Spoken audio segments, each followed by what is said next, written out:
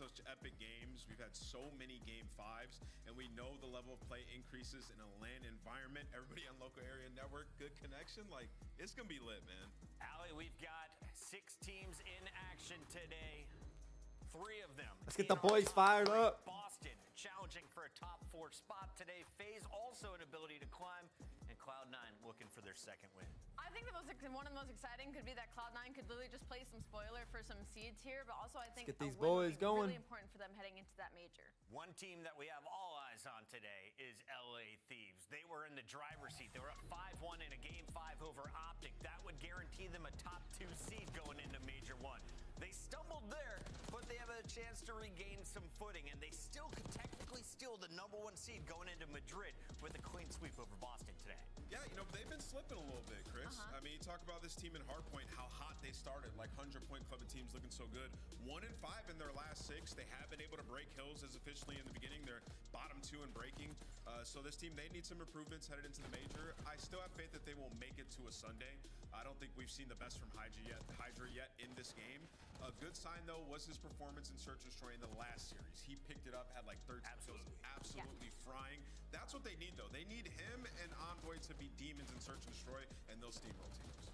And that's kind of been their biggest shortcoming, right? Because Envoy and Hydra are the ones that actually have 0.8s in Search and Destroy. So for LA Thieves, it's been a slippery slope as of recently, but again, it's one of those teams that we know they're ceiling from the beginning of the season. So for them right now, it's just cleaning up a little bit of those quirks. LA Thieves trying to avoid a second loss. The first coming to Optic. Everything else has been a game 5 or game 4 victory. Will they get a clean sweep over the Breach today? That is a big question. A squad that we have a lot of confidence in today, though, is Atlanta FaZe. Yes. Why? You've won 7 straight matches. After losing your first 3 qualifiers, Atlanta have turned it on. Simp, the ace, the 1v4 was the spark they needed, and ever since, this team has been on fire. They have been literally unreal. And you know what, like the biggest gripe with this team has been like the SMGs have been going, like Simp has been going since the start of this game, but Draza and Celium had yet to feel very comfortable, and that's been a different story since the Simp 1v4, especially versus Boston. I mean, you're talking Draza dropping 37, Celium dropping 35, and then Draza in the Search and Destroy as well. Really kind of stepping up in whose role as this newer addition to this team. And I'm looking at the numbers here. 18 map wins, 3 map losses across Hardpoint and Search and Destroy. Which record's more impressive, the 11-2 on Hardpoint or 7-1 in Search? I think the Hardpoint turnaround, Chris. I look at this team, and they look lost before the break. Yeah.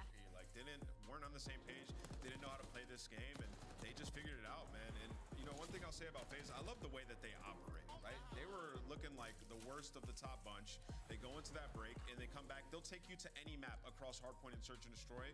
They have the deepest map pool in the game, and look how they've been beating teams. 3-1, 3-1, 3-0s. Like, they're not even going to the game 5s, right? In a game where we've had majority game 5s so far this year. So FaZe, definite favorite for me going into Major 1.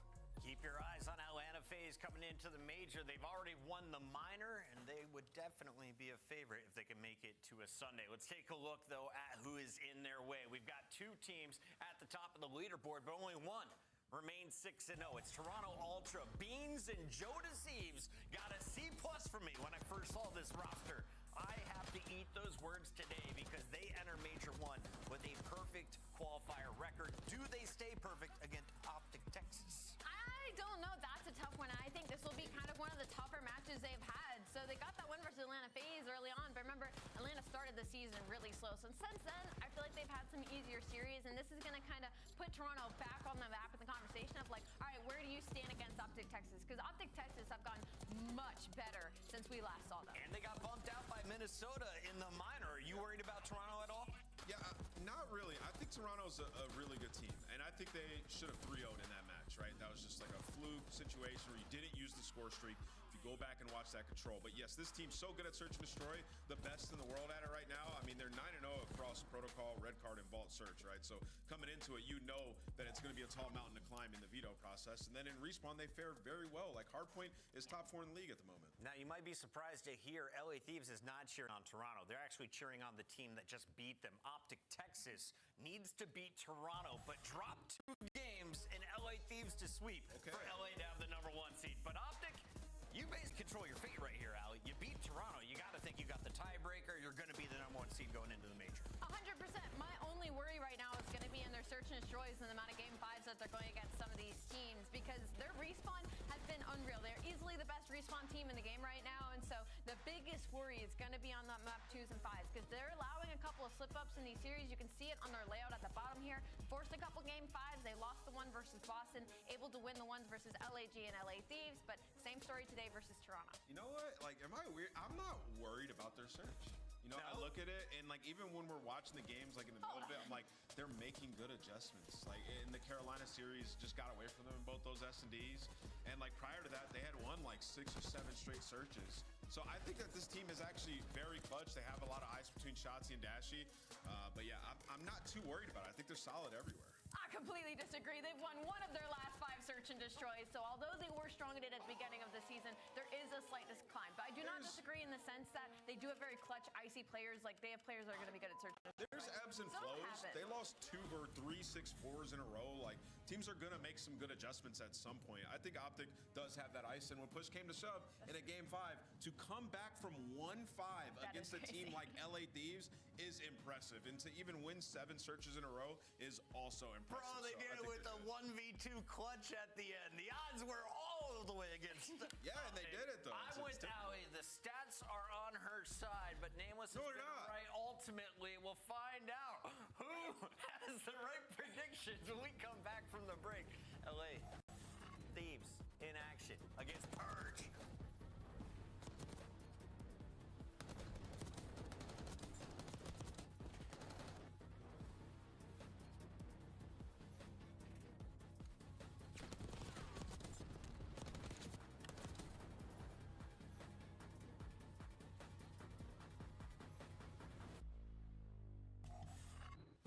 Upgrade your game with the Scuff, the official controller of the Call of Duty League.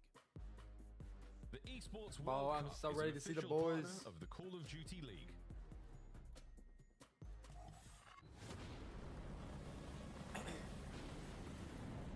We got intros.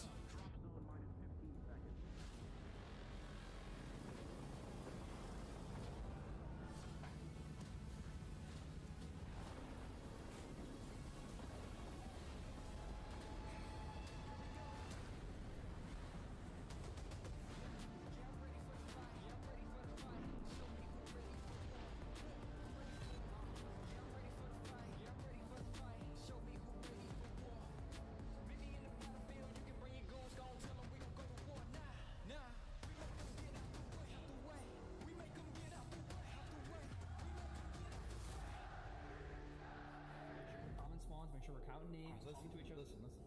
This time, we take everything. I doubt that. Yeah, good matchups today. Thieves are playing, FaZe is playing, the boys are playing. Talk Thieves versus Breach. Let's start here with the LA squad. You only dropped 1 match. That was to Optic. Your other loss came in the minor. That was to Atlanta, but the minor doesn't matter when we're looking at these qualifiers. Scrap, Envoy, Ghosty, and Hydra, a super team on paper. How are they performing in game? They were performing incredibly well in game. I will say recency bias, though, slight decline. But again, we know the ceiling of all these players. And on the other side, Boston has also been in slight decline. After being in our top 4, they dropped their most recent matchup, now sitting at 4-2. This is their final fight.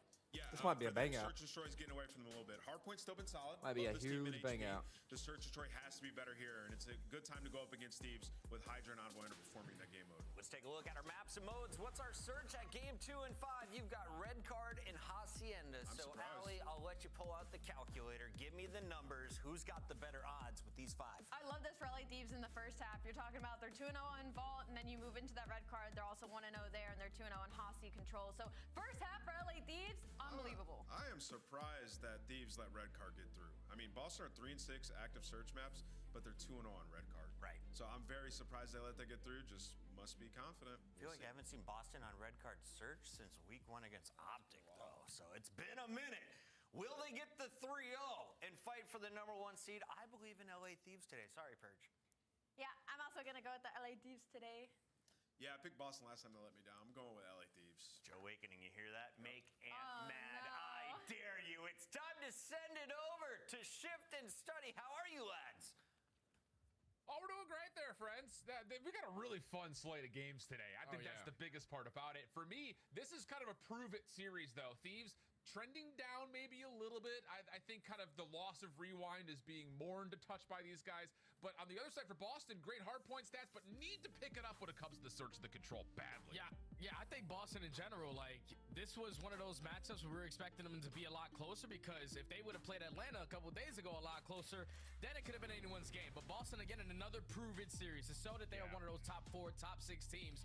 And it's not going to be easy because you're going to first against map, we LA got Vault who HP. love themselves some Vault hardpoint. I know the Death's touched on it, so do Boston, but Boston have some hiccups that they need to be able to fix here. You're not really good on rotations. You're not good on holds. You rely heavily on breaks. And versus a team like LA Thieves, who are going to be that team first overall at the new HP, properly set up, they usually don't allow breaks to happen. So Boston need to show a better game plan here.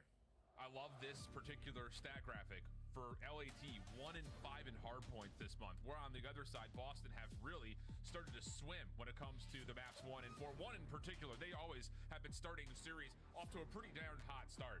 Of course, they lose most recently to Atlanta 0-3 form, but you know, I was kind of with Nameless, kind of feeling the spicy possible upset for Boston, especially with how they came out on Skyline. They are really strong at starting off a series off the right foot. It just comes down to what do you do after that? You know, you got a couple of losses in there that are map 5s because simply put, you just aren't winning search and destroys. Like, that's the big focus, I think, for this Boston team, especially looking at the major in a couple of days. Oh yeah, 1 and 5 in their last 6. The majority of that being on Protocol and Hacienda. They've had some really close games. They have fallen short and deeply in about like 6-1s or 6-2s.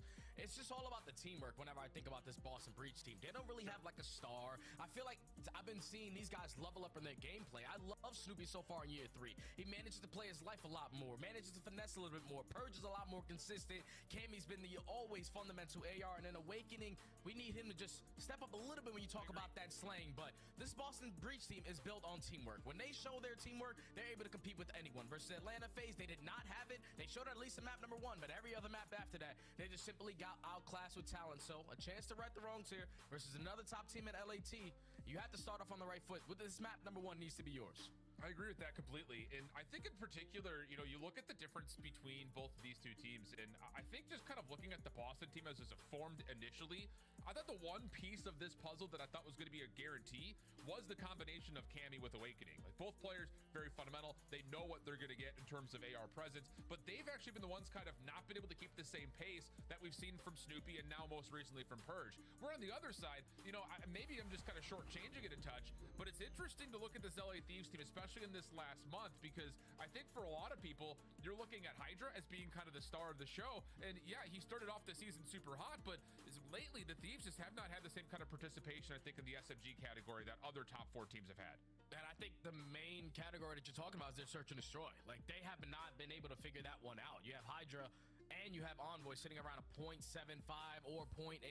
Not really good in opening dual win percentage. That's been realistically the only thing holding them back, because I know they've been struggling recently in hardpoint, but they went up against Atlanta. They went up against Optic Texas. They split between Miami, which they probably would want to go in 2-0 there, but those are some top teams that you have in HP. You got caught slipping a little bit. Nate shall let you know about it. They've been putting in practice, so hopefully going into the major, they are more prepared in hardpoint, because they're going to need it. Really, yeah, I think that's absolutely the right call. And again, it's one of those situations where I really do feel like this team has been hindered the most by Rewind no longer being in the pool. So it is one of those situations that I think looking at this series, if we do get to that map 4 protocol, we're going to learn a lot about Boston and LA Thieves, who I think both of these teams need to add another map into their pool, because Vault is pretty solid, of course, for Thieves. We've seen it a lot. They're still very solid on it. I think we're having a little break. I think we're having connection issues on the... But what can you do to add more to the mix? Maybe on Boston's Boston's side. Particularly great. Skyline's a little wonky.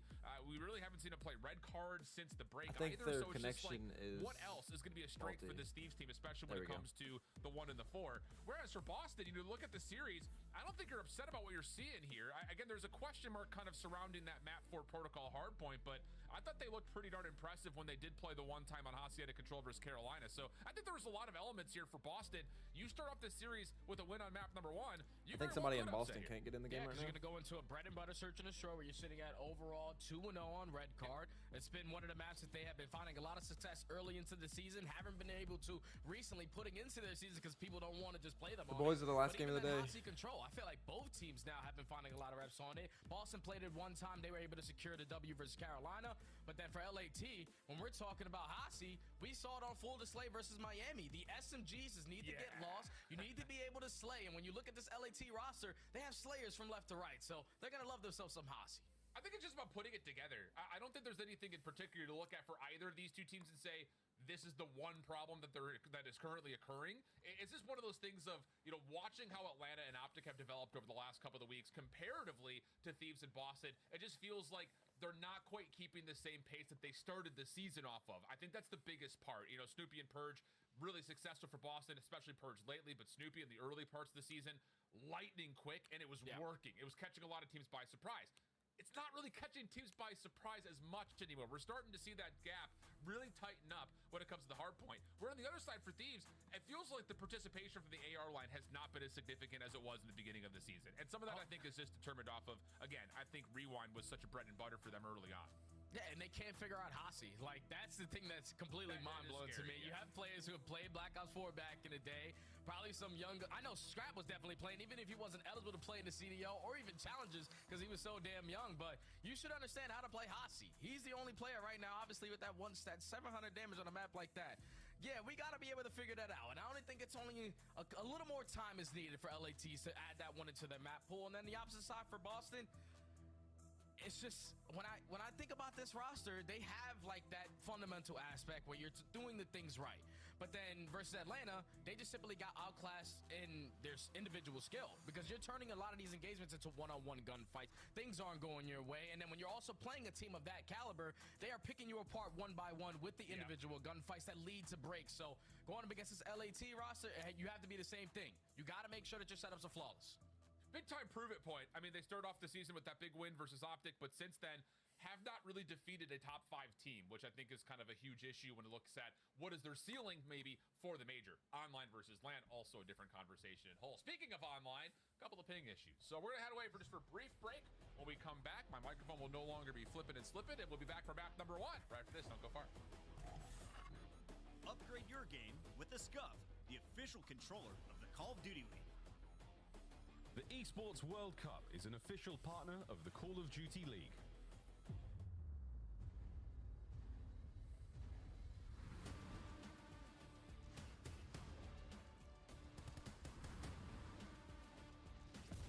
Are you ready for the fire? Ready for the fire.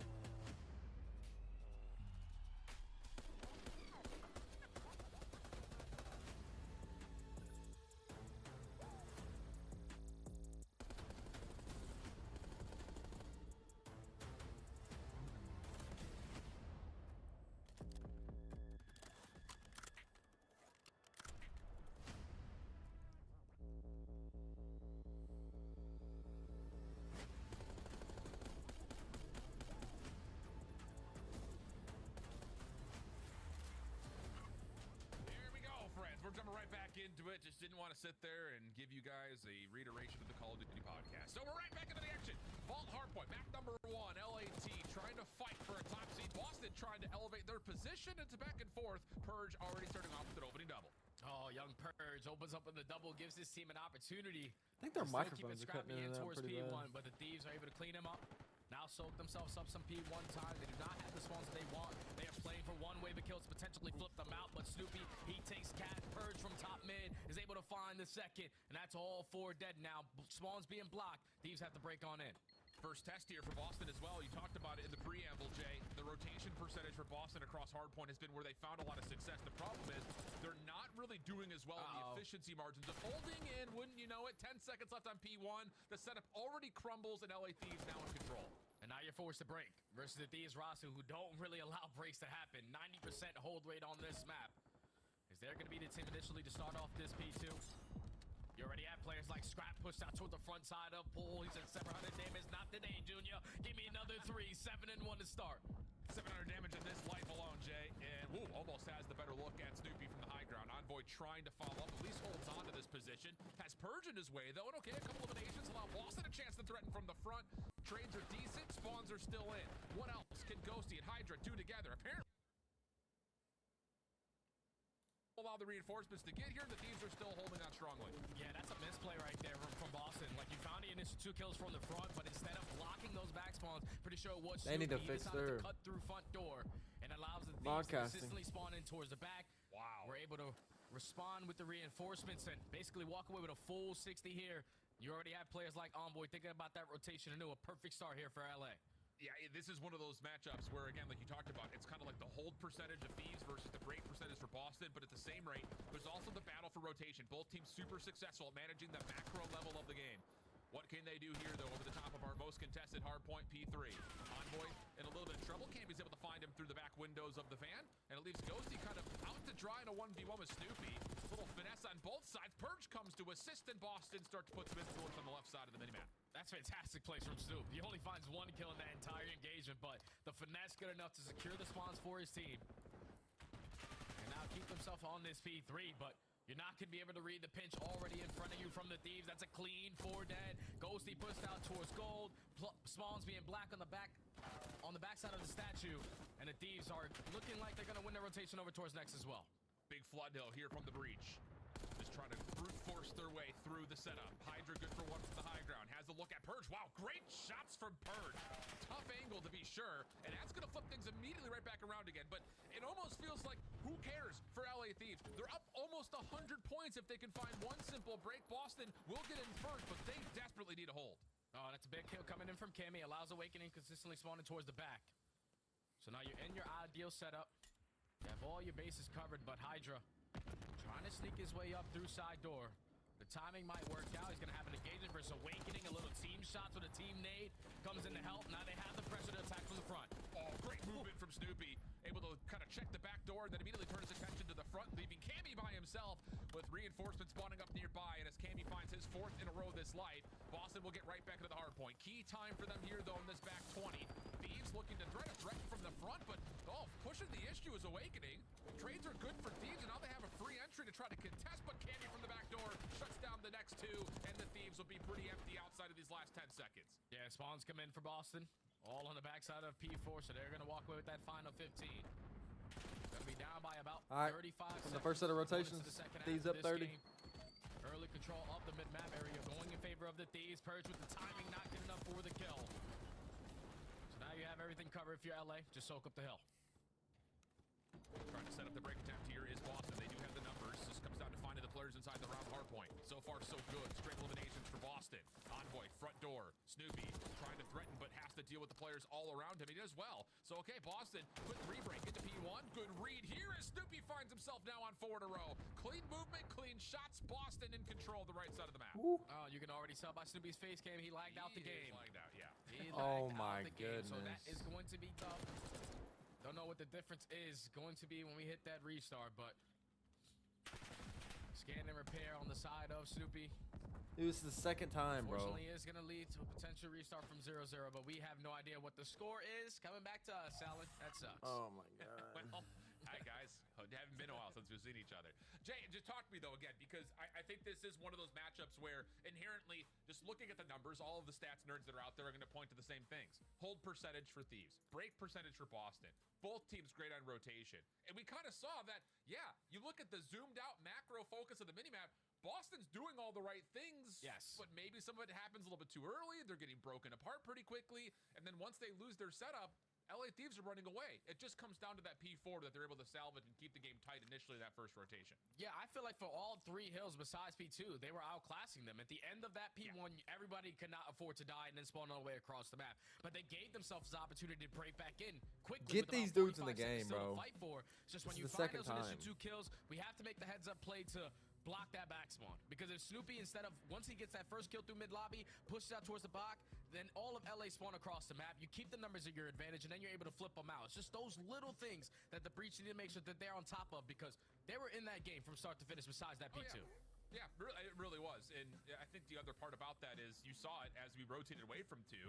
both teams rather, I should say, had players that were trying to make the play to get over to Art on the left side of the minimap behind P3, set yourself up for 4, and a couple of nice individual moments come through. I think in particular we saw Cammy really popping off, the difference maker, I would say, between 3 and 4, but Snoopy as well, finding a little bit of time to kill some time and space with Thieves trying to rotate against them. It's just, again, this is a very selfless team, which is something I feel that we talk about with squads like Minnesota, but it's just one of those situations, like, for both those two teams that we mentioned, both this one here, Boston, and for Minnesota, it doesn't feel like there's enough there to get past the top teams that are in the game. Yeah, you go back to December 6th, Boston has that surprise win versus Optic, but really since then, it kind of feels strange to put an evaluation on what this team is, because Carolina's looking a little bit softer than maybe what we expected from the minor. They get blown out of the water by FaZe. You have a tough matchup here today, and just by all intents and purposes, it looks like their seeding going into the minor, or part of the major at Madrid, is also going to be a bit of a test for these guys. Yeah, because I'm pretty sure they are technically locked currently at the number 5 spot. Only team that could potentially pass them up is going to be Atlanta in their matchup later on today. But yeah, if you are Boston, you just want some confidence, man, going into the major. Because the way that you lost versus Atlanta FaZe in a clean 3-0, even though it was a very tight map, number 1, you got blown out in the search and destroy, you got blown out in the control. We can't have that, because this is a team who relies on that teamwork. And when their teamwork isn't working, then it starts to turn into like, I gotta go do this. I gotta try to be Superman in this scenario. And those plays get shut down when you're playing some of the top talented teams that we have, like the Atlantas, like the LA Thieves. It's just, you need to make sure that everything is clicking between you guys first off to start, before you start branching out for the individual plays. Yeah, I agree with that evaluation. And I think there is something to be said, again, like, where do you put Boston right now in terms of the top 12 teams, or the 12 teams? Where do you slot them in? Because in my mind, like, I still don't feel like I've seen enough to put them into the top half, which is, I think, a little bit of a blast and take for some people, because their hard point is so impressive. I just feel like we don't know what we're going to get out of this team when it comes to search and destroy and control, because there have been some moments where they've been able to survive and kind of hang on to a couple of late search and destroy rounds, but there's also been moments where they've been blown out in search, blown out in control. So it's just, how do we get our feet underneath us for this Boston team to be a little bit more consistent in the 2-3-5? And then I think you start to see that dark horse potential really come to life. Yeah, that's what I feel is the only difference between them and Minnesota. Like, Minnesota has the ice and search and destroy. Yeah. They've had multiple controls where you think they're going to lose, and in the final 5 seconds, they clutch on up with an insane plane coming in from Mero. So they have the 2-3-5. Boston, on the other hand, sort of had the hard points. And if you're Boston and Minnesota at that spec, you need that 2-3-5 to at least somewhat go your way. Because you're going up against these top teams who are great in hardpoint, who have the slaying ability to outkill you just to simply break some of your setups. So it needs to be that S&D, that control game changer. And for Boston to be, what, 1-5 in their last 6? I know a lot of that has been on Protocol and on Hacienda, but with the more reps that you play, losing is learning. Eventually they'll get a dub on one of those and add it to the map pool. No, I think you're absolutely right. And again, just to kind of speak to the strengths of this team, surprise enough to say, ranks 3rd in hardpoint with the 3rd best overall point differential, only behind Optic in 2nd and FaZe in 1st when it comes to win-loss versus their average point differential. So again, they're hanging when it comes to multiple life modes. It just comes down to what can we do to get that search and destroy to be a little bit more significant, because like the desk has also said, we've seen more map 5s this year than maybe any other game to this point in its lifespan. So it is calling on teams to have to be able to ice up, and that's where we've really seen this Boston team kind of shudder a couple of different times when it comes to either map 2 or map number 5. Yeah, I feel like as the season goes on, though, like, we'll stop seeing so many game 5s because teams will start to pull away. Just right now, everybody's basically around that same bubble of, like, we understand this about the map, we understand this is the best way to play it. And usually teams are just copying and pasting other teams of what they're doing to have more consistency in their game. But as you take a look at the bracket, remember, this is unofficial so far. There's a lot of things that can change. There's 3 teams currently playing for the number 1 seed. LA Thieves need a clean 3-0 to even give themselves a shot due to map win percentage. Optic, they need to make sure that they have a clean matchup versus Toronto later today. And if Ultra win, all they need to do is win. Don't worry about no map count or nothing like that, because they'll be sitting top 7-0. So it's just who wants it more on Sunday. Optic. Big movement points here. We need 1 seed, bro. Versus Optic head-to-head is going to have immediate implications for the number 1 seed, but also FaZe, I think, the team that is surging. Dude, that's going to be a right crazy now, game today. Possibly come into their series and take that 5 o'clock game is going would have them likely playing against that Carolina Royal Ravens team, which to 5, feel great, I think, comparatively to having to play up against a team like Optic early. I want to talk about the lower bracket, though, a little bit here, Jay. I think it's one of those situations. You look down towards the bottom.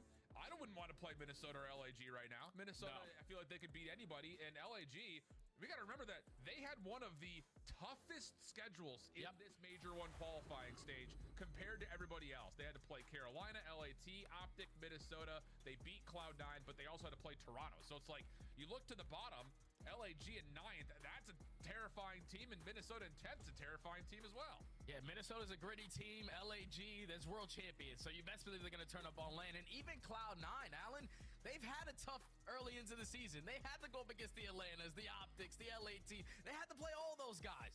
But it hasn't really clicked for them yet. Now they're going to go to local area network where even with a 1-5 record, potentially the matchup today later on versus Atlanta could give them some confidence. All right, here we go. To the major, I wouldn't want to play either one of those teams in the losers bracket.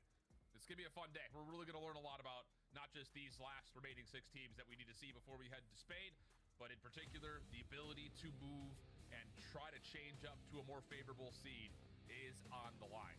Thank you for tuning in to the Shift and All right, Vault HP once again. Let's get it. Back in the game. And we haven't heard officially, but I would imagine that we're probably going to be starting from a fresh restart here at 0-0. We don't know that for sure. Okay, we're here for production. That is the case.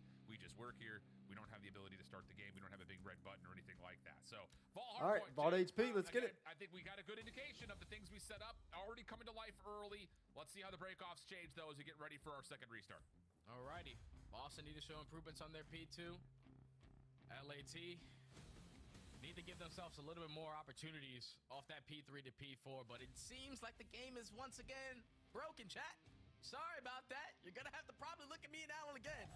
And you thought that podcast was finished? Oh, my God, right man. Back into it.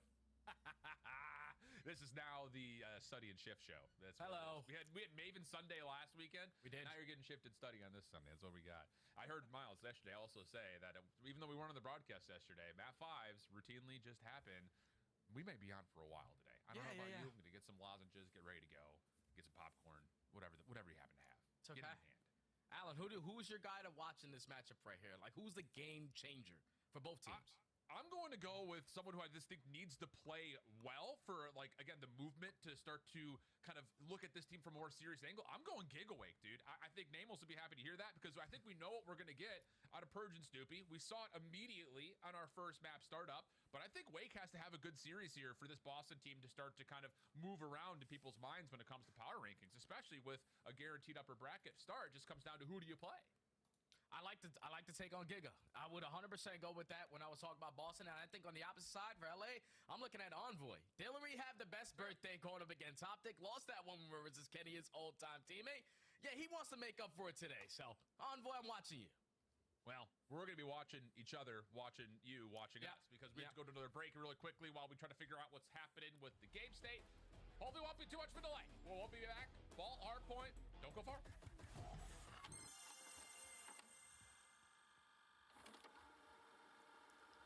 This is crazy. We were hyping this up, right? It's the 4th matchup. We've seen you guys constantly in grand finals. You guys came out and made that look easy. Yeah, I mean, like I said, we've been saying it online the whole time. Online respawns are different. No sound EQ. We're a way different team, and we just showed it right there. Also, people seem to forget who built that camp. I know how they play. I taught those kids how to play Call of Duty, so don't forget that. All right, like let's. You do? I mean, beta. It's like both sides. Watch out, he might be ironing you. I think he's looking for you. He is. Low boat. Nice, Ken. Oh my god. Good map, Ken. Holy God. You just took us home, Ken. Took us home. Oh my god. Bro, I can. No way. Man. Oh my god, I should have. Joe, bro. Yeah, she should have. I thought he won that. I actually thought. Weak, close. Nice. Go on there, Calf. Yeah, Calf killed me. Top out. Calf weak. Falcon. Jump down. He's still in yellow car. Weak. I can kill him. I'll point, bro. One's out now. Mid-cut. Too slow, buddy. You haven't got time to go dumpster. You haven't got time for that. I got world starred. Oh my god. Yeah, he was shooting guff. I've just seen that in the death cam. The guys jumped off plan. I'm like, surely he's getting his kill. Yo. It was bad. It was bad. Pure guff coming out. I had the wrong attachments on. Yep, he's absolute. Holy shit, he's weak. Yo, tell me how. Go out. Don't run now. Stay on fire. Play 2 once. He's in. run away. Just run. You know, baby. Go. Come on. Come on now. Come on now. Come on now. Yo, this guy was so much. Go, man. Let's go, bro. Let's go, man. Now we get the dog phase again. Try. Damn. Me, man. Wow, bro. I'm not even trolling, dude. That one shot there. Literally that 4. Can't win it on the point. Scrap and the boys get it done. Back on the fucking desk, Clay. Back on the fucking desk. You're fucking dog shit, kid. How did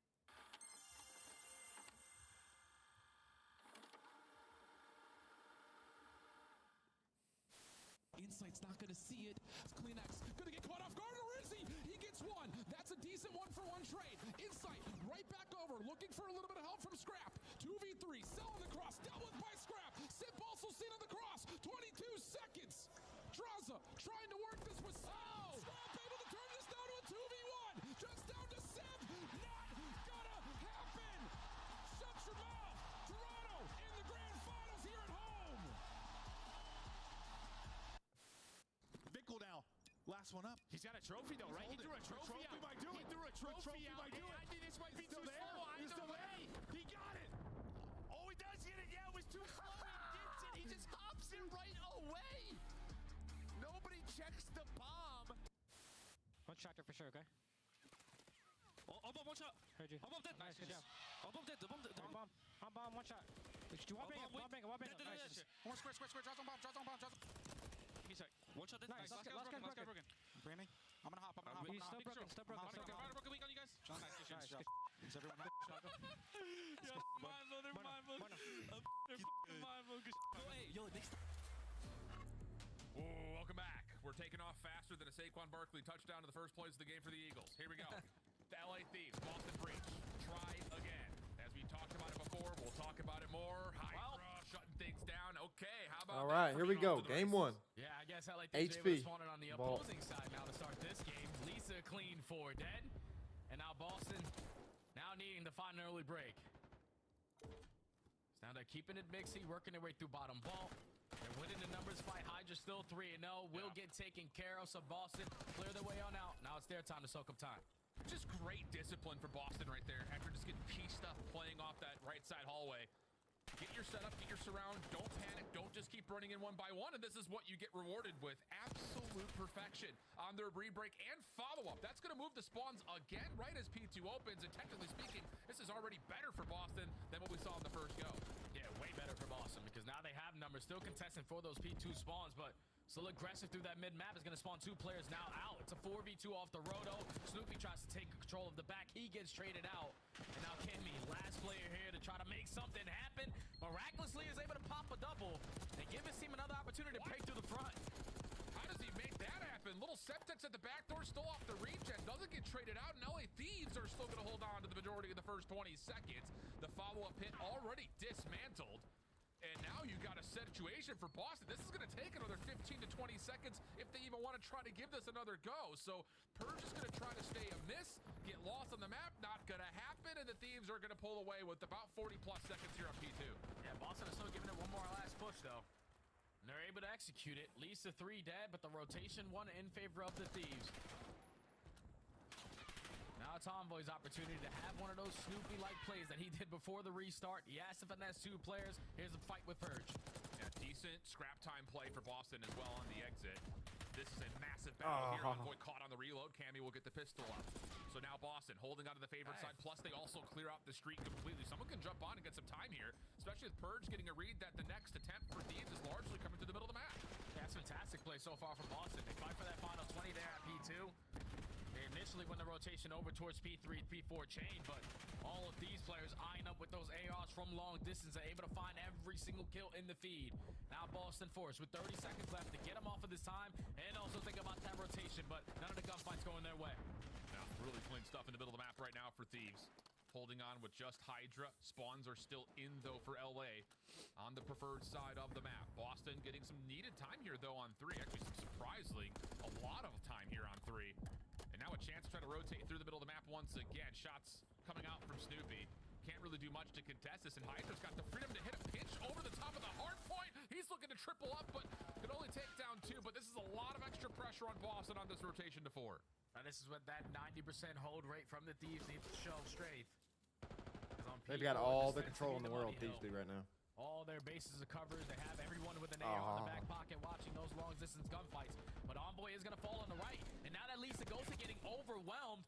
Players now have to turn all the way around. Thankfully, still kills going their way. You have those back spawns. You're ready to contest it. Yeah, dumpster spawns for Boston, so they're going to be pretty bunkered up in and around the hard point. Thieves trying to hit multiple points of Ingress here, but Awakening steps up, shuts down one, gets damage onto another, making life a little bit easier for the Radiant Breach players around the hard point.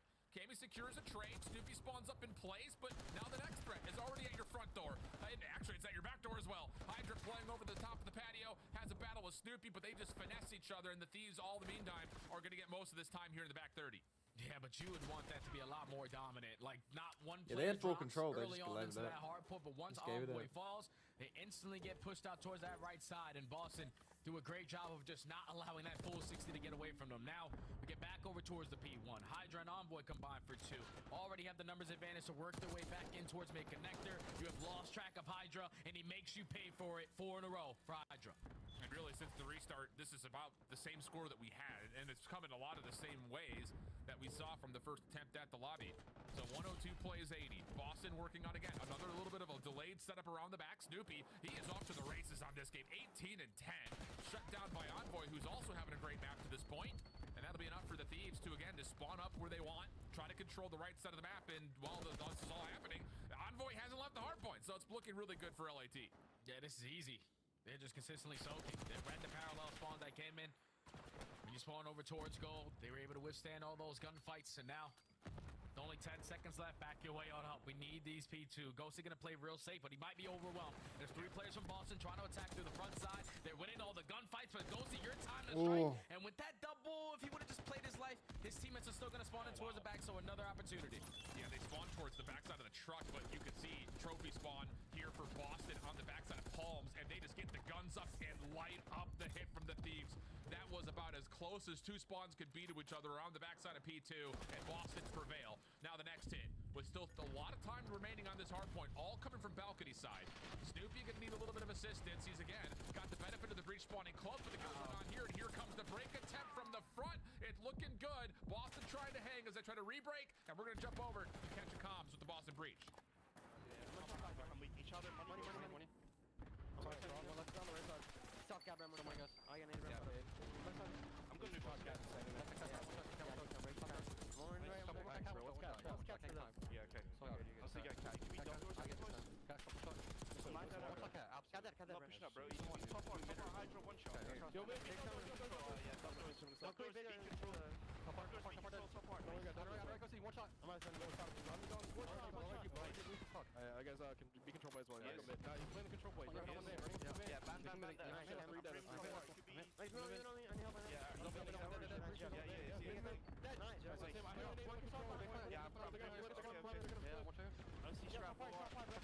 Oh, you didn't see him in the bottom? I'm turning. Damn. One shot, absolute. There's 2 mid doors. One's gonna pinch money. Mid doors and the top one. Nice. 1 time. Yeah. Heard you. Scrap. Have him mid. I'm premium top part. Yeah. Scrap still peeking top part still. Bottom bar. Here, take it down. Yeah, been on me. Hydra top part. Really. I can help you, Evan. I don't know where's got mid, man. One guy's on mid, bro. One guy's on mid. We never killed him. Here you go. Full control. Time and low time. Top part, bro. You go. One's low time. Yeah, statue up. 1 shot. Statue dead. Nice. Yeah, we're gonna top part. That's one. Yeah, he's in the back. Yo, back right, back hard, boys. Trap and then front door. Front door, go see, become time 1. He's back hard. Back hard, dead. I'm 1 shot. I'm 1 shot. Yeah, I'm on him. He's in the back. I'm 1 shot. Yeah, I'm back. I'm just making him push. Absolute top hard. Yeah, look there. I'm 1 shot. Scrap, bring me to the set. Nice, good shit. He's up. Yeah, I spawned that boys. I spawned that.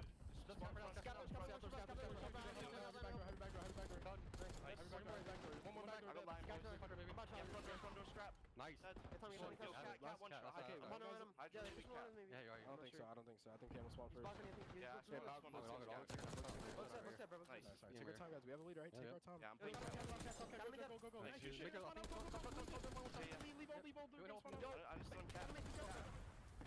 Jay, talk to me here because it kind of, as it looks, it seems like Boston just keeps fighting off their heels, but they're in the lead all of a sudden. A lot of it thanks to this guy. Yeah, and it was the Thieves right there making the adjustments on P4 to put more bodies on the right side of the map, but they were just way too turtled in their setup. You gave up all map control. Boston breaches apply pressure through mid statue, found a couple kills, spawned you all the way out, and now they have a 20-point lead and consistently running up the score. 33 and 18. Give me the Hellstorm. Give me number 8. Snoopy is doing it all. Oh my goodness, 35 and 18, 2-11 in the hard point, and Boston behind the pretty much solo effort from Snoopy. That was big. He's going to get past the 200-point threshold. Now it's just down to how do you stretch across the map. 4-man feed here for the Thieves. They're going to get the scrap plus still own control and rotation. Have to have it if you're LA. Yeah, this is where Boston can take their time because that Hellstorm could play a big part to this break here at P2. You want to set up this pinch. You want to spawn them out across the map. You already have at least a couple players because that new hill's yet to pop. Snoopy, go back and get that one. Yeah, now the spawns are ours. They can win the game here at P2. Might as well just call it the Hellstorm to account for everyone. What is it about Boston and record-breaking kill totals with these SMGs? Snoopy is 37 and 19. Cammy collects a double on the backside of P2. Semtech stun on the way in. Snoopy gets dealt with. Hardpoint open for now. Cammy has to step in. In fact, he just slides in on his back. 220 to 179. Hit developing from the front. Cammy shut down, and LA will supersede the setup inside the hill. Bird's not doing too well right now. The backside, but they're able to flip the spawns out. He's not doing so hot right now. Trying to break it from the front and middle map. Envoy is able to find a double. Numbers still in the advantage of the LA players. Cammy finds two in response. Back spawns in favor of Boston. This hill was just so damn mixy as they're going to walk away with that final 15. Get closer to that 250-point mark. And now it's Boston just all may pull away with this. Coming to play. Yep, that scrap time is massive for Boston. Thieves would have loved to have at least contested that a little bit more. Scrap looking for information to the back windows. Also catches information that Cammy's up top at gold. Does he get an angle at it? Catches the head, that's enough to at least eliminate him out of the picture. LA now looking to crack past the 200-point mark, but Purge from the front looks good. Snoopy to follow up in the SMGs. Again, do the job that's needed. One more possibility for LA. Trying to extend this map. They do have the chance to kind of hold on to the new side, but they have to play inside the hill. Yeah, you just had to force it to the next hill. That's all your focus is right now. If you are LA, get it over to that P4, and we will not make that same mistake again for the third time. Hellstorm gets invested. All it is for comms, no kills come in with it. But only 5 seconds till Boston win. Yeah, and you have to touch this. Yeah, I don't think there's anything they can do. A little while longer. Scrap deals with it. Hold on a second. This is a big map for Boston to take. Maybe able to win the game right here. Ghosty has to slide the touch. It stops at 249. Ghosty finds the kill. LA still hanging on, but you got to stay in the hard point if you're Thieves. And it's just too much pressure. Boston behind another near record-breaking performance from Snoopy. Take a map one. Man, he had 40 kills, Allen, with almost 3 minutes of hill time. If you're looking for a guy who's going to be the game changer, this is it. We're talking about literally doing it all. You need a two-piece? I'll get it for you. You need rotations? I'll get it for you. You need somebody in the hill? That's all me, and you can even see it in the best play. He was dancing right there on LA. That young man so far from year 2 to year 3 Snoopy. He's a different player, and he showed it there for Boston to go up 1-0. Unreal stuff. I mean, like we said, we saw Purge 45. And then you get back into it again, and wouldn't you figure, Boston on an opening respawn. Continue to find the success. 3,600 damage from Snoopy. And I gotta just say, 25 and 30 for Awakening feels like, okay. But 3,900 damage, he actually does more than Snoopy does. With the 14 assists, not bad at all. But it's just a simple fact of the matter that Snoopy gets 41 with 240 in the hill and 12 objective kills. That is unbelievable numbers out of the young gun. And now all of a sudden, again, like we talked about in terms of this series, Jay, this just establishes what Boston want. Opening leads against good teams. It just comes down to following it up. And if we continue to see performances like they had here in the macro level, I don't know, I'm feeling pretty good about Boston today. Yeah, the good thing about following it up is that they got that red card search and destroy, which is their bread and butter. Haven't played it in quite some time, but this was their go-to S&D map in the beginning of the season.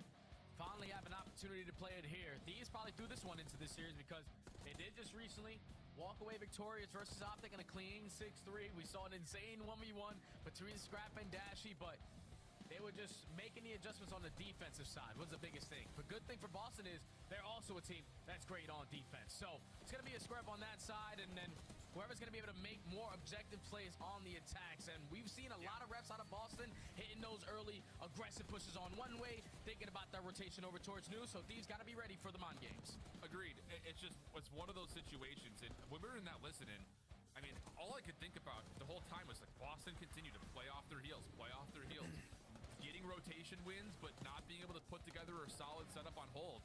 But it's something about these SMGs, man. They find just the smallest window to attack, and when they do, it's just all action.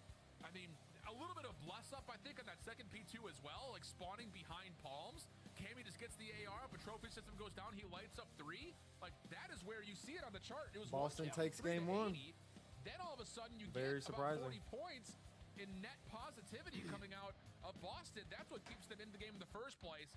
And then we eventually, again, just get back to that. That's not good for the Thieves. Rotation and back into P2 again. This Boston team just continues to be mixy, and it allows them a chance to sneak away a tight one. Yeah, I think that's the biggest thing that you're looking at if you're LAT looking at this game flow is that from P3 to P4, we won the rotations both times. But we only got 30 seconds the first time around. Boston was able to keep it scrappy, which is usually a full 60. But then when you get to the second attempt, to go from P3 to P4, you go from 145 to 164. You only gained 19 points when you were fully set up. They were just easily broken into on both of those money hills, and you cannot allow that to happen on the money hill of all. Yeah. Let's transition the conversation because now we go to red card, search, and destroy. We kind of talked about it, talking through both of these two teams on this map. Thieves look good on this map early on in the season. We haven't seen a lot of it, but I actually want to go more in particular to Boston because it's just like early on when we didn't know what this Boston team was going to give us in terms of how competent they would be, how successful they would be. It's another map where Snoopy can get lost and he can just do his own thing. And it just feels like that is a recipe for success for this Boston team. Just comes down to, can they do that again after not seeing them on this map in quite some time? Yeah, but hopefully they have the same exact strategies because it worked out flawlessly the first couple of times you played it. Haven't played it in basically like a month. LA, they played it recently in their matchup versus Optic. So you understand what they're going to throw at you. So they might be more prepared for this map than LA are because they haven't played it in a month. So with a team that just played it last week or a couple of days ago, we know exactly what you're going to do. We're probably going to play the counter. Let's talk about not just the search and destroy overall, but some of the details around it. Again, the attacking percentages, not particularly great for either of these two teams, but it comes in different ways. You look over, I think, in particular to the individuals for LA. The SMGs have just not been super successful in the opening duel percentage. It hasn't really allowed them we got game to have 2. numbers when it comes to getting the bomb down. Thing is, when they do get the bomb down, they're actually very successful at it. But I think it's just how many times they're actually able to plant, which is where it becomes a little bit questioning. Persia's gonna have to step it up. They want a 3-0. They rank overall like 10th, I think, when it comes to like the ability to plant. So it's one of those situations of, can you actually get the bomb down here from the opening side, the offensive side? Thieves are going to be looking for some success on the offense. Boston want to stay strong on their defensive, where they usually find it in those first bloods. I know the stats so far this month in Search and Destroy just haven't treated them well. 0-4 this month in S&D. When S&D wins you championships, the fact that they're still keeping these series really, really tight is mind-blowing to me. Tells me that their teamwork is on point, but into the round 1 we go. Boston going to be on the attack early on. No trophy systems on both ends. So a lot of aggression over towards edge. Yeah, Hydra's actually looking to step up into the middle of the staircase here, and Boston have to kind of respect this opening shots. Will tag Snoopy up, and Boston actually are finding some headway towards B. Ghosty initially was watching mid-map, so he's got no info on this cross, plus the doors are covered. So Purge is going to get a ton of space here at catering, and that should lead to a plant. Yeah, this should be a free bomb plant. Hopefully, if you're the Thieves, you got stuns, you got nades. You can try to invest and contest this early on, because you already got a read. They're going to be in towards the cafe. But both teams are just playing for that opening duel. Yeah. Purge has the cross. Cammy has the initial long-range battle through the doors. Bomb is not committed Oh, for he gets Atlanta here. picked. Cammy gets stuck on the doors towards the bleachers. So now all of a sudden, Yo, they Purge is really trying need to step fix their forward to catch audio. someone off guard, and that's It's been not kind of gonna wonky work. all day. Messy stuff here from Boston. Wasn't that they had the right read on the rotation, but did not commit the plan to the bomb, and the Thieves get there defensively to contest. The only reason why they don't commit is because they knew that there was a couple investments of the nades and the stuns over towards Hedge early into the round. But if someone goes for that bomb plan, you get naded off. It's basically a GG. So on both ends, they were playing for that opening gunfight. But I'm probably, if you're Boston, with all that map control that you took away with the game plan early into the round number 1, I'm instantly trying to get that bomb down, making the play come to me. Because these are just able to pick you apart one by one. Boston start to panic a little bit. You start thinking potentially someone's on the pinch. It's been way too much time and someone looked at it. But Cammy drops first, and everybody else like dominoes. Thieves take first. Little moment of indecision or just non-committal, possibly costing Boston on that rotation to beat. They're going to set up a much more passive defense here with Uncrustables best in the Snoopy business. actually just watching over to maybe even hit in towards mid windows. Interestingly enough, his envoy's actually passed him a touch. And if he can find timing, this might be a free first blood immediately followed up by a rotation to B as well. Oh yeah, first blood already is accounted for though. Purge is going to fall across the map due to the hands of Scrap. So now it's on Envoy to basically secure this round. There goes kill number 2 on Snoopy. Everybody rotate over towards B, play the 4v2. Let's just play. Yeah, absolutely the case. You're going to have Scrap holding deep to watch the mid cross to keep the flank safe. Everyone else focused on the information game as the bomb is being planted by Ghosty. Cammy, little bounce pass. Hard to say if that tags Envoy or not, but it was pretty well positioned. Ghosty off the bomb plant.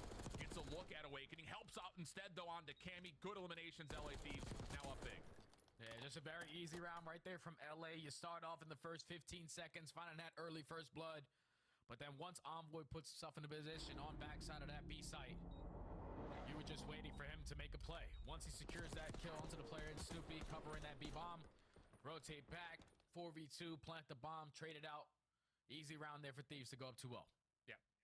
And it's just good reading of the doors being opened up for Envoy. He can wait, make sure no one rotates back. Once he feels like everything's all clear and all calm, you've got teammates nearby that could secure a trade. Then you start to hunt for the player looking to get sneaky in those back hallways. So really well done, good decision making, and the SMGs have started off very nicely all of a sudden, especially for Envoy up 3-0 early, Scrap 4-0 early. Barely kills to talk about here for Boston so far as they will get a round 3 trophy. RCXD in their way, though, to slow things down. Just gaining info early on this Scrap. Slowing down their aggression. He has all of A side covered. And Boston is just waiting for an angle to potentially take down that RC before the play call gets called. But it's still just a duel off. The car stopping everything. That's so annoying. It's on one corner, then it's back up the stairs to another. And now you're down to 45 seconds. Awakening is starting to get a little bit anxious about when this car is going to pop through, but instead it's actually a long-range first blood onto Ghosty out of the Cammy's AR. Purge has gotten into a position top 3rd. So as long as Boston can avoid this crossfire setup, Purge should be able to do something, but no, he shoots at Ghosts. And the trade is in. Now the clock is an issue, Jay. Yeah, you only play for that kind of engagement if you guarantee the kill, but Purge just gives up his life for free. Now to 3v3, the bomb gets planted. Thankfully, Cammy makes up for it. Takes down Hydra. Envoy with the response, 2v2. Can't get out of there, though, so now it's just down to Scrap. Able to find, the information onto Snoopy. Not an easy battle from this position. He's tagged up to 2 HP. Awakening not in position to immediately follow up on the damage, though. So we go to the 1v1. Time becoming a bit of an issue for Scrap, and he's going to pull out the knife and try to go quickly, and as he does, Awakening catches him at mid-map to get Boston on the board. Yeah, but that's a round right there. If you're Thieves, you can't give that one up. 45 seconds get wiped off the game clock due to the RC car's positioning to shut them down at A. If you're Ghosty, your job is to simply throw shoulders around that mid-map. We cannot afford to die because as soon as you drop, Purge takes that space away. Even though Purge does absolutely nothing with his life, you just gave Boston Breach an opportunity now. Yeah. Two dropping, and everyone else stacked over towards that B site to get the bomb down towards A for free. And then it turns into a 1v1. Awakening new. I'm going up against Scrap. There's a lot of time on the game clock. He's probably going to try to hit a route. And catches him off the rotation for Boston to secure their first. Be really curious to see what angle Cammy had for that first blood. It didn't look like he was going to be in a spot to take a battle. But we jump aboard with him here. tag to touches. The Thieves are throwing lots of shots once again over towards B, but keep your eye on number 5 in white. Purge has once again gotten through the middle of the map, but has to retreat back to this place. Snoopy in the middle of the map. No, this back hallway position turns it into a double. Bomb now down. Numbers will go in favor of Boston. Snoopy gets another read. Now potentially on for the ace. Just looking for scrap. Yeah, he's looking for it. It's a 2v1 though. You want to make sure you're playing together, playing this trade out. You have the bomb down. You're playing back to back. 45 seconds to work with. Scrap is working his way around the pinch. Does he have a stun and a nade to potentially gain some info before he puts himself inside the fight? Yeah, he may just cross in front of Snoopy, though. That's the problem. Bob not giving away any information, and Snoopy walks away with all 4 big back-to-back rounds for the Frog. And you could think right there, if you were LA, like, they're probably thinking, all right, Envoy, you're in a one-on-one versus Cammy. You win that, we're instantly sending it. The fact that he was able to win that gunfight, chef's kiss, but then Snoopy plays it patient through the side door, does not slow down the aggression for the third, and then lines up the final for the ace. So he gets taking ace over at map number 1. And so far he's doing it here as well. Great stuff. I don't know where he came up with that frog thing that he was doing all through challengers and into last year, but kind of vibe with it. Come out with the ace, bro. That's crazy. 7-3. Tie game all of a sudden. Awakening trophy system down towards the back steps, denying any of the Thieves' early information. And now RCXD gets called in for another, but this time Ghosty gets the better of Cammy and its early numbers for the Thieves as the RC again just kind of holds this front staircase. Yeah, now this should be a guaranteed round. All of A is not going to be easily to contest, but the RC card does get blown up.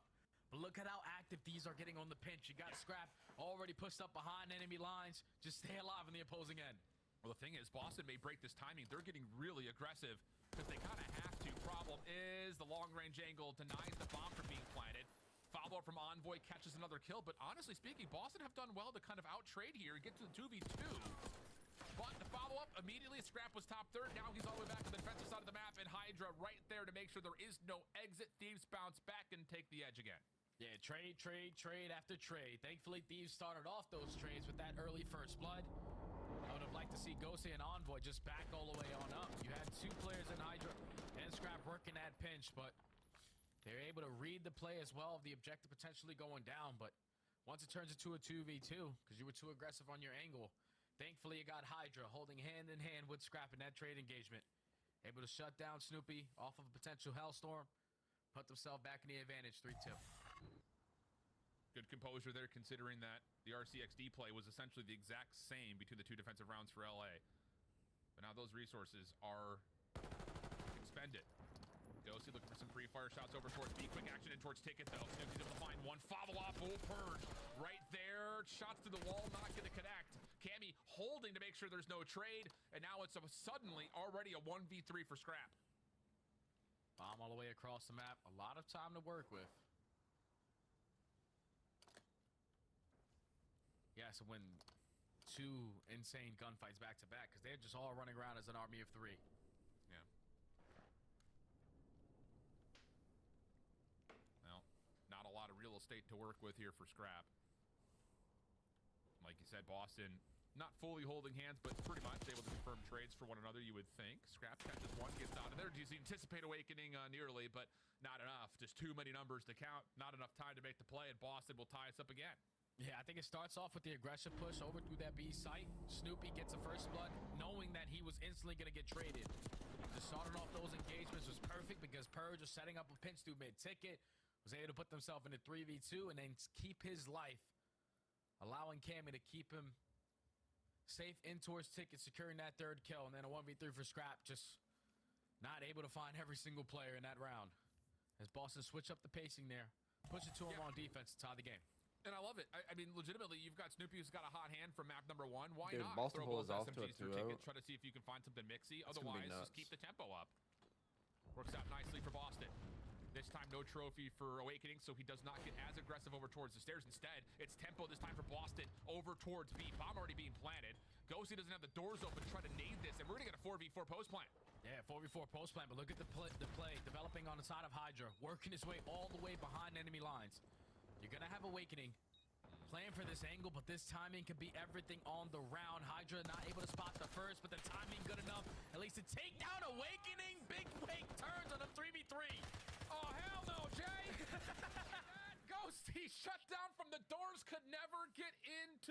bittersweet. But, whoa! Big wake. Should have been dead to rights. Hits the deck, turns and burns. Clean shots as Boston hold from the front at the same time. Now taking the edge in this map. Oh, man, that's such a big kill, too, on the round, because Scrap found that first blood. If Hydra gets that second, you're instantly into a 4v2. Snoopy was able to respond to make it a 2v2, but you still have a better chance at walking away with that round off the retake. But just Giga prepared for that gunfight. Gives the advantage back in favor of Boston. Actually unprepared for that gunfight. Oh, yeah, you're right, you're right. Oh, mercy me.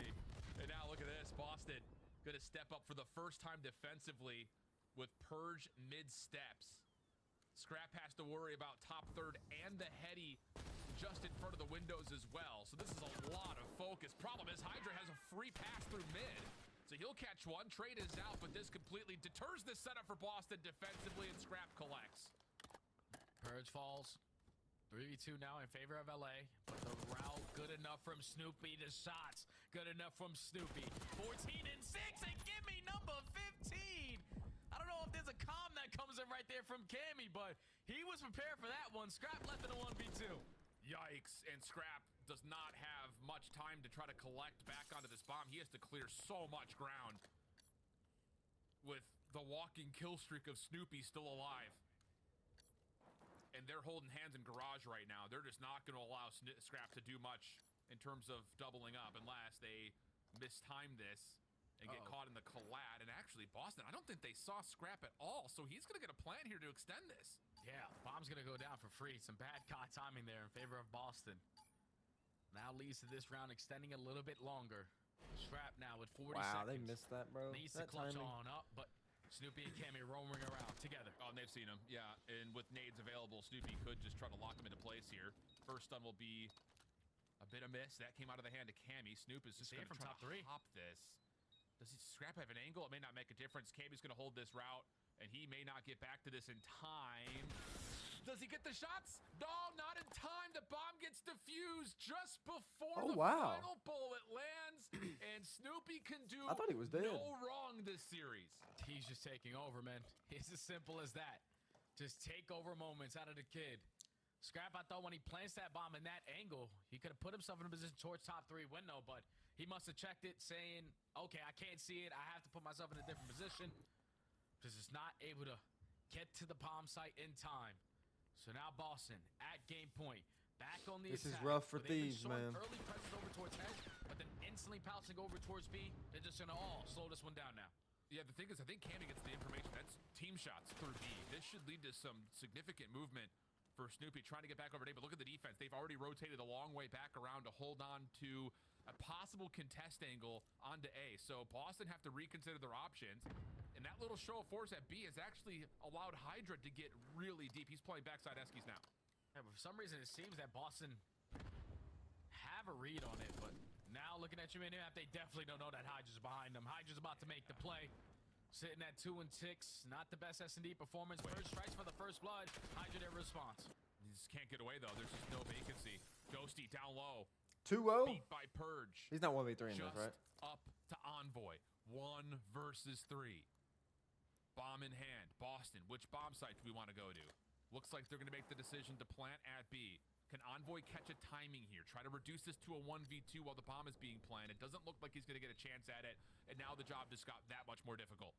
Yeah, he's got a Semtex, but that trophy system's going to block it. So it's all about the gun. He cannot start off with 2-0 breach, bro. Boston.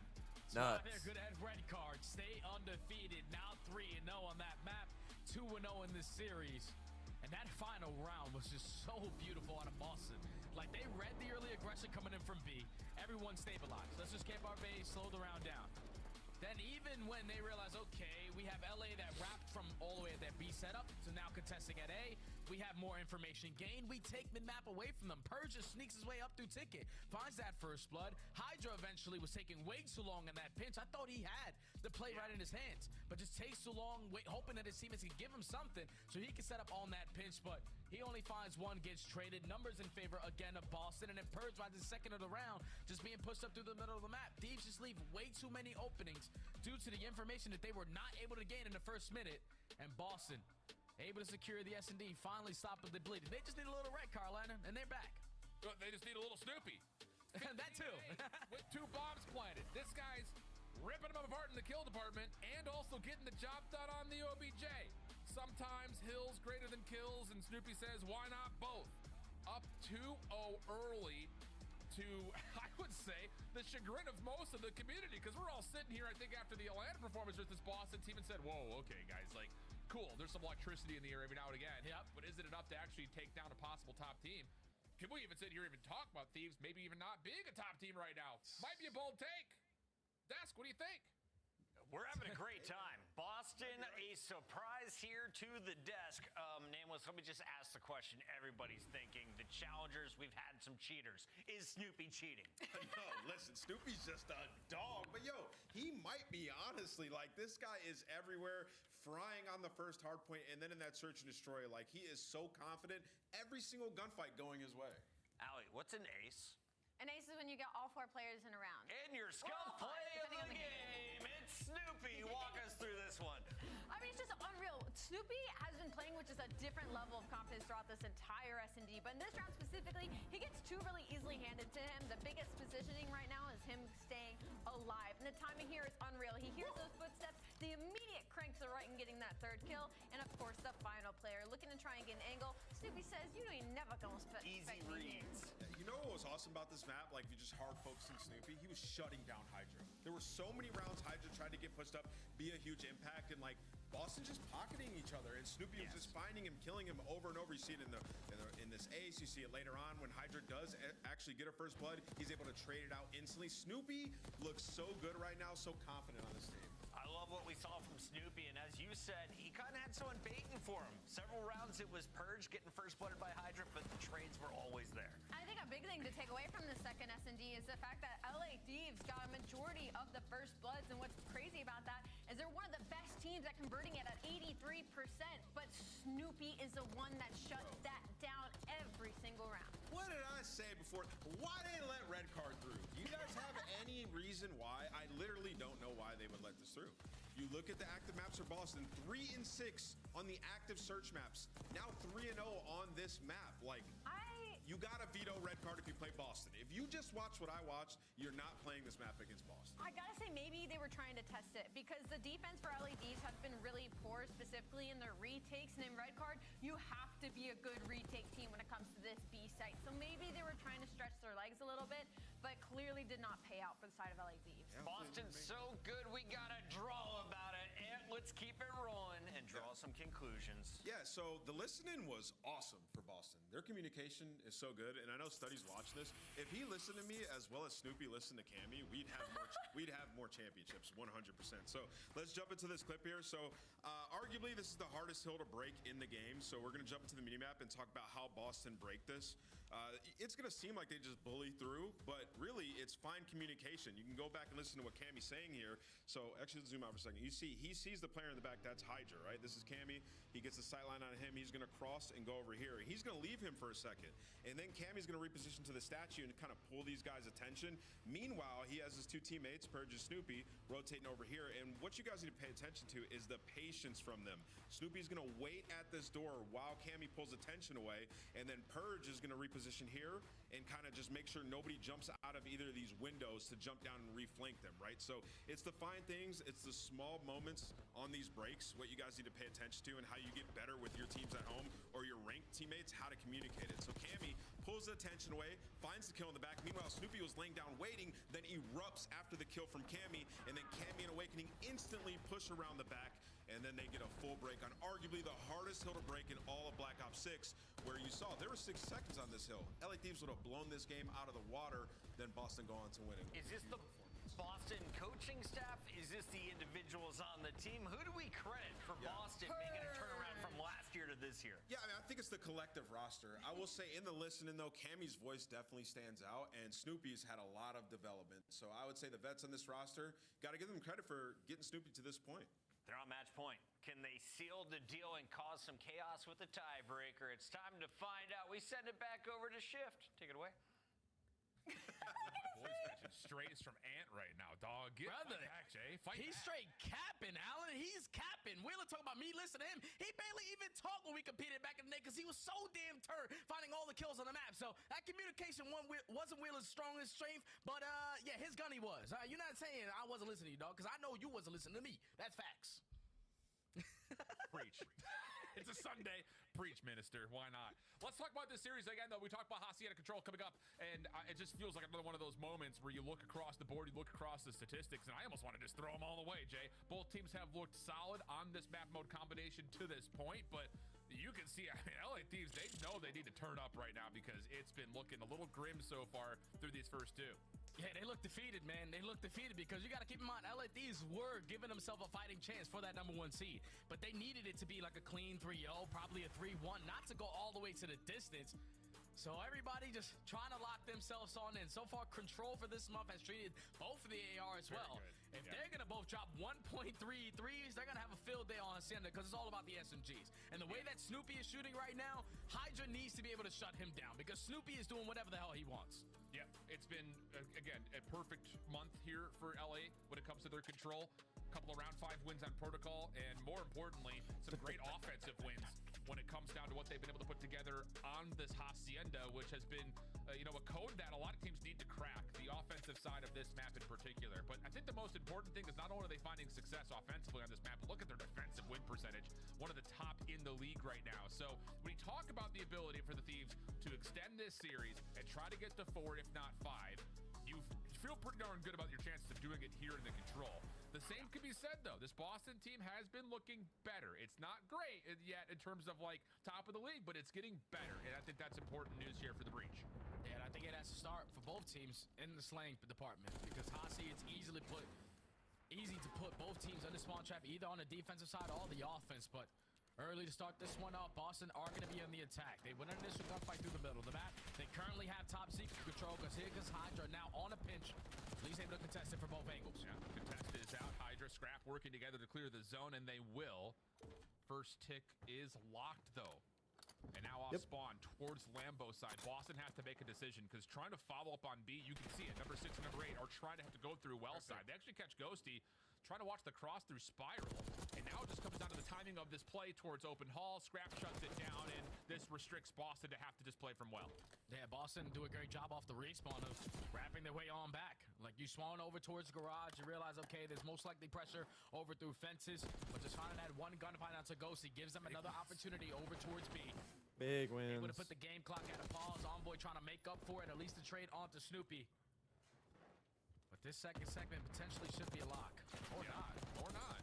What type of spot Envoy is that? just kind of gets for free top window. I thought Purge was going to be holding that, especially seeing the nade come out the window, but was caught distracted by other elements of this defense that are now pushed up aggressively. Scrap on 5 in a row. Looking to see if he can catch this cross timing. Envoy from the front side at Arches, and Scrap's timing from behind is good for only one. Envoy holding the front door, though, will make sure Boston does not get through, and that will likely be the end of this first round. Near perfection here from the Thieves. Yeah, only 10 seconds left. Last push, potentially to still put the game clock at a pause at B. And they should be able to touch it. Wow. Unless the guy is just moving in slow motion. Oh, Snoopy touches it, but unfortunately, all the map control still in favor of the Thieves. A very, very clean round right there from them. Hydra finding success on the pinch. Scrap with the AR holding down the front angles. And then just influencing the spawns. You have players who are reading those deep routes as well. Like Envoy won a big one-on-one on a deep route coming in from Snoopy through water side. So just accounting for everyone, keeping track of everyone, leads to a very easy defense right there for LA. What's your thoughts, Jay, just quickly on that opening offense after it gets pushed off of B, the 2-2 split for Boston, spawning Lambo, 2 try to go through Spiral, 2 try to go the long way around. Would you have rather seen them try to work that together, or do you kind of approve of the idea of hitting multiple things at once? Now, you have to hit multiple things at once because the map's so big. You can lose track of these players, and then if you commit all of your cookies on one side, you can instantly get flanked, and that entire push gets shut down immediately. So just a split push didn't lead to a lot of the gunfights. Now LA with the opportunity to respond on the attack. Purge just has not had a good series, man. Purge, not a great start from him. 0-6. Just cannot even barely have a chance to shoot the gun right now. As LA could get top office control, maybe. If it just comes down to what Hydra wants to do from this position. Everyone else focused on the zone. Awakening shut down bottom bar. But the same can be said for Hydra up top at the office. So things stay level, but Ghosty still finding kills. Will continue to keep LA on the A zone. Yeah, I love this pressure, especially rough, over man. towards A. Just consistently knowing where they're spawning over towards Bolt. First segment already locked in. Snoopy trying to make up for it. Can't win the gunfight versus Hydra. Now that second segment is already getting worked on. Boston, you have to try to break on in. Yeah, you don't want this A zone to be the first thing captured, but there may not be much of a choice here. Purge and Awakening working on the long route, but they cannot find the player inside the zone. Desperate shots from Awakening, not landing, and it's a 5-life lead. Over 2 minutes to play here for the Thieves. More shots from Ghosty land, and at the same breath, you've already got Scrap with some high ground control over towards Patio. Yeah, Scrap just wants to get this final kill onto Purge to allow his teammates to run straight through the point. But he's going to decide to give that one up. Put the game clock at a pause. Still trying to play for a couple of spawners. Freebie onto the Snoopy. Now you're in a 4v2. You know that the other two players are now off the respawn at Boathouse. And now you can start to stack this point a little bit. Awakening gets shut down over to the middle of the map. That leaves Boston to have to try to hit this from Patio side. And this is going to lead to some significant progress. Second tick likely to get locked. Contest is in through Wine, but Envoy picks that up. Follow-up from Awakening is just tags and shots. Jumping on into the zone are a couple of breach members, but this is, again, so limited in numbers. Hydra off a bit of a pinch from the top side of Patio. Clears like the that. back of the zone. The stack is in, and the Thieves quickly up 2-0 here in the control. Just way too easy right there for LA. I knew that when Hacienda Control got thrown into the map pool, there were some teams who were definitely going to stand out, LA being one of them. It's just due to the fact that they can outslay with the best of them. You're getting SMGs who are already put them into your spawn, ARs who know what angles they need to watch. And they're just timing these pitches to perfection, not allowing Boston to come off the respawn with every single player to set up a team push. Just getting picked off one by one is not going to lead to success here on Hacienda. As now LA in firm control of this map 3.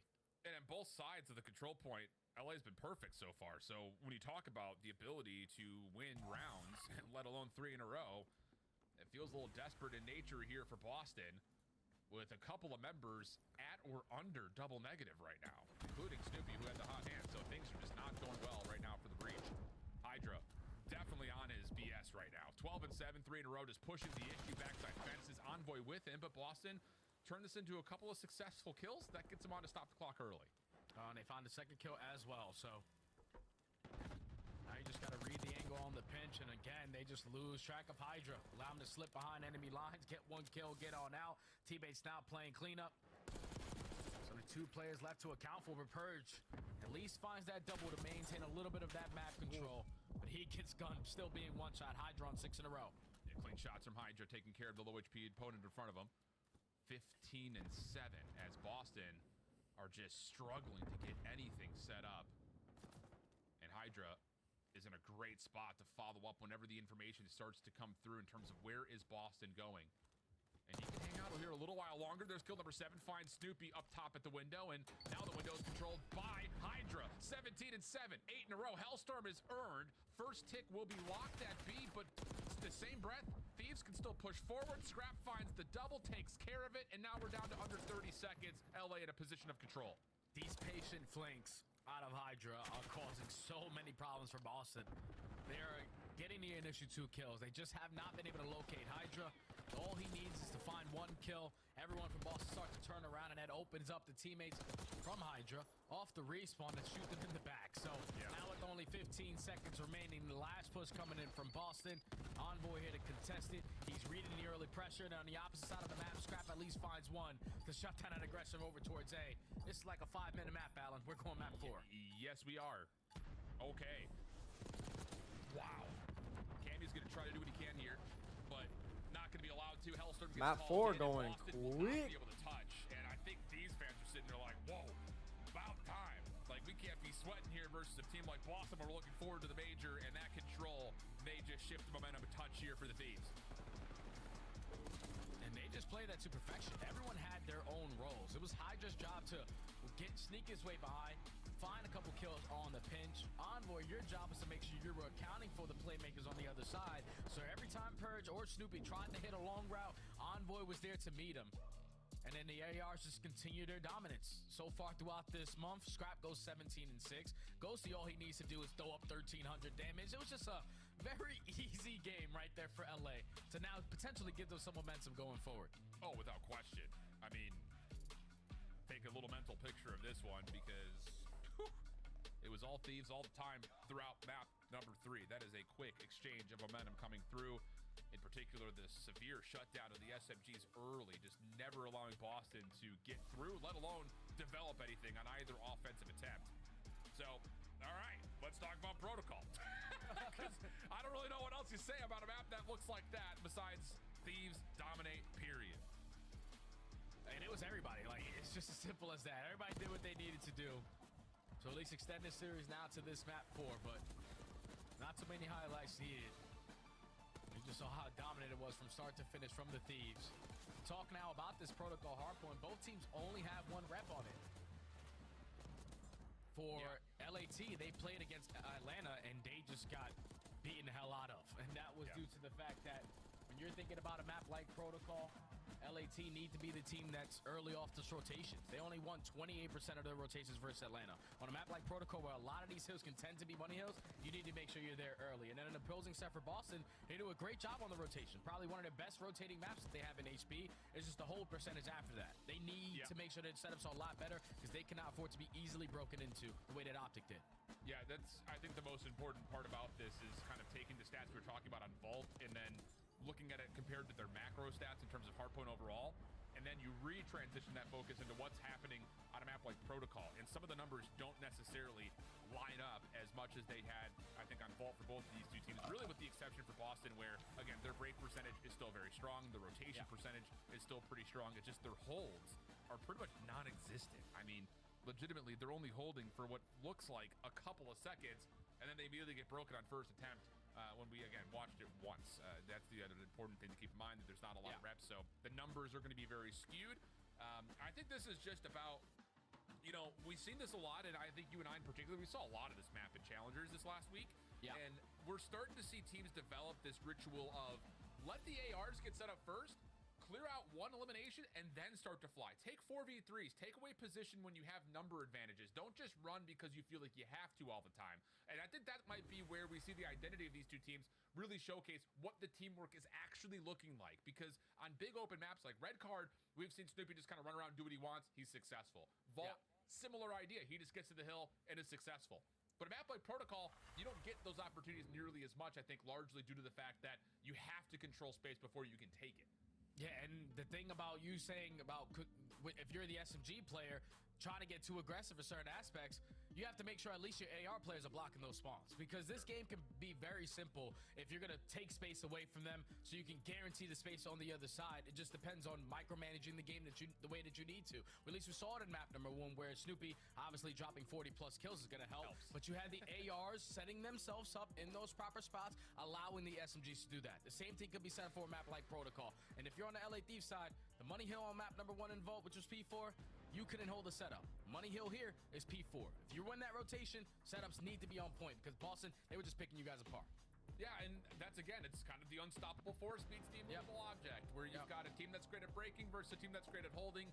Only one of those two things are going to be successful in the scheme of when two teams match head-to-head, and in instance number 1, it did favor that of Boston. So now it's just down to, I think, the macro-level gameplay I'm looking at for Boston of, you know, trying to secure breaks is not as, I would say, easy on a map like Protocol, because, like you said, you have to be able to influence spawns, because otherwise you pop up, you're right back in the hill. It could get really disastrous in terms of how quickly you're being reinforced in a map like Protocol. So all right, map 4. That's kind of the instances that we're looking at the moment. Again, large Maybe level Boston gets it right here. But let's just jump right on in and see how each team handles each other. LA trying to get to map number 5 with a potential reverse sweep in the cards. For Boston, their first major kind of stapled win against a team that everyone's considered to be at near the top of the leaderboards in the power rankings. We'll see how this one unfolds as we jump into Protocol map 4. So far, scrappy P1. Back and forth in the kills, but still in favor of the spawns is LA. You do have one player in Hydra playing it super patient. He doesn't want to get aggressive in towards 10, and now Boston don't want to invest all those places, just walk up through heli steps. So Purge gets accounted for on the pinch. This is looking like a flawless start from LA Thieves. They are accounting for everyone. Yeah, and I love the route from Hydra as well, just kind of re-wrapping around the back, making sure any late attempts over towards not just P1, but the high ground on the initial Boston building is contested. So 34 seconds for LA on the opening hill, working on the rotation to 2 as we speak, and the kills are good. So now it's just down to getting the last player inside the hill taken care of. Awakening knows he's under threat, tries to back up towards the staircase, and with Purge coming off spawn, finding elimination onto Scrap, Boston will hang on to the early time at 2. Oh, Awakening with a massive double kill there on the point. He's able to allow his teammates now to help him a little bit, but no one else finds success in that kill feed. A double from Envoy, good enough to lead to the break. Swans now flip. Boss is still going to give a crack at this, but you can already see the positionings of the LA players. You have a lot of top mid control. You have a player pushed out towards Bo. Every kill that they get is now going to spawn up behind them. And this is what you need to do if you're the Thieves. Yeah, but now all of a sudden heads have to be on a swivel. A little bit of a pinch setup developing for Boston off the split spawns. That will get them in for the scrap time, as now LA have to work on rotating across the map to P3. Cammy surprised by Scrap, just laying in the middle of the staircase. Scrap almost turns it into a double, but Purge is keeping it honest for the initial trade.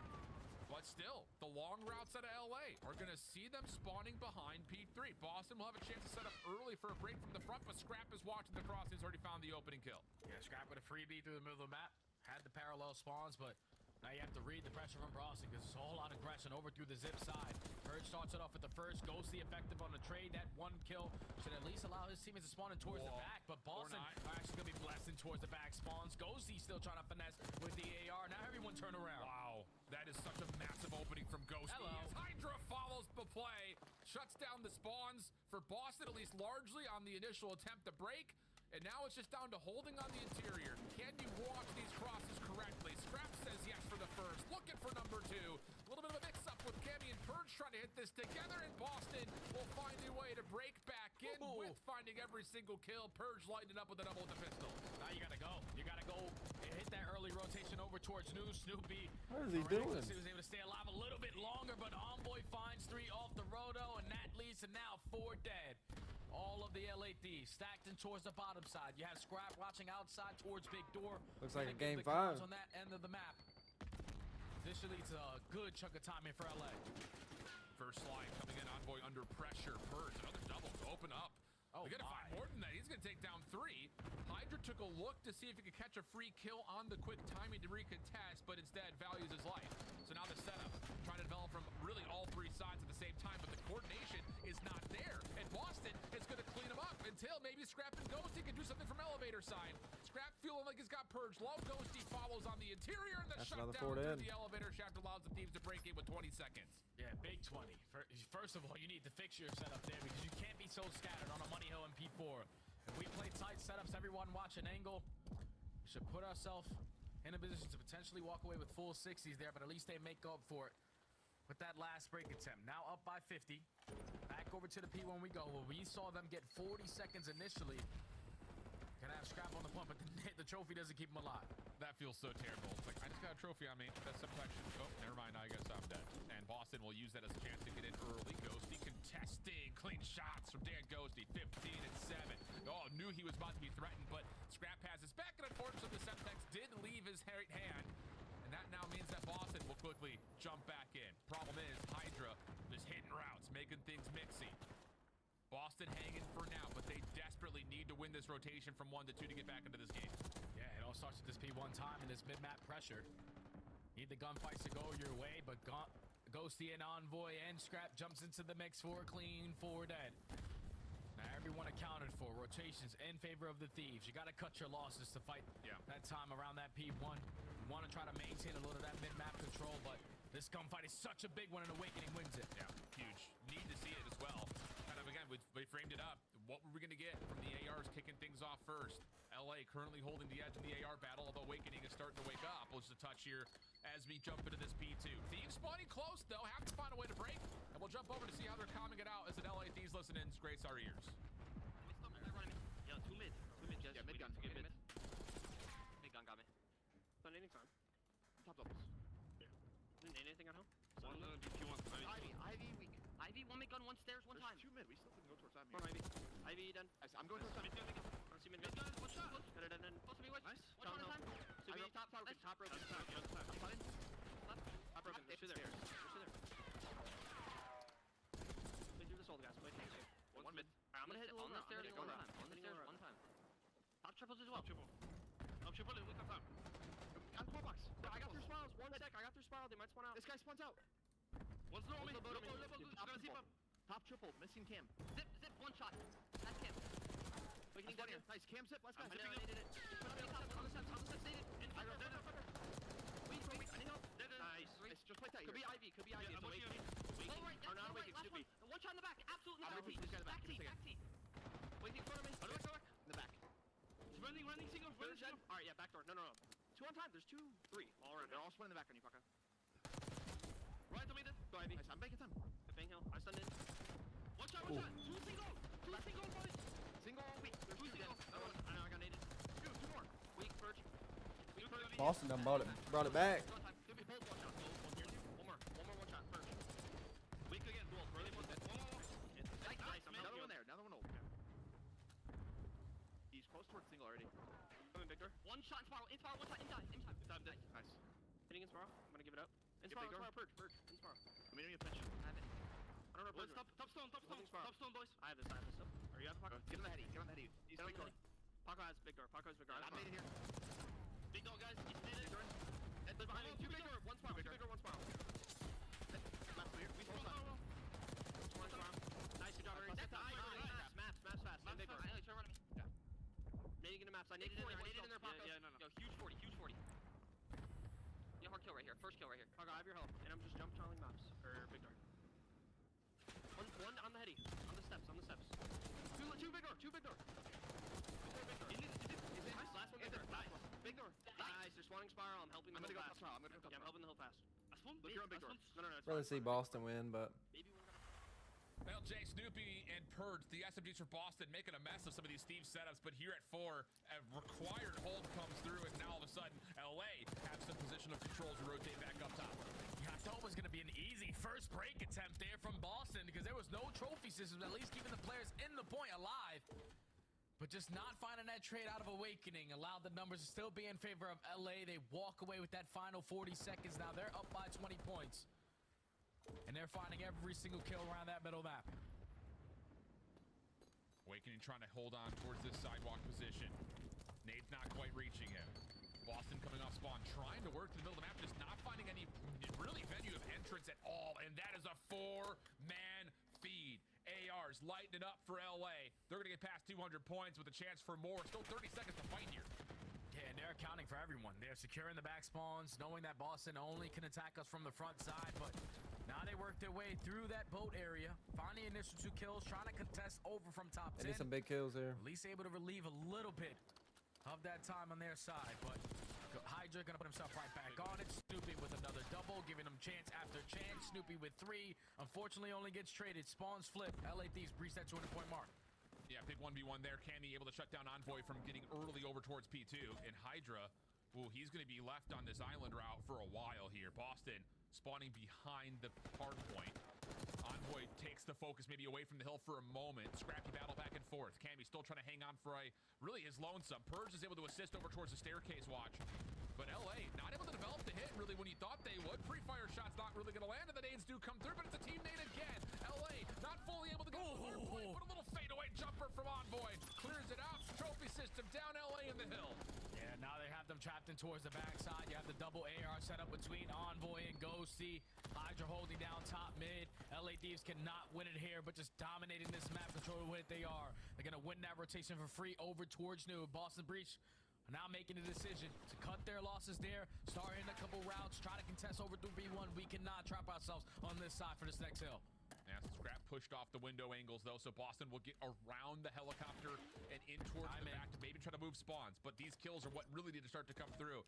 LA largely looking for 1v1s across the map. Scrap, he's able to kind of slip away, catch information on the low ground. Ghosty follows, plus he wins his one up top, and that might be game right there. Boston have to try to break from the front. Hydra drops, but over 240 go the Thieves. Ghosty watching from the sidewalk. Now the focus purely has to be on the front. The contest is in, but Ghosty off 5 in a row. Make it 6.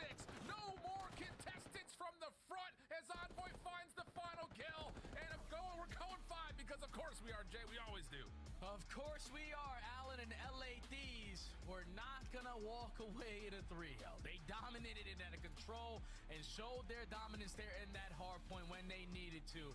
They were in the map control positioning for P1 every single time. Like, you saw it was so difficult for Boston to try to contest it. Players try to hit long routes, they get shut down immediately. You're going forward dead, not waiting for each other off the respawn, getting picked apart again. But then the adjustments right there, because P2 was basically Boston's on both sides. But LAT, they were able to flip the spawns out, hit those routes, guarantee the spawns forward towards P3. Again with the slaying, leads to all the information that they need. And now they're able to get through that map number 4, show the adjustments that they needed to do versus Atlanta on protocol. Yeah. Where you were talking about winning those rotations, they do it there. And now they force game 5. 35 and 17 from Ghosty, 28 of those untraded. Mercy. Envoy also nearly up to 2 minutes in the hard point. We'd love to see that if you're a Thieves fan, running it up on the OBJ, especially from 3 to 4. Both of those times we see it on the graph, that's where they get their early big lead. That's where they retake the lead. And then from there, it's just all gas, no brakes. So now we start to, again, talk about this Boston team. And what do we do to be able to win a map number 5? You're going to a Hacienda search and destroy. They've played it twice. It has not gone their way. They have battled in both those, round 10 and around 11 loss, whereas, of course, most recently we did see Thieves essentially dismantle Miami here. So any thoughts before we go to break, Jay, on what we should expect from map 5? First Bloods are going to play a big part. At least on the side of LA, they found multiple in map number 2, could not clutch up in the 4v3 advantages. Boston, this time around, though, can't allow those kills to go the opposing way because Hacienda is a way different S&D map. Boston looking for another stapled win in their qualifier, but the Thieves trying to set up a reverse sweep. Can they do it? We'll find out with Hacienda Search and Destroy map 5 coming up on the backside of the break.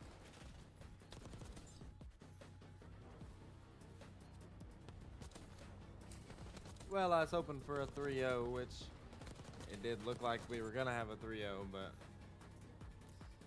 I don't know now. Upgrade your game with the Scuff, the official controller of the Call of Duty League.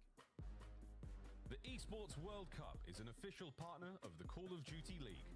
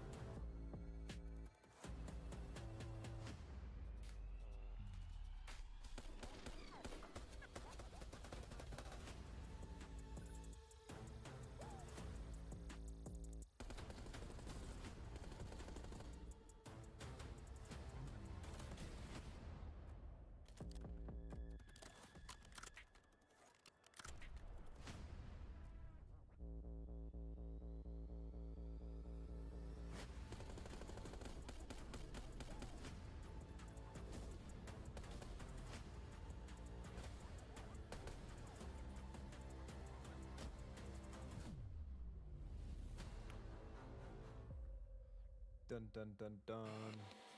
Dun dun dun dun. Yeah, I wonder if I can do that on TikTok. For the quick retake up the middle. Inside, well, he sees a lot of it, but not able to find any kills. So now Kleenex, he's really far away with Arrival 9 at the moment. He's going to wait for Envoy to be the first one to move from the flank. Smoke is out. Envoy to check. No one's on the bomb. And Envoy holds his position a little while longer. Oh, my! How do... Oh, my God, here we go. They got the stack. Second tick is done. Faye's trying to go. It's moving so quickly. Can they get in and contest? They're soaring through. It's just about done. The contest is in. Shotzzy kills everybody in front of him, but Faye's are able to get in. Getting a point, man. Here we go. Gotta hold with no respawns. They're holding for now. They win one. Nobody left. Faye's hold with no respawns remaining.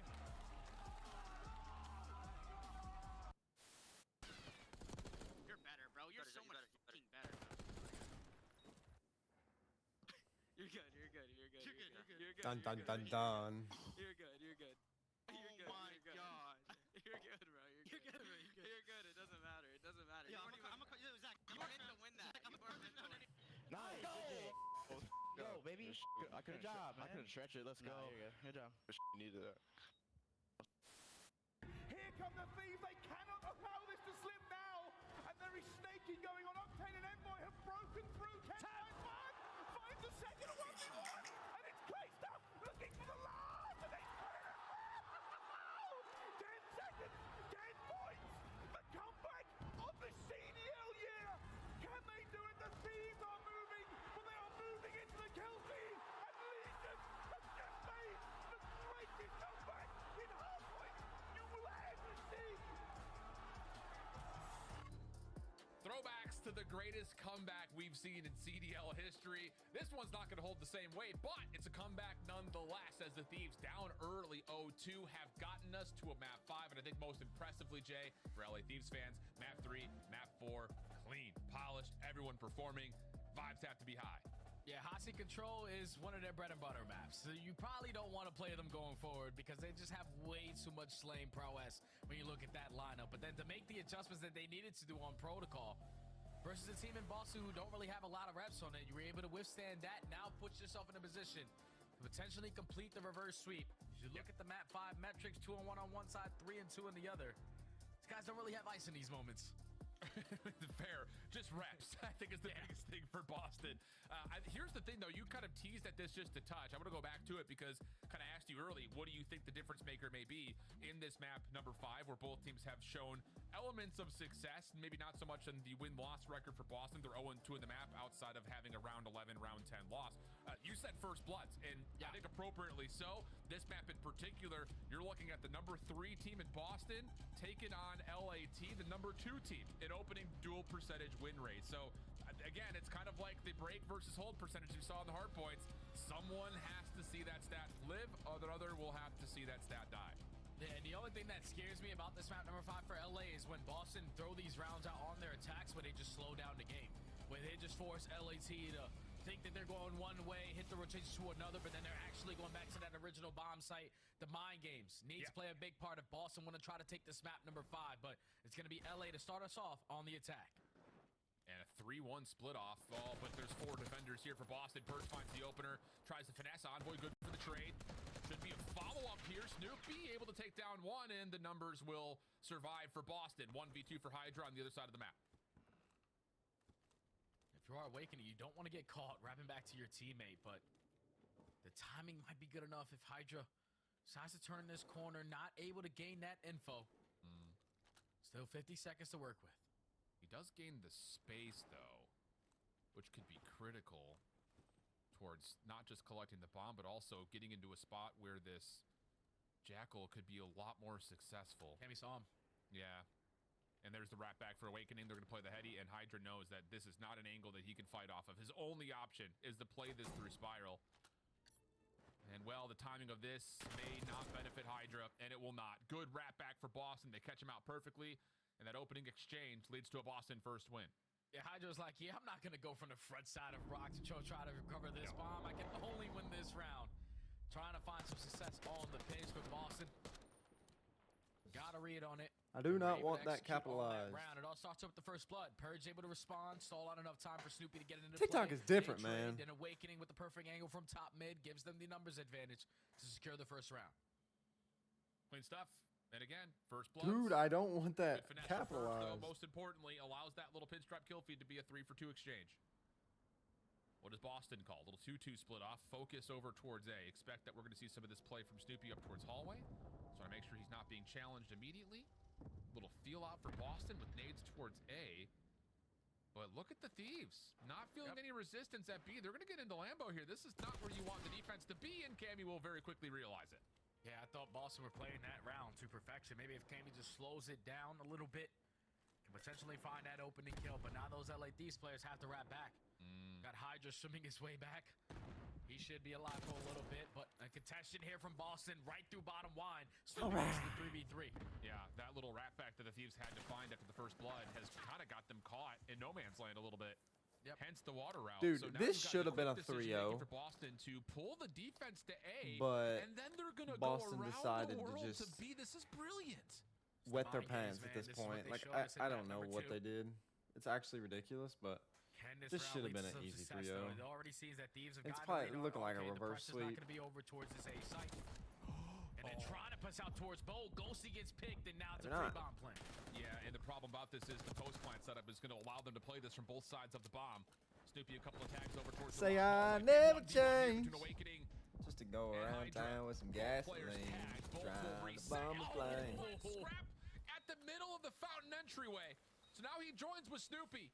Is Boston gonna take this away, bro? The bomb site making a lineup, but no. Snoopy quick to All right. react, finds If the that don't trade, answer and my Boston question. take the round. Even in the man disadvantage, man, Boston taking their advantages and using them. They realize, okay, there was 2 players who pushed out over towards the garage side. Those guys have to wrap back all the way to the spawn so we can attack in the 3v2 onto the other guys that are still camping their base. They catch the angle to work through bottom line. They find that first blood. I mean, that second kill, turn it into a 3v3, and then the mind games, just way too strong. What's good, chat? What's good, band? What's good, Duplex? What's good, Star? They were rotating their way back over towards that A site, but then they just instantly wrap back through their spawn. Mind Who we games got? work again. Ghosty gets caught off guard. Bomb gets planted. Numbers advantage in favor of Boston. Turns into a one-on-one, and Snoopy's just there to trade. This is textbook perfect play calling right now from Boston. I love it. I love it. And 4v4 form, I love it in the low man number situations, the 2v2s, the 3v2s, they're the 2v1.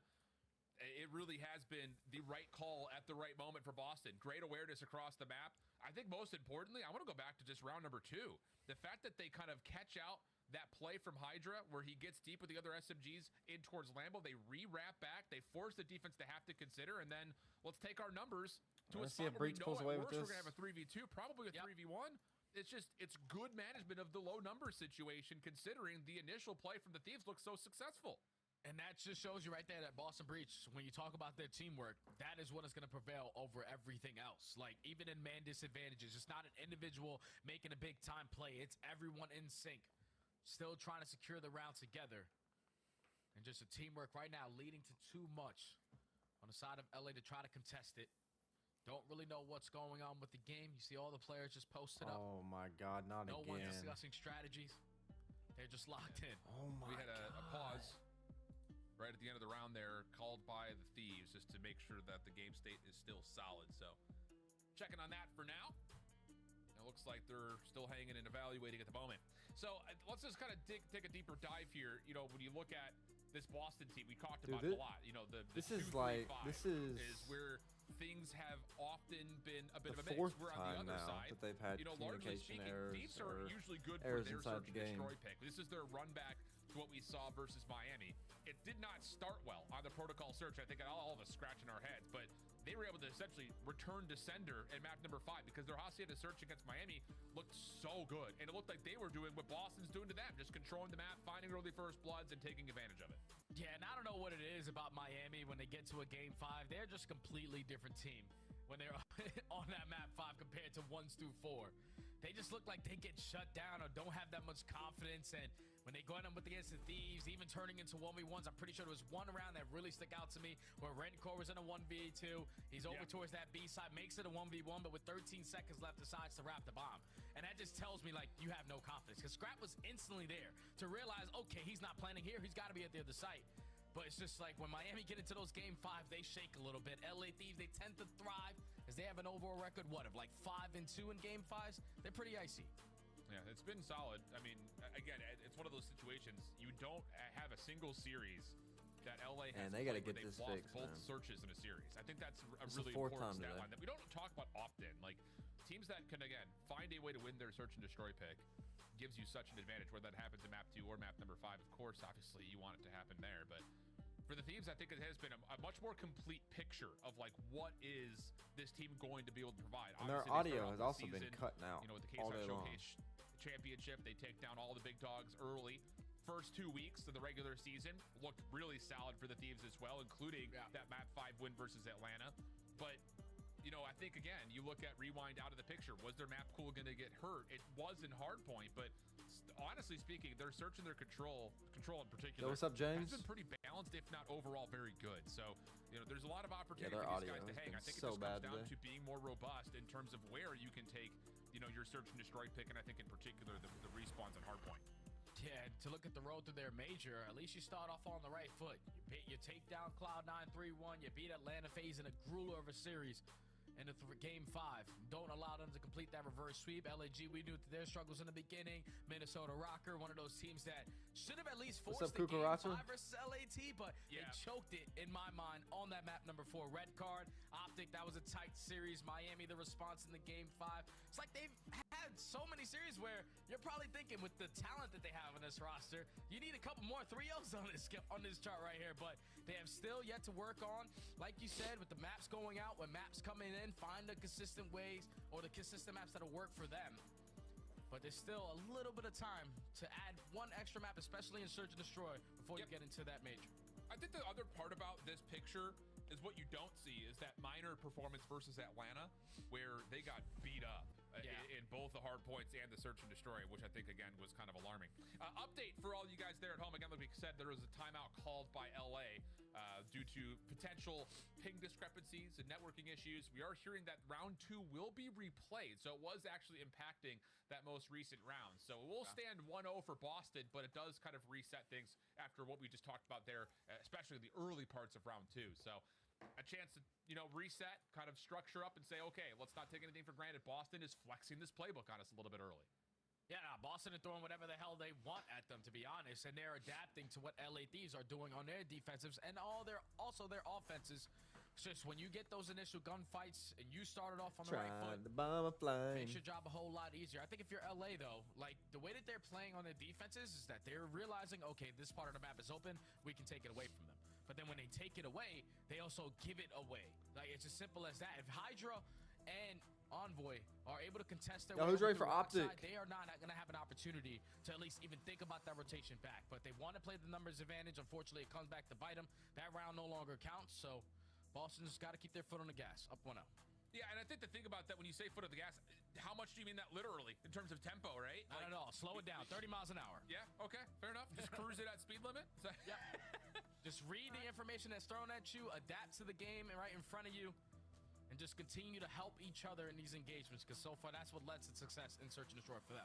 Yeah, and again, it is one of those things. Again, the adaptations have come both at 4v4s and also at lower numbers. But again, if you're in any vicinity of Spain, I know flights from Europe are cheap all across the board. If you've not bought your tickets yet, what are you doing? Madrid's about to be magical at El Casa Mágica. It's like legitimately translates to the Magic House. So it's going to be a lot of fun. We're pumped to get there. First time we've been in Europe since what? London BO4, bro? Is that the last? No, we were there for the 2019. That's right. We were there too. So I don't know. A long time.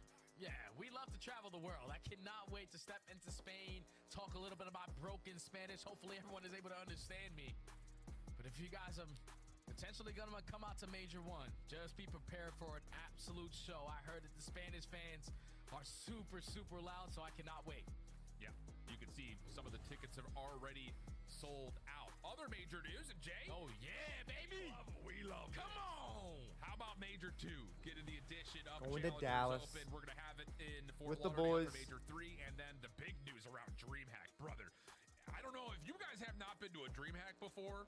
When other esports titles are there, it gets kind of lit. But I have a feeling DreamHack is not prepared for what Call of Duty is going to look like. So definitely keep your eyes on that, because not only is there a Challengers Major there, but how about this? The Major 4 winner also earns an EWC bid. That's bananas. I'm pumped to see that happen. So again, the stakes are really raising across Challengers. We just finished Season 1 of Challengers Elite this week. Had a couple of champions to crown, and we'll be back again in February to do it all what is an over again. EWC So bid? if you're a giant COD fanatic, you need to be tuning in on Wednesdays and Thursdays for the Challengers Elite seasons as we start to get going. Also, selfless promotion Mondays and Tuesdays. It's had college COD action start up. We'll be back for week 2, week 3 coming up before we restructure our league. It's going to be a lot of fun. We got Call of Duty all year long, baby.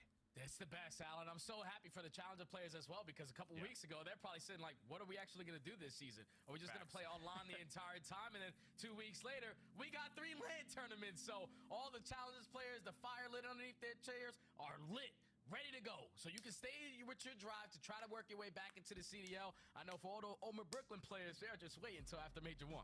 Oh, big time. I think especially, how about the scene in the European space? I mean, we were talking about how, like, not Afro, they were going to be dominating, but whoa. Afro's been unbelievable in challenges, man. So is Benjamin Bance. Bancy Castles looked good over there in Europe. So I'm pumped to see him back in the action, see if Europe can maybe do better than they had last year in terms of how they performed on land at these major challengers opens, let alone the fact that there very well may be some motion that happens in the league. I think there's already a couple of teams that are likely eyeing things up, although I will say some of the results from this weekend, you know, maybe not as much as we would have thought. Vancouver looked good this weekend. I thought that they were going to be pretty much primed for a change, but they played hard.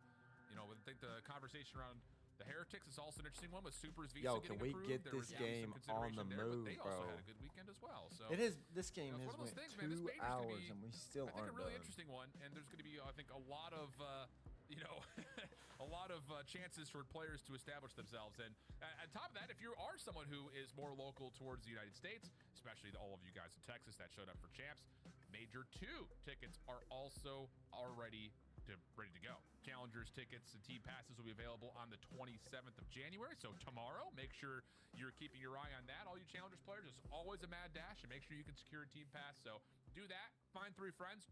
Do it for the first time. If you haven't done it before, it's a magical experience being in the pit.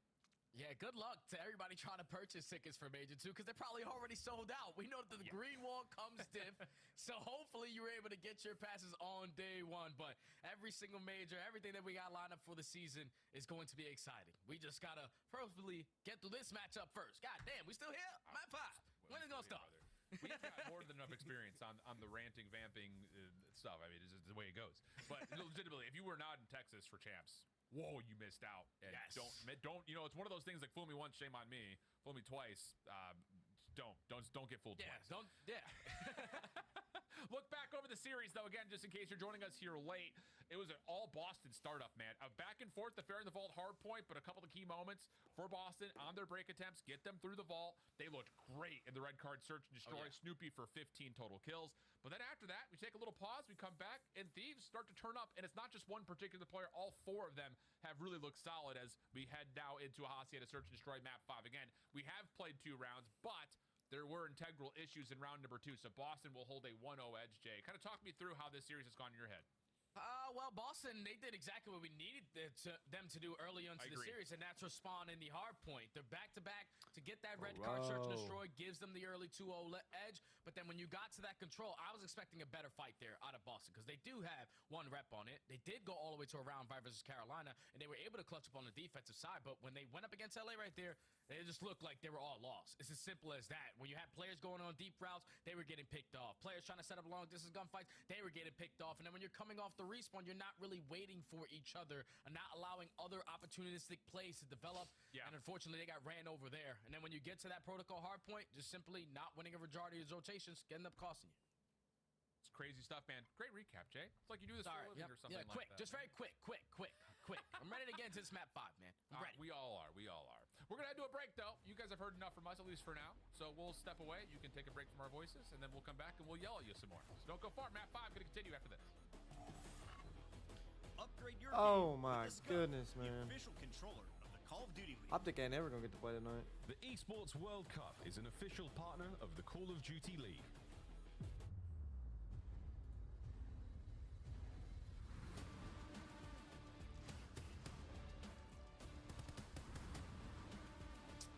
They ain't never gonna get to play.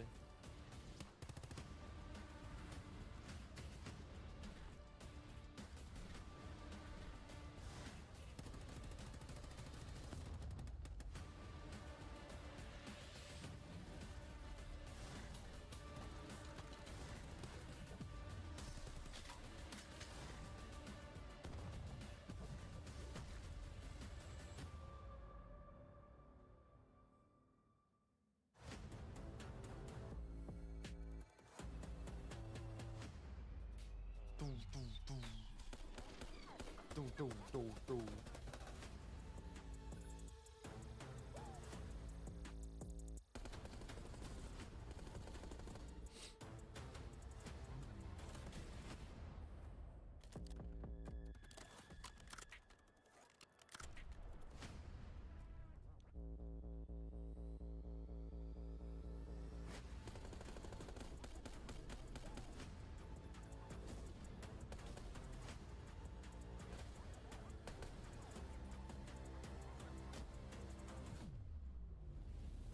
Dun dun dun dun.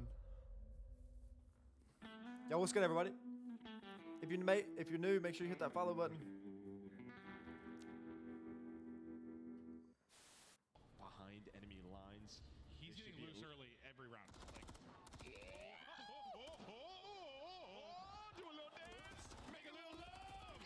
Dude, that rival was different, man. That rival was different. Cubby, I'm Sean.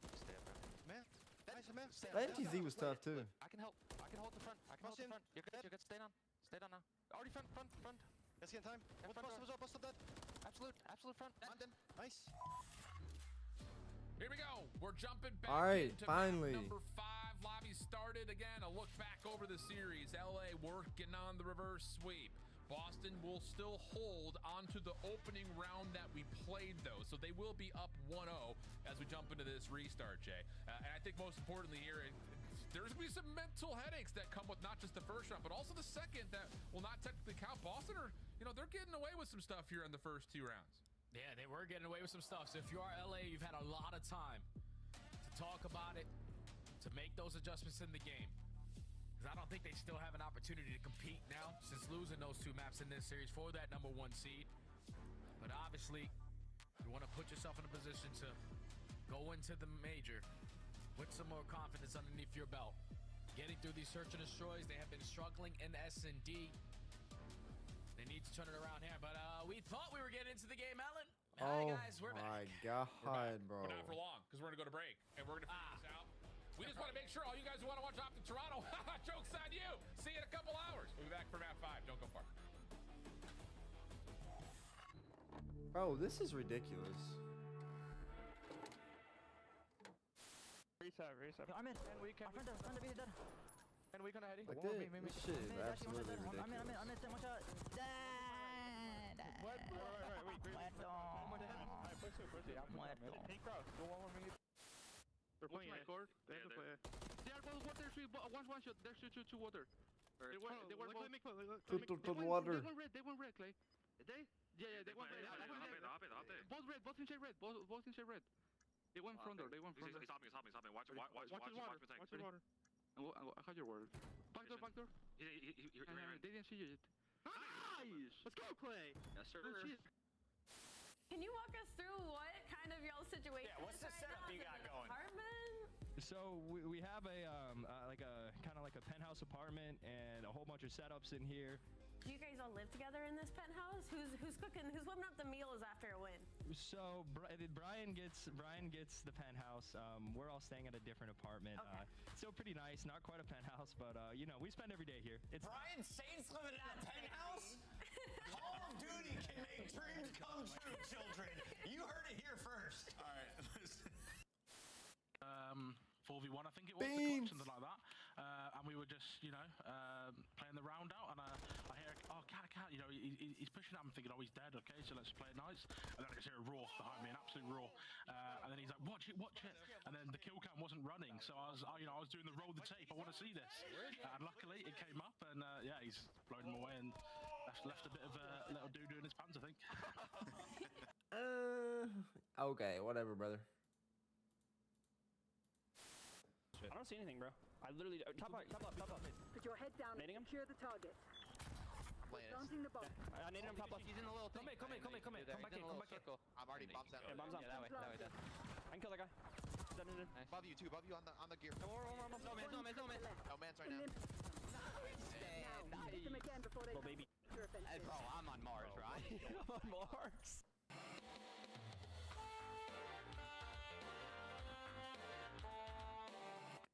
Which one's on? There's two. Give me this son. Dead. Nice. Last one there, son. I'll block. Oh my God.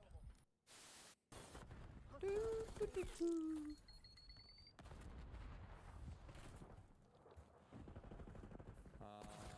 sim controller. Oh, yeah. Low motor strain preset. Oh, yeah. Give me all the headshots. Exactly. Down to 3 for either side. This is going to be it. Last ditch attempt. Flying with a point. Joe Deceives gets his. But 3 seconds to go. You've got to get on the zone, lad. Fresh mag. Send it. Wins it. Oh my God. It's a 2v1. guys are on the capture. It's now a 1v1. What a round of control. Diamond God, if you win this, God damn, what a round. That was just sorry, bro. Absolutely just sorry. First kill's good though, but Miami battle back. They've got themselves the trade. Oh, just down to Cell with the what? He's gonna get four. Atlanta are gonna reinforce the hard point first. Miami, no trophy systems are locked in place by stuns. Oh, it's an absolute breakdown by the end as Cell finishes on 5 to steal away the map. We're gonna be really good. I like your trophies. Which one's your favorite? Yeah. Honestly, I don't know. This one seems like insane. Look at this one too. Like this is crazy. Like the golden nut, baby. The diamond nut. Excuse me. Yo, what's up, David? How could I not be? What's up, Finn? How could I not feel like I'm not gonna lose? You know what I'm saying? Like, come on. Yeah, and that's what I was gonna ask you is like, Sib, you're coming into a winning culture. These guys won champs. We obviously.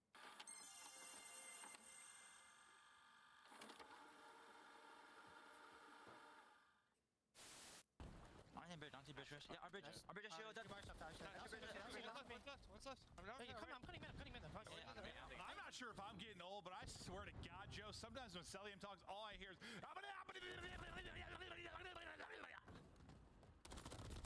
Yeah. We gotta find him. We gotta find him. You guys get smokes if you're a little weak. Run the outside. He's running the outside. Hands, Eddie. You're right. Close, you're right. Let's go, baby! Come I love watching these replays.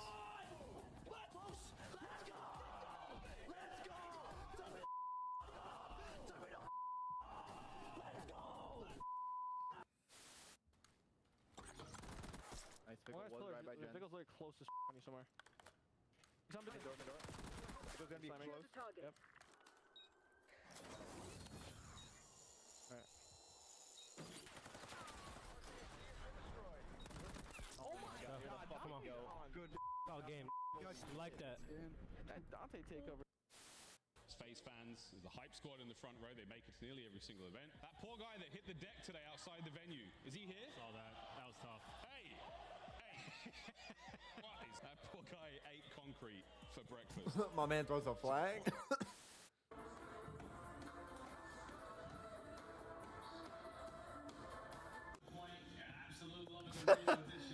Oh my God.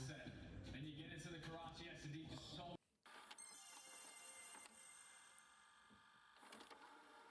Dude, they have got to figure this out, man. Right on a noggin.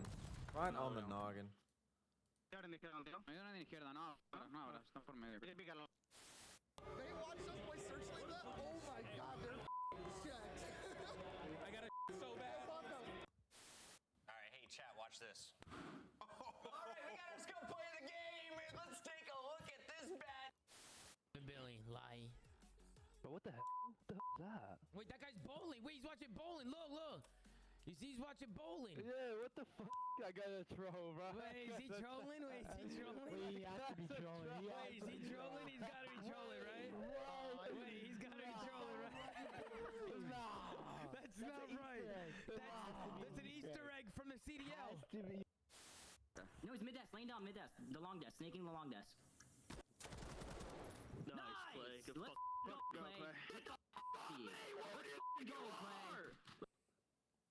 Should've ran at him, bro. Yeah, you should have with the Vass for sure. All good.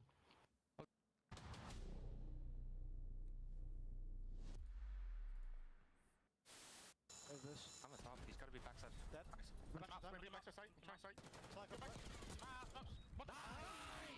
Come on. Get up. Hey, we got this. Orange challenge, bro. Go. Let's go. Holy shit. Oh, he's got clutch up there.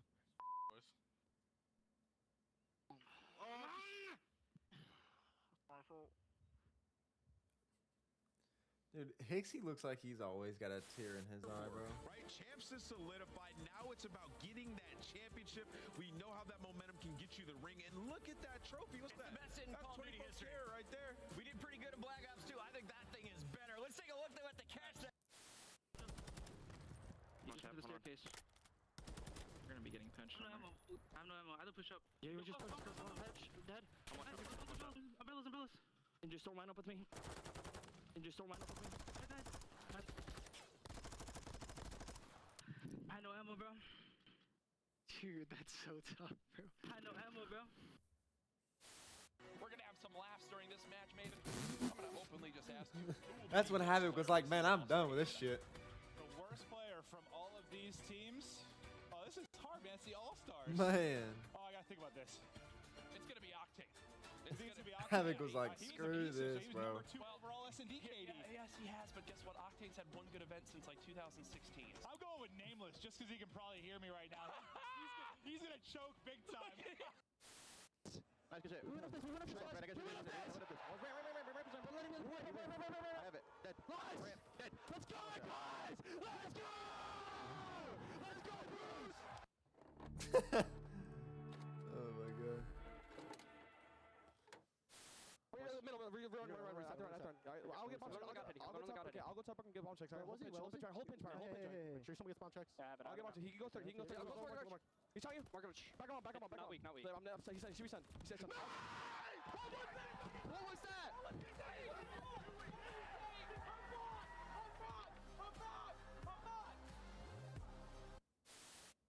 You heard some words, Scrap and Draza now getting the opportunity to go toe-to-toe. Who gets the final chance to head to Twitter? We're about Yo, chat, bro, I'm sorry. I can't, they're just having so many delays. are feeling safe with 3 rings. Karma, Crim 6, and Clay all with 3. Eggs, J-Cap, Apathy, and This is like the 5th or 6th delay today. On this first match is not even done. Like, it's gonna be a while for Optic. I'm happy about that. We do have quite a few world champions up on that stage. We got 4 of them up there. I had to bust the rings out. I had to bring them out back to their natural habitat. They were forged in arenas like this at Call of Duty Champs. We're setting it up. We should have been halfway done with match 2, bro. Like, this is ridiculous. How to get I'm not winning a map at Champs Finals.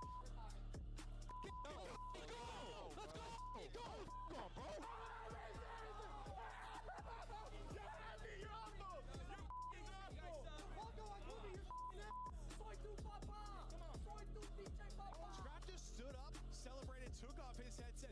He got another round. You're so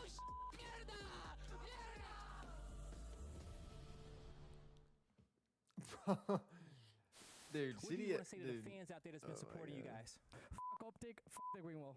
Vamos! And that's gonna do it for me and Vico here on the stage. That's why you're still dog shit. Steals the record for most kills dropped in a single match. It's 115, and it's Gwyn. On the collapse, he gets the angle, he gets the kill. His series continues. Gwyn's here. Yeah, this is his place. A double headshot, 7 in a row. He is taken over. Maybe he's just trying to end the Rookie of the Year conversation. Just put himself. Yo, what's up, Heavy? With just a dominant performance here. Time to go. TJ gonna drop. 1 is fallen. 2nd will drop as well. They collapse. Oh, on Gwyn. Of course it's on Gwyn. 1 player left. Hudson finds it. Gwyn seals the deal with a record-setting series for Gwyn. Gwyn is different. Time, man. Like, when you have the Slayers, when you have the talent there, it's all about putting it together. Bro, what?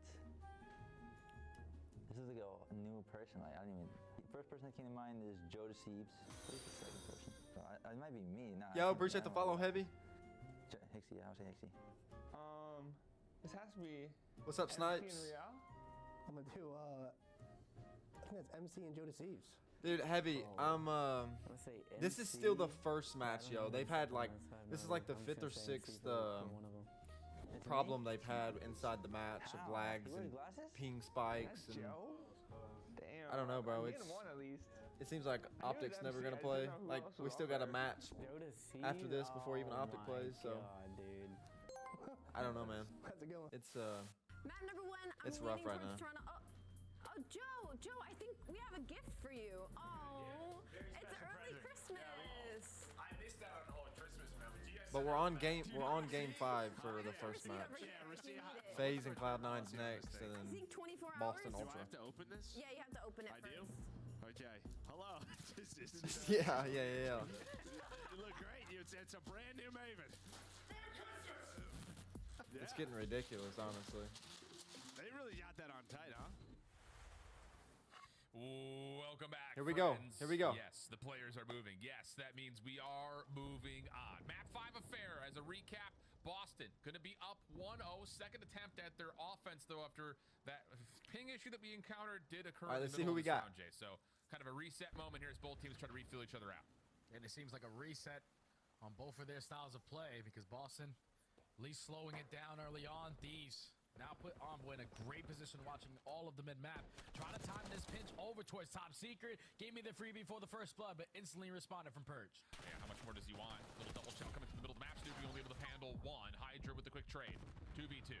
Ghosty up top, pushed off his initial angle. I think he knows that at least one had snuck through over to Wine. I don't know if he got information on the second, though. And Hydra will find it in mid-connector. Shots will tag, but he can't finish the kill, and he's out of there. Yeah, he's not going to commit. Doesn't want to turn this into a 2v1 on the opposite side, thinking that the crossfire was set up from Boston, but 25 seconds. They're still roaming their way from Top Secret. Hydra's not going to gain the info. They're probably thinking the play is going to go over towards B, and all the information now gained. You got to rotate. Yeah, absolutely. Boston, how do you want to set up this post plant? You've got Purge who's going to play up top in the halls. So likely this is played on the cross corner, and it is. Opening shots from Purge are good. He's able to tack down onto Ghosty. Leaving it just up to Hydra for the 1v2, and now Cammy and Purge going to work together right through this little Shutter's alley. Does he? Oh, timing. I say Hydra may actually isolate here as Boston was kind of searching for it, but the kill comes through, and Boston take the round. Yeah, they take their time as well. They realize, okay, we don't really have a lot of map pressure, especially through that middle of the match, so we'll take our time working our way up through B. You take a little bit of connector control. Even though Envoy, I thought he was going to make the play to secure the round for them.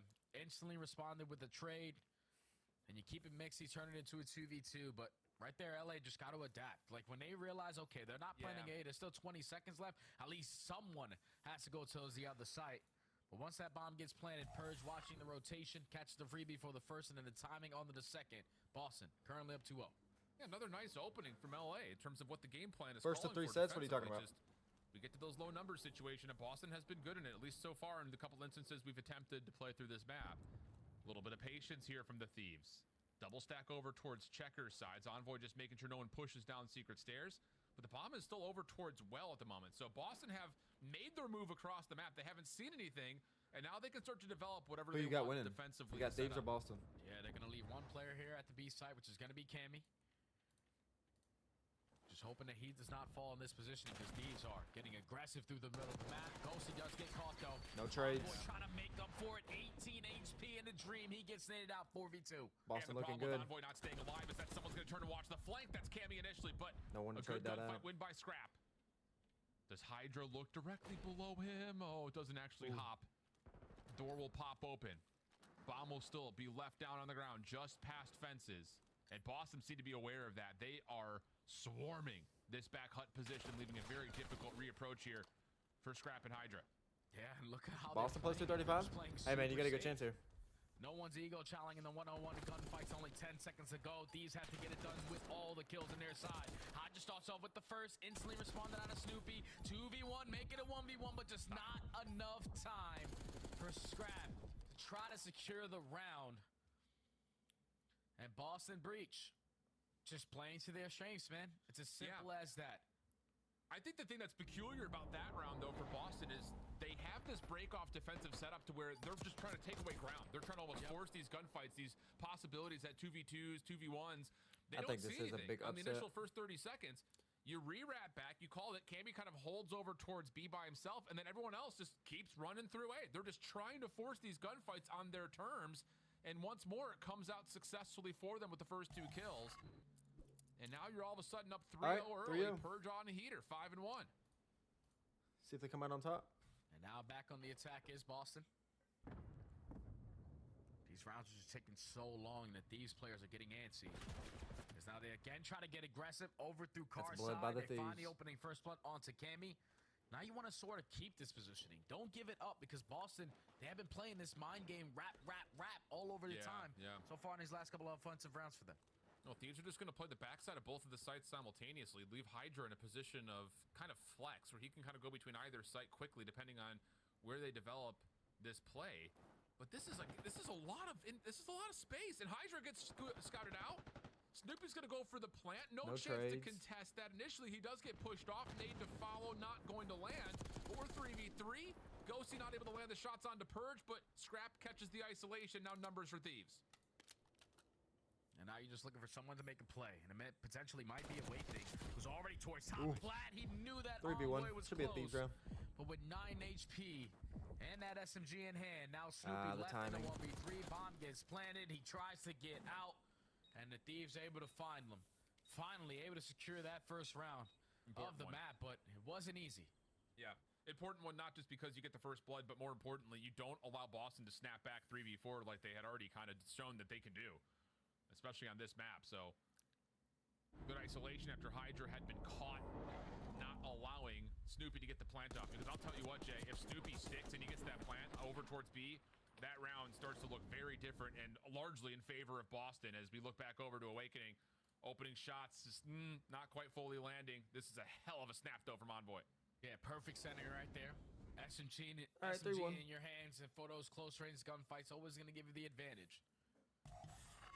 But if Boston just, once they turn it into a 3v3, potentially get that bomb down like you said, probably a different result there at the end of that round. But these put one on the board.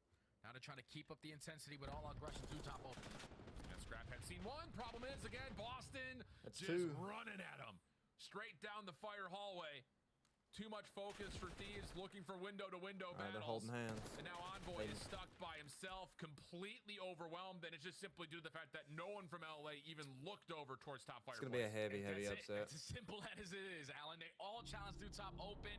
Cammy, the guy that's just playing his life, giving the information to his team. Oh, I saw 3 crawls. You guys can instantly push your way up through secret. You find that opening first blood. Now you're forcing the players from the LA Thieves to turn left. And then once you turn left to try to trade that gunfight, the pressure's in from the front side of open. Just all players from LA Thieves were not prepared for the aggression right there out of Boston. 4 up, 4 down. Clean round from Boston Breach to now go up 4-1. This is a must-win round right here for LA. You just have to have it.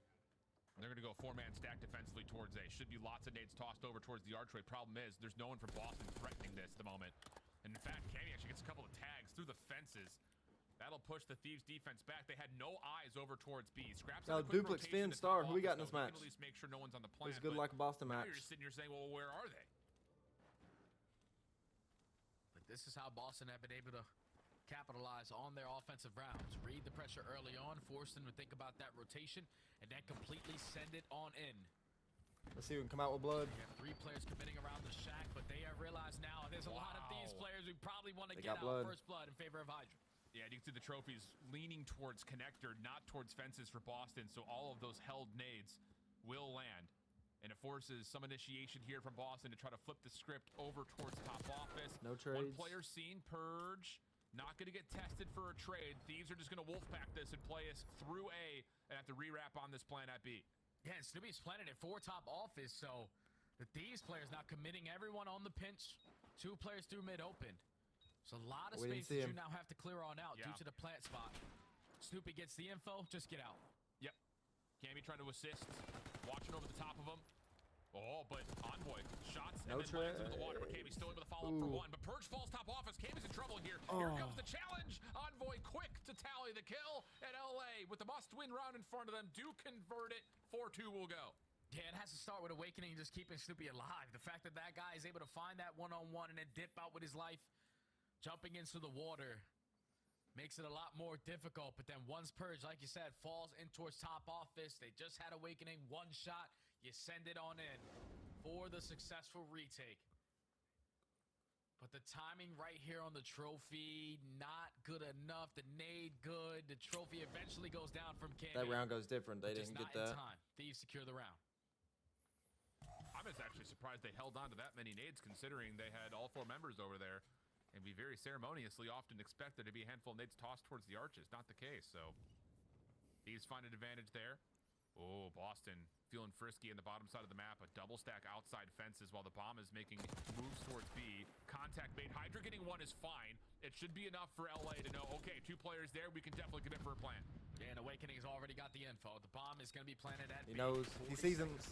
Oh, he gets out with his life. 6 HP. Wow. They continuously trying to wallbang. Gets out with his life. The micro decision to just hold on the pillar is what keeps his life, because he would have gotten wallbanged if he moved all the way through the canopies. Crossfire setup at the door. Trophy system. He knows. Semtex will land. But Scrap still finds the opener. Wow. Snoopy can't challenge. Follow-up nades from LA will hold off this hit. Now the regen should be through in LA. We'll put him in a blender. Back-to-back rounds. Starting to adapt so far into Search and Destroy. It's Hydra on the opposing end, finding that opening first blood, instantly traded, but then giving the info to his team. There's multiple players here, so it should be a free B bomb plant. You get it down, and I thought that the stuns and the nades were going to be way too strong and make it more difficult for the Thieves, but to go back and look at how Scrap was able to finesse his life, just standing still at the pillar with 6 HP in a dream. He's able to secure the round now for Thieves. That's such a, I mean, That's a small big moment, play. but a massive one. Scrap just holds, knows the pillar will keep him safe, because if he keeps running, he's dead. So, advantage now in the last couple of rounds to the Thieves. Boston going to take a little bit of a pause. RCXD immediately deleted, though. The defense will have to make sure they're keeping their eyes honestly over towards A, and nades over the top are landing onto Boston, but everyone stays alive. Yeah, but you can see Boston, they don't really want to think about this objective yet. They don't have any top secret control. They're just hoping that they can potentially catch a player from the Thieves getting too aggressive on the pinch. They just want to Now with pick one. They 35 have no seconds control already over wiped here at off this the game bomb. clock. This is where you're going to send in Perch to try to take this positioning away. Freebie number 1. Potentially he's going to line up 2. Can he get out with his life? No. 3v3. And that's top office, or probably top open window control going to go in favor of the Thieves. This puts a lot of pressure on the offense over towards B. Wow, Scrap. I thought he was going to get caught, but he slides out, finds the shots towards Cammy. No, how does he Snoopy know? not allowed to find the trade. And now this is a major issue for Boston. 2v3. You don't have any high ground control. You have to wiggle it back in some form. And Snoopy's just going to try to hard commit for the plant. That's a big stun, though, to at least back down on from top secret, so the bomb's going to go down for free. Wow. Snoopy Big kill. makes it a 2v2. Big gunfight. Here comes the bait and switch. Shots in the corner. Oh my God. Waiting. Not going to be They didn't see him. much here. Oh my God. God. Finish the kill as Snoopy will collect the kills. I mean, that felt like an unwinnable position for Boston. You lose I can't out believe they come Purge out on that. over towards the top side at window. You have no one else that can contest. And from the low ground, Snoopy just hard commits for the plant. And then the hot swap to finish off the final kill. Yeah, what I don't understand right there from the Thieves is there's only 20 seconds. You had your spawn control, you had top plat, you had top secret. So you know that they're not even thinking about a rotation over to the other side. We have to be quicker and not allow that bomb to go down for free. It's just that stun connecting onto Envoy through top secret keeps them at bay. Bomb goes down, and then they all split up. Like, if you double challenge a Snoopy, potentially the trade is there, and you turn it into a 2v1. They just fought one-on-one gunfights, and Boston picked them apart. Match point for Boston. Hydra looking for pixels over towards the Cabanas. I don't know if he really saw much. I'm not going to kid you here. So LA is going to try to hard commit maybe to re-wrapping around the world to get over to A. Problem is Awakening is watching from the office position. That's good for first blood onto Hydra. And Thieves just have no information on where this defense actually is. Purge comes up. Heavy's getting his money. And that may be the kill needed to put this one out of reach. Now to 4v2.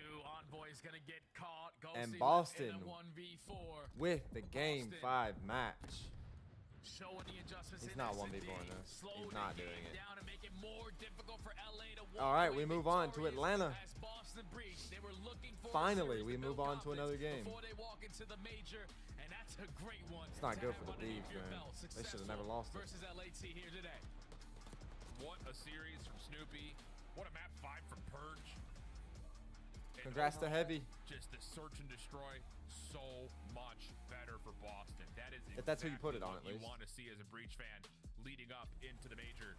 We've seen some of the other teams that are out there that were struggling in search pick up after the break. Boston was not one of those squads. Teams like Miami were.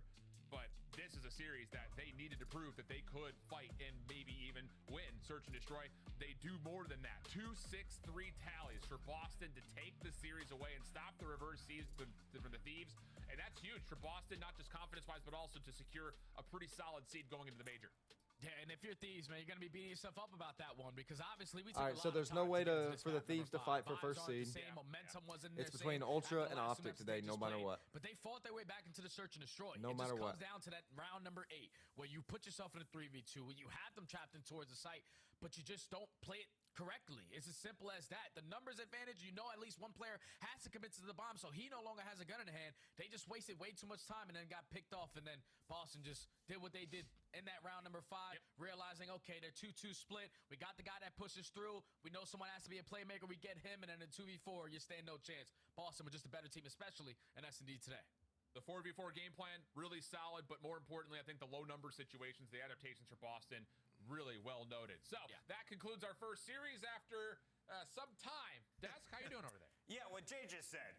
All that stuff about that round. And Boston getting it done. But why did you take this long? You were up 2-0, LA Thieves giving you a run for your money, but it's Boston with the dub. Let's take a look at some of the best moments from the search and destroy. Dude, I don't care about any moments from this game because at this point, for how long this game's been going on, I remember every single one. The notes one. I had about them, we talked about it before the match, excuse me, is their search and destroy had to improve, and specifically their offensive rounds. Like one of the worst teams at getting bombs down, and one of the worst teams even when they get that bomb down at winning the round after it. Their offense today, immaculate on red card and in this game 5. And you can see, like, they've been to a lot of game 5s. They've lost some. A lot of the matches this season have gone to game 5s, our production points out. But Boston today, man, the improvements, the necessary improvements to beat one of the top teams in the world. Ali, 49% of our matches throughout Major 1 qualifier have gone down to game 5s. That tells me that search is at an all-time high in value in this league. Oh, yeah. And so S&D wins championships, right? That's been the saying for years and years and years when it comes to Call of Duty. And for Boston Breach, such a respawn-heavy team, to see them find success is very scary this close to the major, especially in the way that they played it. This Hacienda was very high communicative from the side of Boston Breach. Just watching the mini-map and the decision-making, it looked like they were all on the same page at the same time. And also, tap my hat to Snoopy, easily the MVP of this series. He has been unreal. Yeah, and you think about like this series and the break, like it was, you lose your momentum. I mean, you lost 2 maps in a row. There's a massive break in the middle of that game 5. They come back and they still just look so calm and so good on the map, able to close it out. And now they have themselves a top 5 seed at 5-2. Nobody predicted that. Boston is 1 game away from tying their total match wins from 2024. Wow. The team is popping off early, and you have to think, this roster, probably a fraction of the cost of what They you saw drop, from Carolina LA comes Thieves. up, This is an upset Boston stays where they're at, look at it. LAT Boston drops, 5-2, a massive win Carolina today. comes. Man, what a good story for them. Like, and one of the only teams that Today kept their proves roster what first from seed's gonna be. PwC coming into this year. Hey, they built a lot of chemistry. I'm happy. Hated on Gonna Snoopy be Optic? as well. Yeah. He's I playing hope so. pretty damn well, and he joins us live to talk about it. Snoopy, congratulations on your takeover performance. 40 kills in game 1. Appreciate it. We see you dominate with the ace and another 3K later in search. What was this series like, though, in the second half? Because LA Thieves gave you a run for your money in games 3 and 4. Yeah, I mean, we started off pretty good, you know. Obviously, I feel like we slowed down on Hesi control. They played it pretty good. They were getting good timings and stuff. So, I mean, we just didn't play our game. They were getting, like, some good timings as well. So, but we bounced back, though. That's what matters. We, you know, stayed composed. And even though it took a little bit, like, to start last map, we were still chilling and, like, you know, just playing as a team. So, yeah. 100%. 100%, Snoopy. Yeah. I kind of want to ask you a little bit about kind of what the pressure has been like for you, because, you know, I feel like in the previous years in this Boston Breach team, we've all kind of felt like they're building around you, right? And that puts a lot of pressure on your shoulders as the only member kind of left. And this game, I mean, you have just been unreal. I also want to ask, like, do you feel like this is your best game so far? I mean, definitely, it's been like one of my best games, especially since it's like my second All right, year. I'll be right back. You know, in CDL, learning more respawn. Obviously, last year didn't go as planned. It was pretty tough, you know, but you know, we just, you know, as I said before, we just learn from it, and we're pretty confident in ourselves, pretty confident in the team. You know, just happy to be here. Yeah. Of course. There's definitely a pressure, but like, you know, it's all good. This is what we play for, so you know. Do you think it helped you? Do you think the pressure kind of helped you push you to be the player you are today? Yeah, 100%. Like, obviously, it wasn't the way like I wanted things to go, but just having that pressure, you know, helps you out, helps you like become better. Just understanding that obviously sometimes you're gonna make mistakes, and it's not the end of the world. You know, you can just bounce back, learn from it, and yeah, that's what we're trying to do. Snoopy, you were frying. It's nice to see you out there going crazy. It's what I expected last year. So this year, you're going off. What is it about this roster? Is it Cammy being like the veteran leader? From the outside looking in, it seems like he's just making you so much more comfy on this team. Yeah, 100%. I mean, I feel like all of us kind of believe in each other. You know, I feel like there's a lot of teamwork. The environment's good in practice. And yeah, so far, like, I feel like every one of us, you know, has its moments, and we all have each other's back. So that's what matters the most, to be honest, in the team.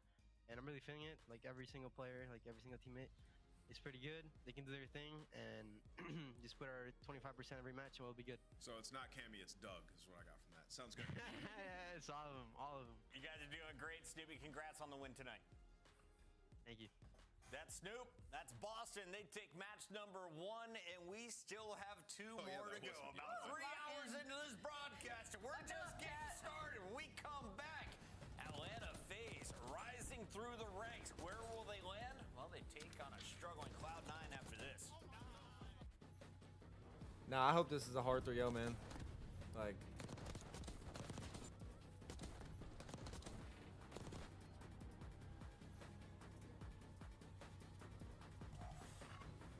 I hope it's a hard 3-0.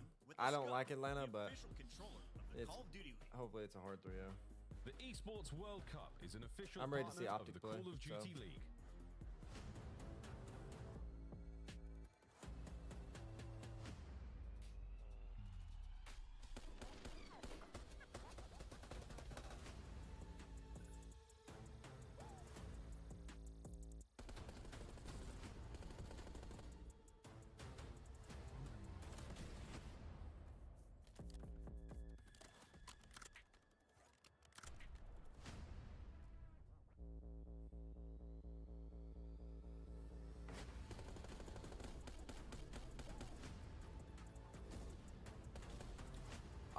Check the NFL scoreboard, see if the Chiefs are cheating. NFL scoreboard. Chiefs don't even play till 5:30. Okay, whatever. I think you gotta take a sip of syrup now. Oh, do I need to? Okay, all right, I can. Okay, here we go. Am I strong enough to open this? Yeah. You can open it for me. I'm not strong enough. Are you serious? I need you. Well, we gotta take this. You're my work husband. We gotta take this off. Oh, that helps. Now can I do it? Yeah, probably. Go. Come on. I can't do it, dude. Twisted bar. I need to chug the syrup. Is this guy serious right now? Oh, you're very strong. Did you get it? Not the headset, please. Yeah! Oh, God. What are you doing? Oh, my God. Gosh, that was way too much. We've got insight on Yo, what's up, Shuby? Okay. Oh, no. I'm dead. Dude, Maven No way. different, bro. Nope. Maven Honestly, different. I'm starving. He different, bro. Krista calls these my old man chips.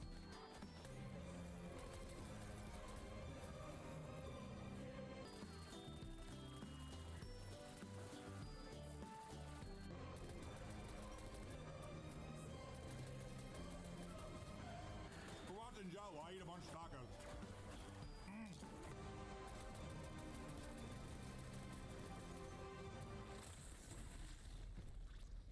Did you win?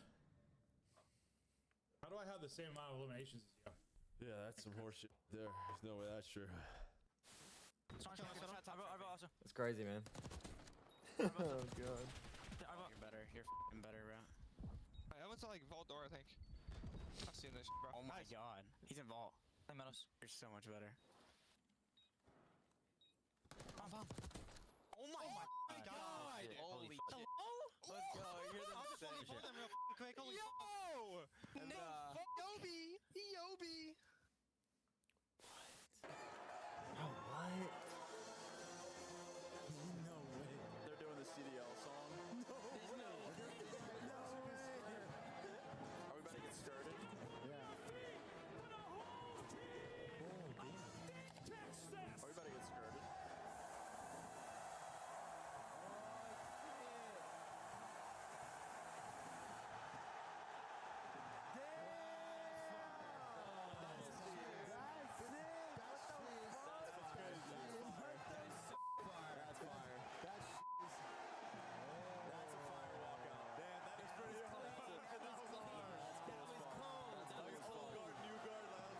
It's the boys.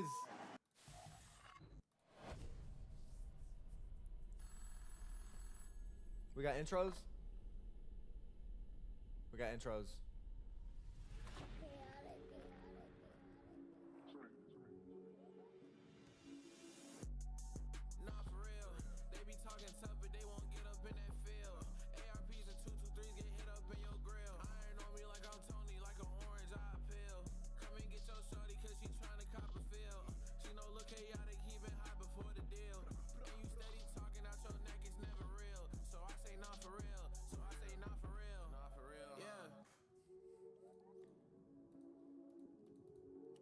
Compared to the other intros, this one's not bad. But when you look at Carolina's intro, bro, Showcasing their muscles, and they're gonna need them today because you're taking. you literally don't even want to be a part of it. Taking over games. Welcome back. It's Atlanta FaZe taking on Cloud9. And That's Allie, the weirdest intro looking at the in the numbers, CDOs. This should be a one-sided affair. Cloud9 hoping it could be in their favor because they have a flight to catch. It should be, but if you look at the vibes as far as the players go, the ceilings are high enough for this to be a really, really good series. It really just depends on what Cloud9 we're going to get. Because unfortunately, Cloud9 did not have a hot start. If anything, Mac has been the shining light for this squad, and he's the one that took a year break. So for Cloud9, we're going to need all of them to be on the same page around this time going up against Atlanta FaZe. Yeah, still waiting for, C9 to turn up. It just doesn't seem like this roster is gelling at all, and their search and destroy has been abysmal. Lost 5 straight. But let's switch gears over to Atlanta FaZe and sing their praises. They've been unbelievable. Haven't lost a series since December 14th. #1 hardpoint team in the game, and their map pool is the widest of any team across hardpoint search and destroy. Atlanta have been putting in that work, man. Other teams take note. Dominant in hardpoint, dominant in search. Control, it's a toss-up. You got Hacienda coming your way at game number 3. How far does Cloud9 make it in this best of 5, Nameless? I think Cloud9 is getting 3-0. I could be wrong, but they haven't shown me anything. I think Atlanta's been very good. I think they take this 3-0. That's my prediction. I hope it's a 3-0. I don't know. I think they at least take one. I think we're at least looking at a game 4. So, Scuff Pick'ems, Cloud9 for Nameless. No. No. There's no gavel. Fine. There's no Clint here today. FaZe, all right? Atlanta FaZe, Wait, Atlanta switch FaZe, that. Atlanta FaZe. We all believe Atlanta FaZe should win this one. Are we wrong? Let's send it over to Miles to find out. Hello. I don't know if you're wrong. We are going to find out, though. But we have sent our blessings to the COD gods. The Omnissiah be praised. This is going to be an absolutely free series for one of our teams and free of issues. Isn't that right, brother?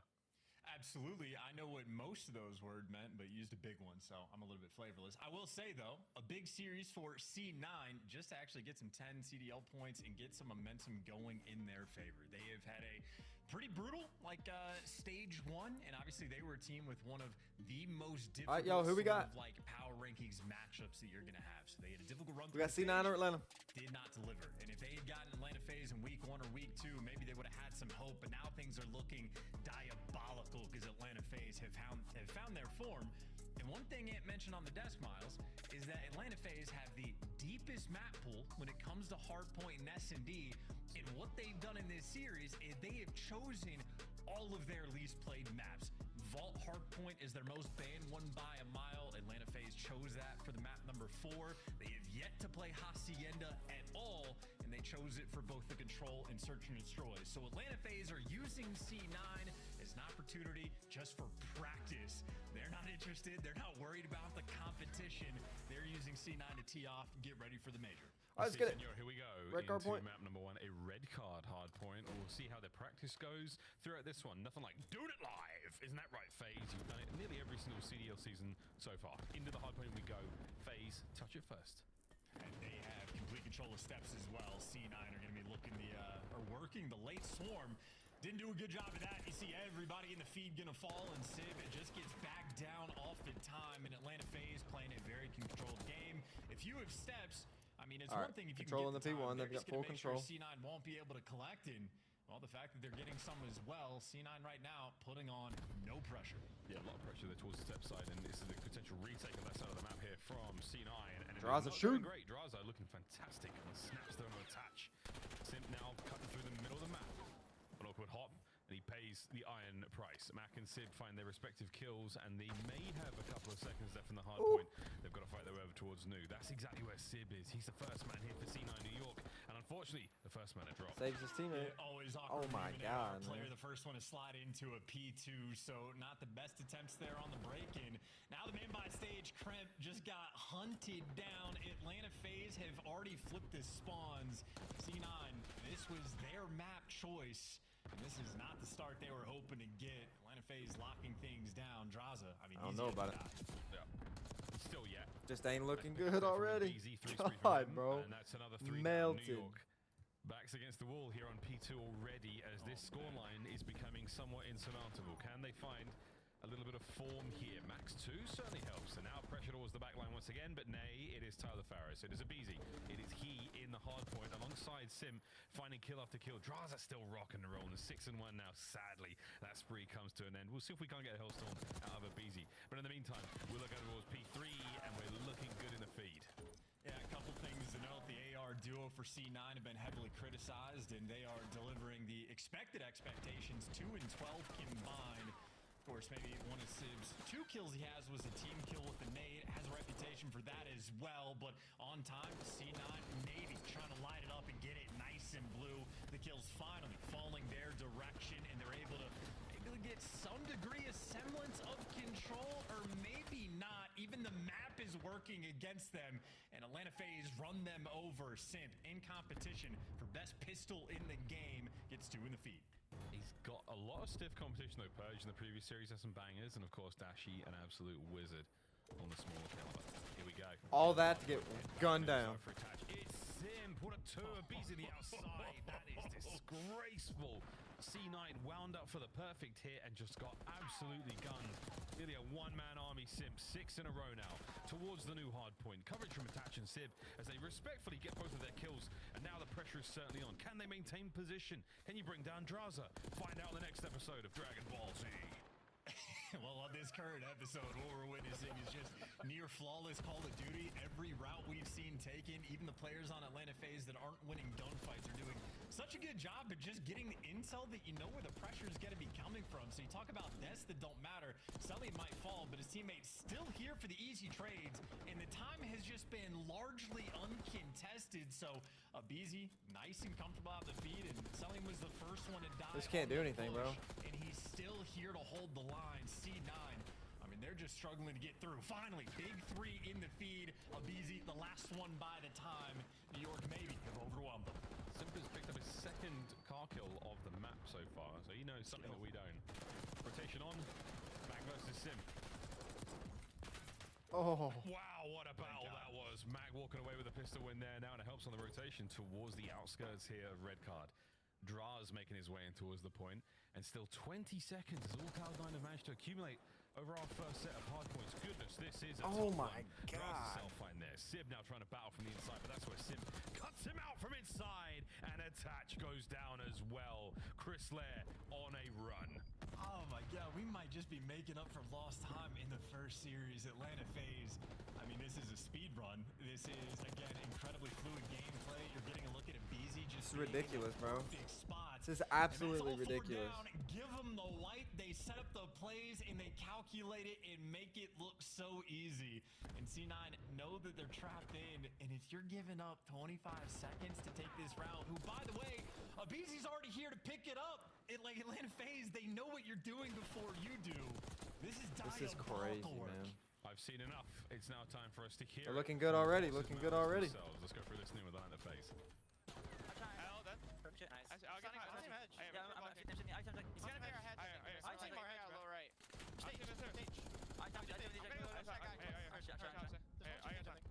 Stairs, the top stage right now, Matt. Mid-stairs. I got one. More Matt. Mac is our hedge. I'm staying down. I'm playing my life. One is our hedge. Slows down a little bit just because it's P1. Nothing to worry about. I'm near time. I'm gonna pitch around here. I'm gonna be our side. I'm gonna talk to him. Touch taking. Missing Mac in down. On team, yours. Yeah, I'll see this guy. Bro, he knows. He just knows the players are missing. Arches and on side two stairs. Arches, Arches, Mac, Arches, Arches, Arches, Arches. Arches. Yeah, Arches. That's fine. Alright, listen, I'm defense to the left. Yeah. She goes Arches defense. defense. Yeah. Me and Zach. I'll see more time. I'm going deep, Tyler. Back. I'm gonna go inside. I'll see more time. I'll see stage. Arches. I'll see Scott. Stage card, Arches. One Arches. Hey, I did behind him. Stage card, I'm waiting for Zach. I'm waiting for you. Stage hard. I'm waiting for you. I'll see stage. Alright, one shot. Stairs. I'll see him downstairs. I'll see net. Laying down net. Nice. We got her net. One time.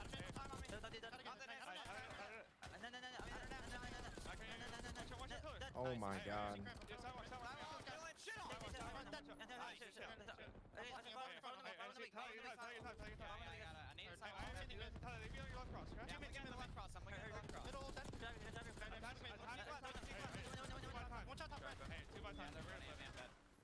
Yeah, we're gonna flip. I'm trying to go left. Let me stage him. On front. I have a look. Shots on back. Give me time. I'm in. Stage. I'm watching I'm one shot. Yeah, back up. Yeah. I'm one shot. Yeah, I'll break it right. Weak. Window on you. Side window. Attachment. Once they do it, back. New got me. Take your time. I'm in mid. Yep. I tell you, an insane look there from Atlanta FaZe. And on the flip side, Mac pulled out an assault rifle on the last 2 hills and has gotten more kills than either one of his actual AR players. So Mac continues to be a shining light on this team. Absolutely does. And Straz pulls out a submachine gun alongside his teammates and pulls them right through that one. So FaZe break it right away. Looking towards the top side, Attach trying to get involved now. Can he make his way towards the point? Bad news. Celium's upstairs now, protecting the hard point, not from down low. So an awkward angle to deal with. Draz on the inside, immediate trades. Max trying to make something happen here. Sib alongside him. And you've got 200 now for the 98 of C9 New York. They are slow on this one. Red card has not been kind to them at all. Not even a little bit. I mean, they at least started to get, again, a couple few hills. Mac just goes on multiple sprees for multiple lives. So trying to fight right now for his team. And C9 have dodged the 100-point club. So a few good things going. And Kremp wanting to get like sort of exit gunfight from the time. Mac showing up in the kill feed as It seems like they're winning rotations. They're just breaking way too quick. Over towards Nevermind, he's dead. FaZe's breaks are just way better. That's tough. BZ now in a big old pinch. There's Uno. Number dos goes to Celium, and that is exactly what you want for Atlanta FaZe. Wow, boys and girls, this is an absolute slaughter. This is incredibly impressive work out of FaZe. They are looking hot. Everyone was enjoying the sort of lull we had where Atlanta FaZe didn't look as good as everyone thought they were. Scrim results weren't fantastic, but look at this, boys and girls. This is a 2 for Celium. It was written in the stars. Might get 3 if Sib gets, bold enough to go for the chow, and he was. And what do you know? Massive pressure, huge damage, and Atlanta FaZe still firmly in control. You just see how quick Celium is, knows leave those gunfights towards his teammates. If he's the guy pushed out towards steps, he has bigger things at hand, including the rotational gunfights, which, at this point, we are just expecting him to win. Celium might have already delivered his final form. He might be here going into Major 1. And this is just pure and utter destruction. Mac, though, some clean wins, and Mac will pick up 2 in the feed. So he's the opening sort of light again for this squad. He gets attached over towards that hill time and really just trying to stave off the pressure as the split spawns roll through. Attach wins a nice one over towards BS&D, but Atlanta FaZe, they have this hill surrounded. And it's a surgical approach. The snaps are in. Sim is going to be here now trying to slow down these 2 players. He goes for the stick. Doesn't get it. So closer on a Mac. Final few moments here with a coverage over the top from Celium. That should be that, folks. 15 for the win. Sim's going to hold it down himself. Oh, no. Why not dive out of the hard point and pick up a couple more kills, mate? Why not? He's only got 30. That should be it. Oh, my God. Absolutely disgraceful from Abe. Big kills across the board. Last-ditch attempt. If Draza can live, which he does, it's game. FaZe, red card, indomitable. That is the closest thing you're going to see to a flawless red card as well. Every step of the way, even for the final hill, like the P5 there that we were taking a look at. Every single time you got a BZ pushed out in the past stairwell and just they absolutely went through there, just coming up the escalators. berserk. If you go through long, you got to deal with Drazer, Celium, and everything. Got to tip your hat to FaZe. Just looking hopeless, except for the pistol shot, which is looking oh so clean. Simp, one of the players that wants to use a red dot on the pistol, and he is not a player I will ever argue with because, again, for the pistol play, it's got to be top 2. Top 2. Top 2. stiff competition as well. C9 really unable to get anything going. I think we all knew FaZe was going to win, chat. chat. A brutal showing. I'm just and saying. If not for Mac, the sort of only light. 40 EKIA compared to Attach's 18 in Sib's 22. Like, Mac needs some help. It's been weeks of this. It was, yeah, he was the sole light fighting against the darkness of FaZe as it just swallowed them alive there. Too much from FaZe. Highlights, all red, boys and girls. Actually, that little bit of Mac, you're not wrong. A little bit of Mac, sorry team. I forgot that you guys had that. But I'm very impressed by what I saw out of FaZe there, frankly. Very impressed indeed. And even for, like, the other score, like, it's not like Kremp had a particularly strong game, but... Oh, somebody put in accuracy. He also had 9 objective kills compared to Attach's 1, so, yeah. Take Attach out, put, let's see. Is accuracy's the AR player, right? Team, and it does not look like going to the major. They're going to solve them in a major capacity. Red card. Certainly a map where your AR players have to fry, and it's just Matt.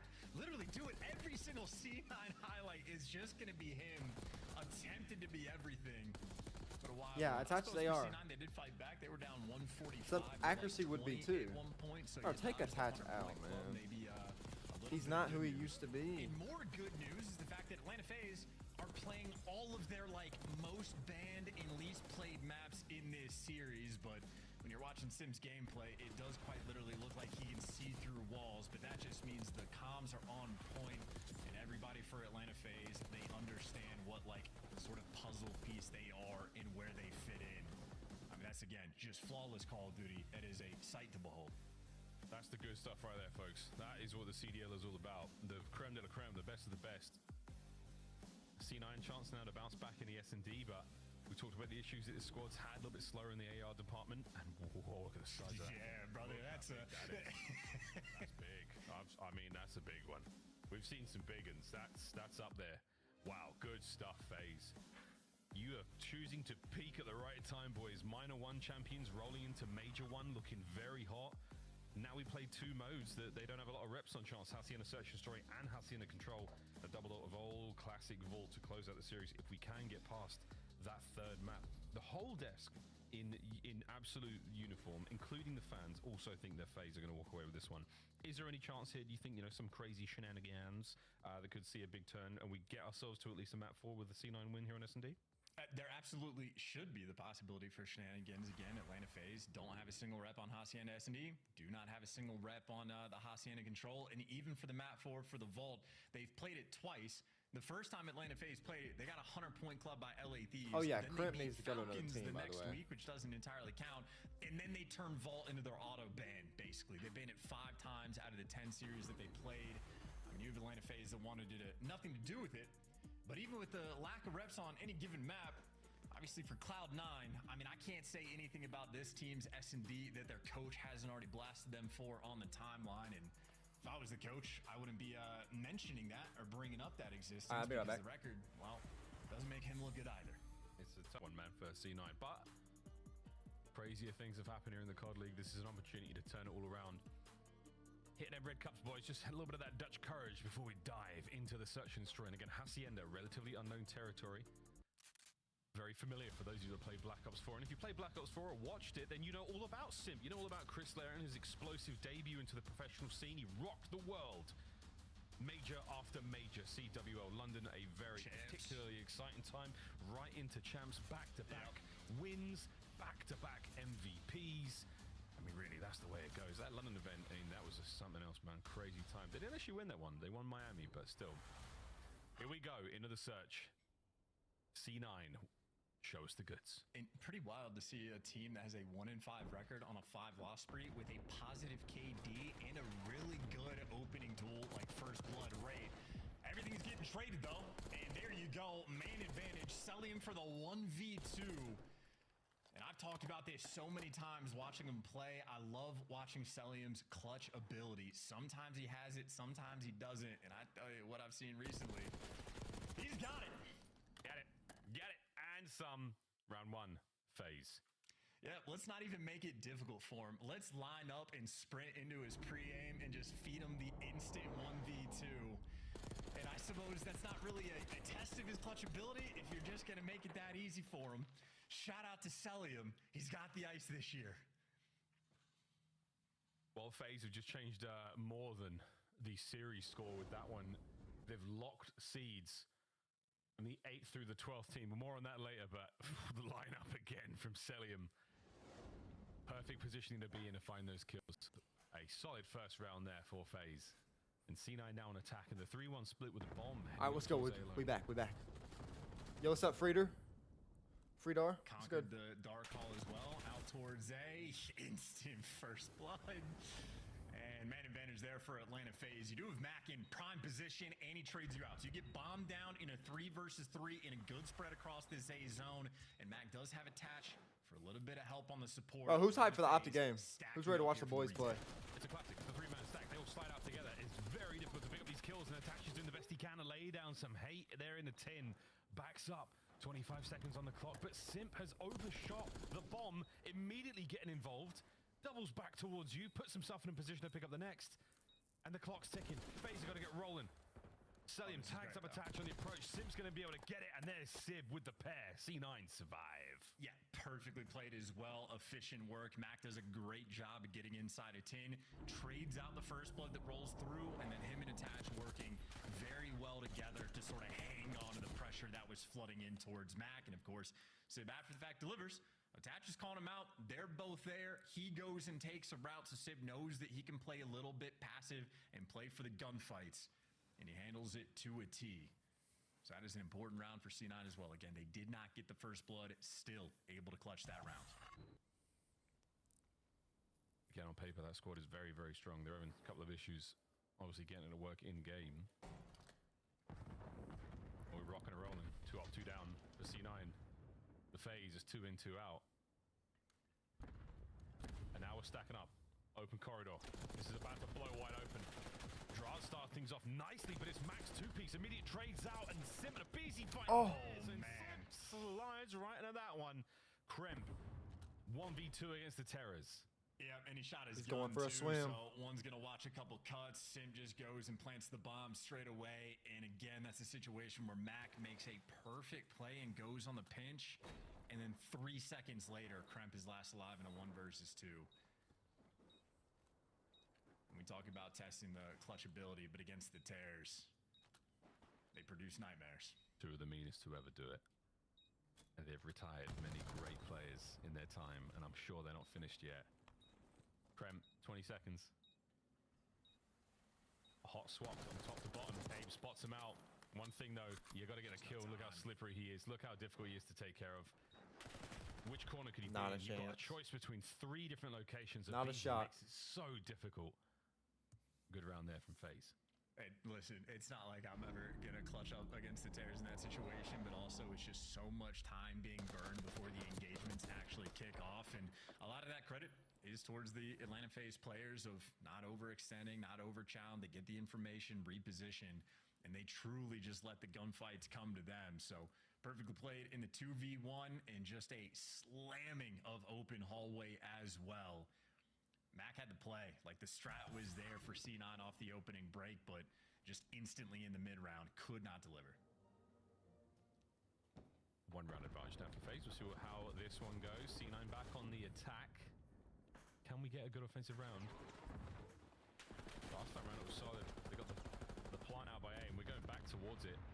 Stuns and nades do not connect, so Mac is relatively alone out here with the bomb plant. He's got a lot of work to do. FaZe, once again, they're going to hold hands. They're going to hit this together. It's simple teamwork, but it's effective. There's teamwork and there's individual plays. Kremp might be having just a golden pinch on one side of the map. Mac had his spot there for the first blood. Easy help for the trades, and C9 breaks them down. That's efficient work, and Miles, that's also just a conquering of the A site. What is happening on the opening break is Sib is going to, like, above spiral the right hallway, and he's wall-banging the players out towards plat. So if any player on FaZe wants to try to contest the dark control, like that little dark hallway above the bomb site, they're going to be made like 1 HP, and that should be easy gunfight wins for the players moving in towards dark. So if they're going for that strat, they're just getting full control of A every single time.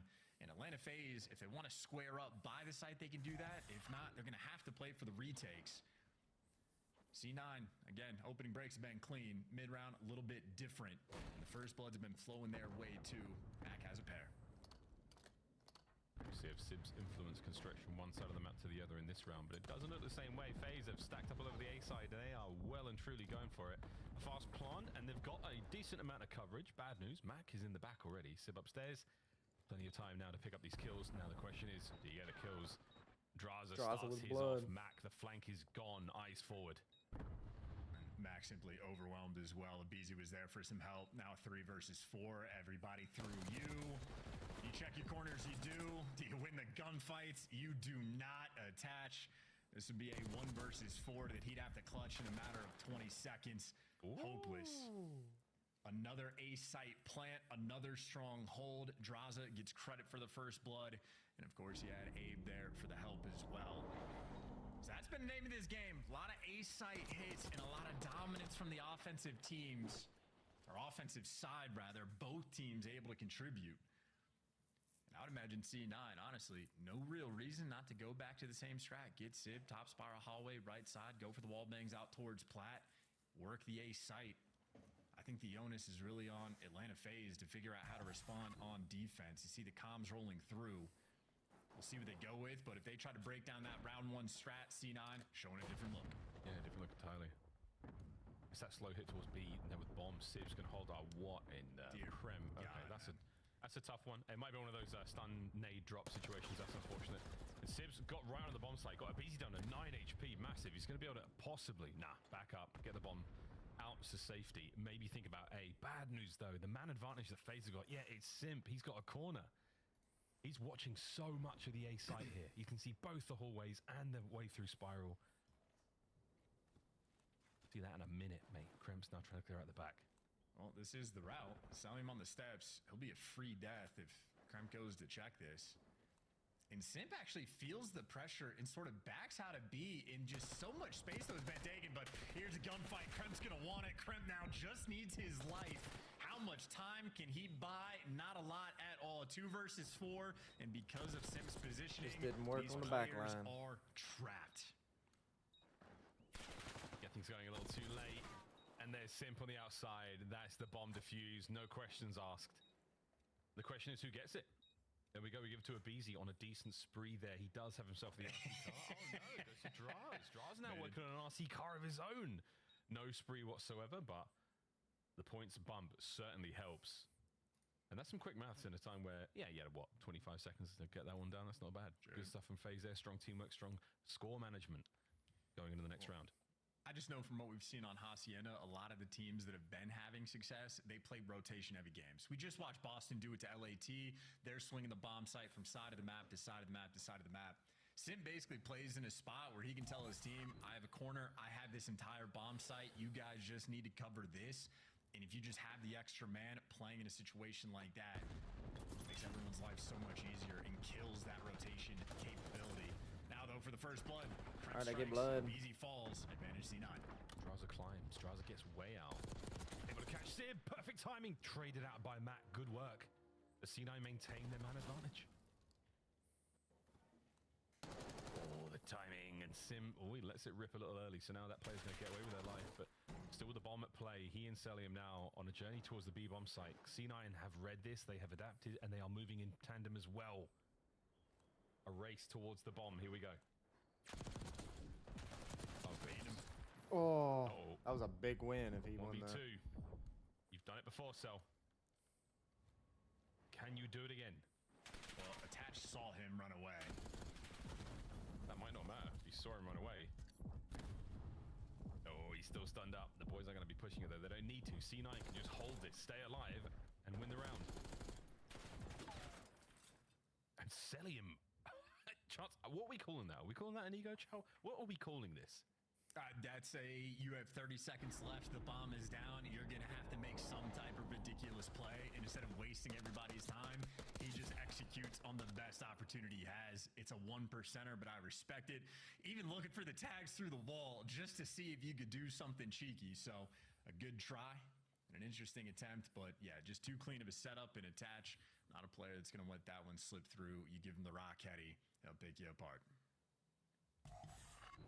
Sound analysis. All right. I wanted to I think it still goes to FaZe either way. Work on that another time. Free spree though for Krem as he's managed to turn things around. C9 one around away from tying things up, and you know the stuns are connected. That means the fight is on here by Rock Boys and Girls. And Abizi in and out. Oh, already knew it. Simp finds 3 in the feed for C9. You are all down to your last man attach. You were in a winnable situation before, but now Draza, he is the top of the rock, and this is going to be a tough one. Bomb is down over there as well, and Atlanta FaZe, they have set up around there a bastion over by B. And Salim's going to be picking up a few of these hallway rotations. Sim's looking for one as well. Draza ironed up on the front. So unless attach goes all the way around, he's going to get spotted, and he's going to die. Atlanta FaZe snap into position, know exactly how and when they need to cut the map, and it is AR players in the right spots, machine gun players in the right spots, and a match point opening break. And just a pretty good call as well. I mean, just happens to get there on the blind counter. C9 had so much success over towards that A site, they must have forgot about it because they keep attacking B and got chokeslammed. They did indeed.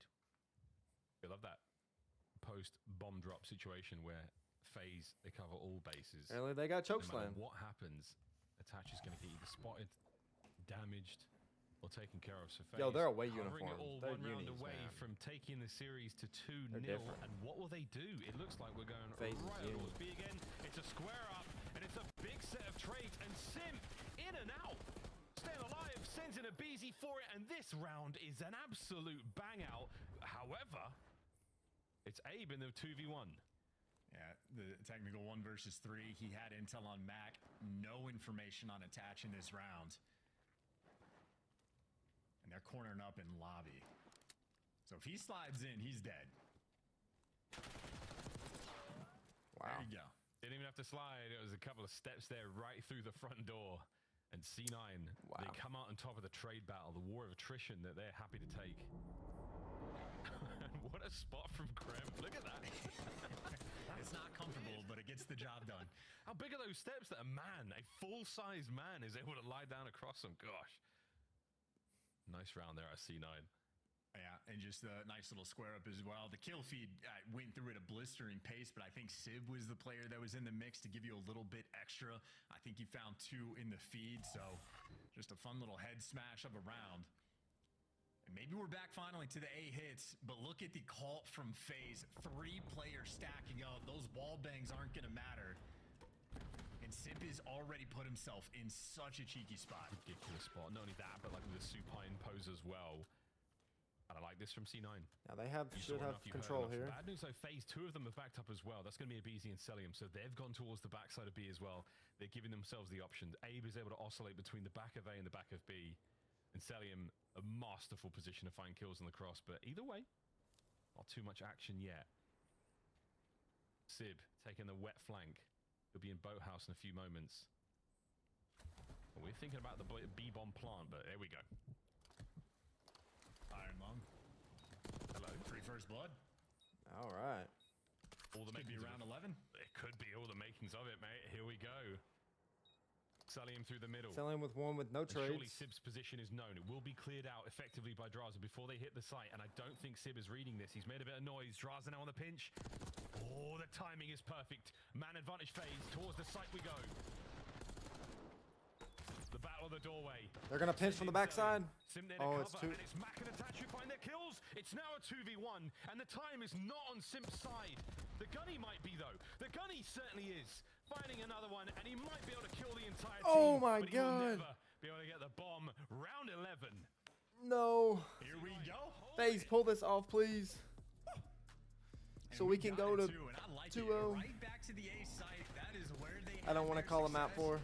And we saw the setup that was rolling through. I think once they chucked a few stuns and nades out that dark window and saw the trophy, they went, they're here. We don't know where they are. Don't want to deal with that at all. Instant call to wrap over towards the B site, and Sib making the play as well. Getting in the boathouse, sort of kicking things off with the man advantage. Atlanta FaZe made him work for it. Round 11. Here we go. Have to work for this round 11. It's looking like the default strat. Sib's going to get control of the dark hall with the wall bangs. A side being worked, and FaZe stack it again. will it be the same thing then? We're going to sort of, wait out the lethals and tacticals, then go over towards B. Krem's managed to secure the site entirely, so wait, a first blood from Mac. Okay, that certainly helps. Krem now sends it on the full flank. We'll see you in a moment, mate. Can you stay alive in the meantime? This could be absolutely tremendous. Mac, he's done it. He's bought the time, and Krem's in position. He's in position, and FaZe have been cut to pieces. We even got a cheeky emote in there. C9, what a banger. Ultimately so clean as well. A team with an extra Hasi rep or two, utilizing it to perfection.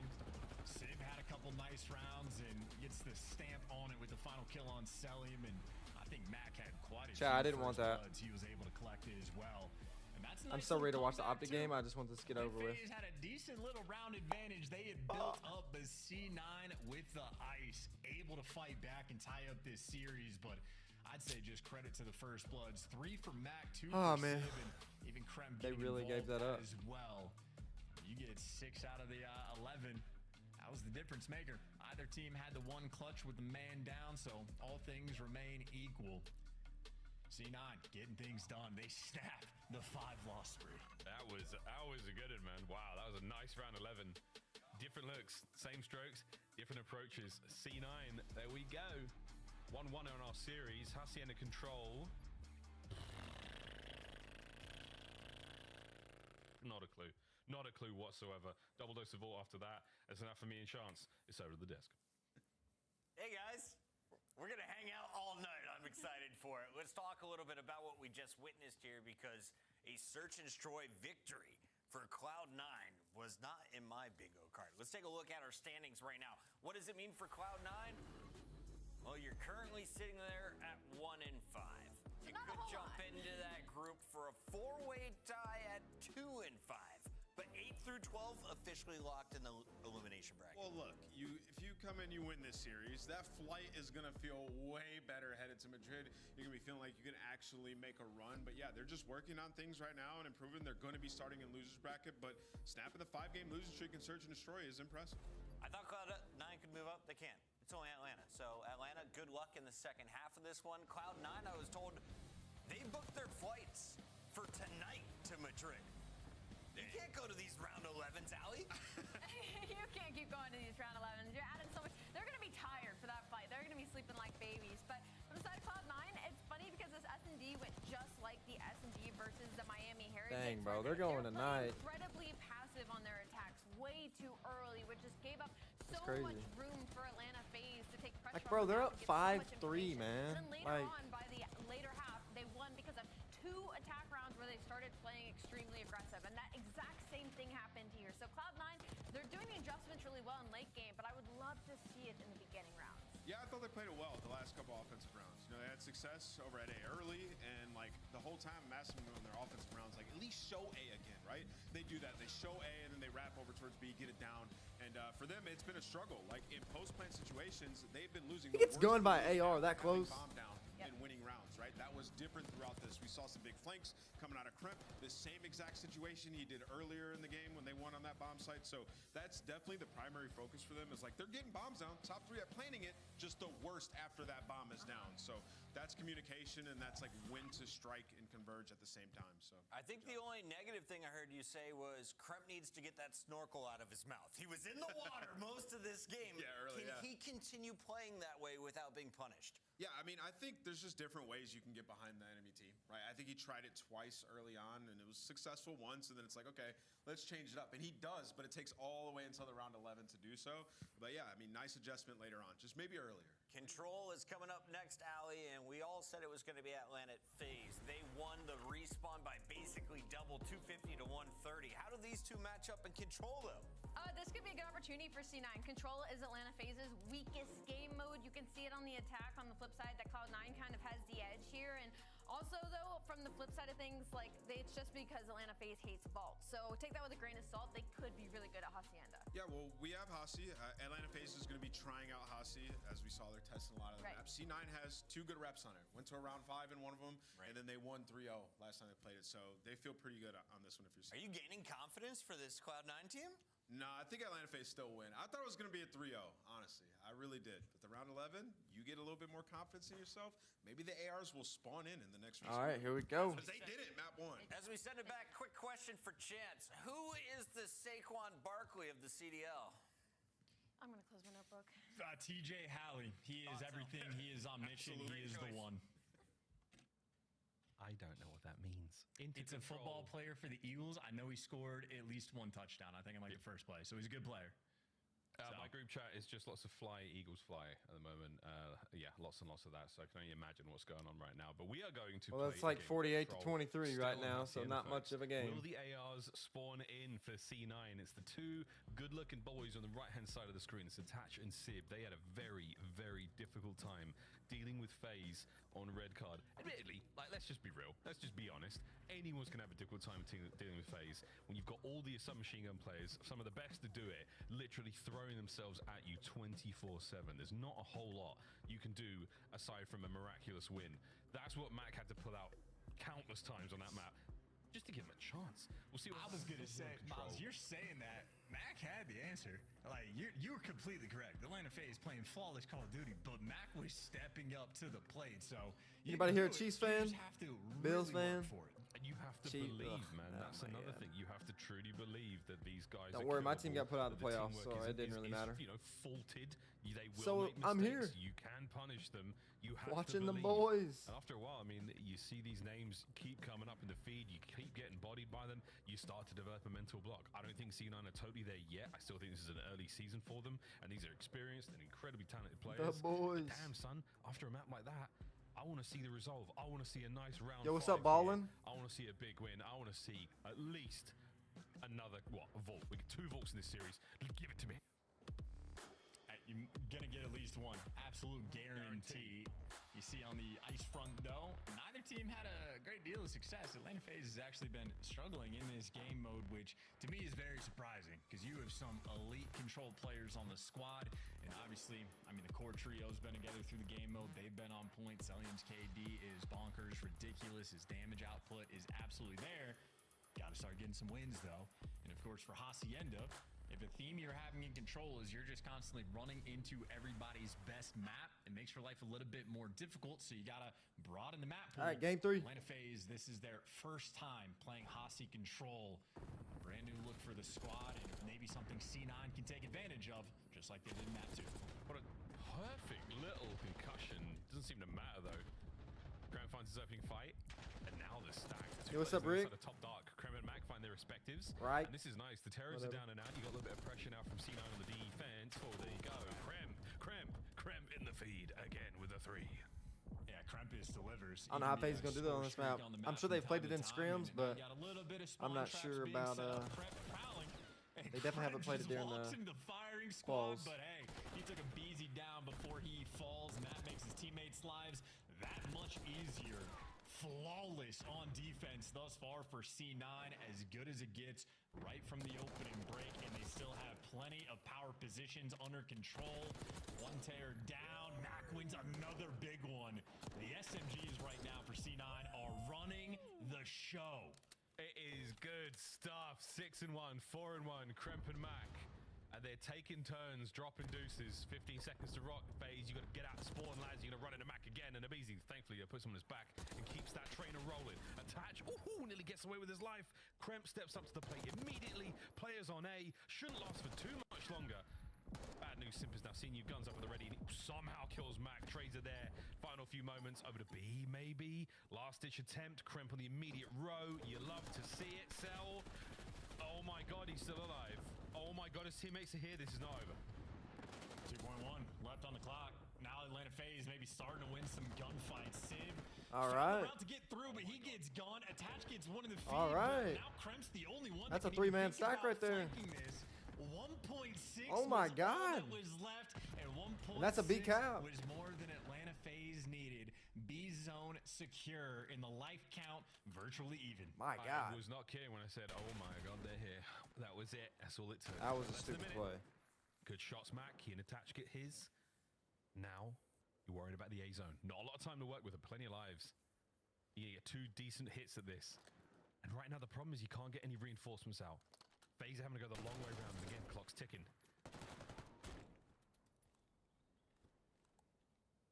Clock's ticking and arse kicking. 8 lives left for FaZe. C9's defense is still good. I think a good 3 ticks. The whole way around. No one able to get out of their spawn. You're going to need That's a 3 miracle moment, and it might be the AR players from Atlanta FaZe that bail you out. Mac, the last one up on the map, and he gives you the kill he was looking for. So Atlanta FaZe life is going to be a nightmare. Oh, he gets you all 3. Mackenzie Melt's finally brought down, but that is going to be it. He wins the final bout. And the first round goes to C9. All right. Yeah, I think that was 20 and 9 combined from the SMG duo on C9. Didn't mean to rhyme, but it's just that time of the year, Miles. We have getting ready for the major. We have actually been spitting this map. An unusual amount of rhyme play. Yeah, Mac's been doing it as well. Look at that. This is the 3rd kill just for being traded up by Draza, but wow, what a play. Mac has been him in BO6. And it's an incredible story, folks. We say it every series with good reason. The man took a year off. Family reasons, and he's come back swinging. And those baby blues match the C9 blue as we rock and roll now into attacking round. Yeah, and again, 29 combined. So this is a map I think Nameless mentioned on the desk. The SMGs can just run it for you. Like the ARs have to be more post up and sort of send their boys in for the kill. Here's the opening exchange. Kremp once again comes out on top, but ultimately the hallway control is maybe gonna go to Sib. Technically, things end up even because Draza was off section over towards B, and this is a triple stack on the A zone. Maybe you're looking for some kills, maybe your head's on a swivel, and you get caught a little off guard. A slightly squandered opportunity, but if Mac's still in position, expect a little bit of greatness. He's almost guaranteed, it feels like, to win his ones. Yeah, every single time. He and Kremp are having a map. Oh, you didn't see him? Attach's timing was so unfortunately off there, but he still managed to sneak through, so he's going to be a problem in a moment. Hello.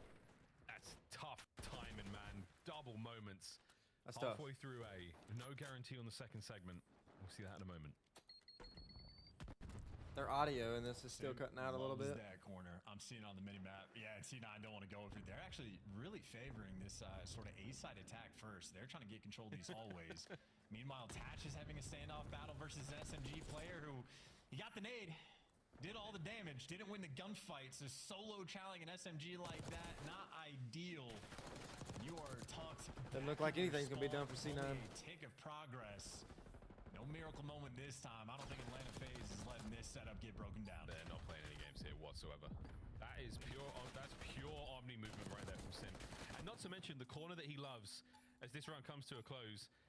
That corner that he really likes, there's actually 2 corners there. So good luck, have fun in that situation, folks. I mean, whether you choose, the closest corner, the further corner, whether you get naded out, that is a really, really tough spot to deal with. That's where you take the outside route, and even then, you've got to hit those shots and the hop perfectly. So good luck, have fun making your way through that side of the map. And he's got 180 degrees of control.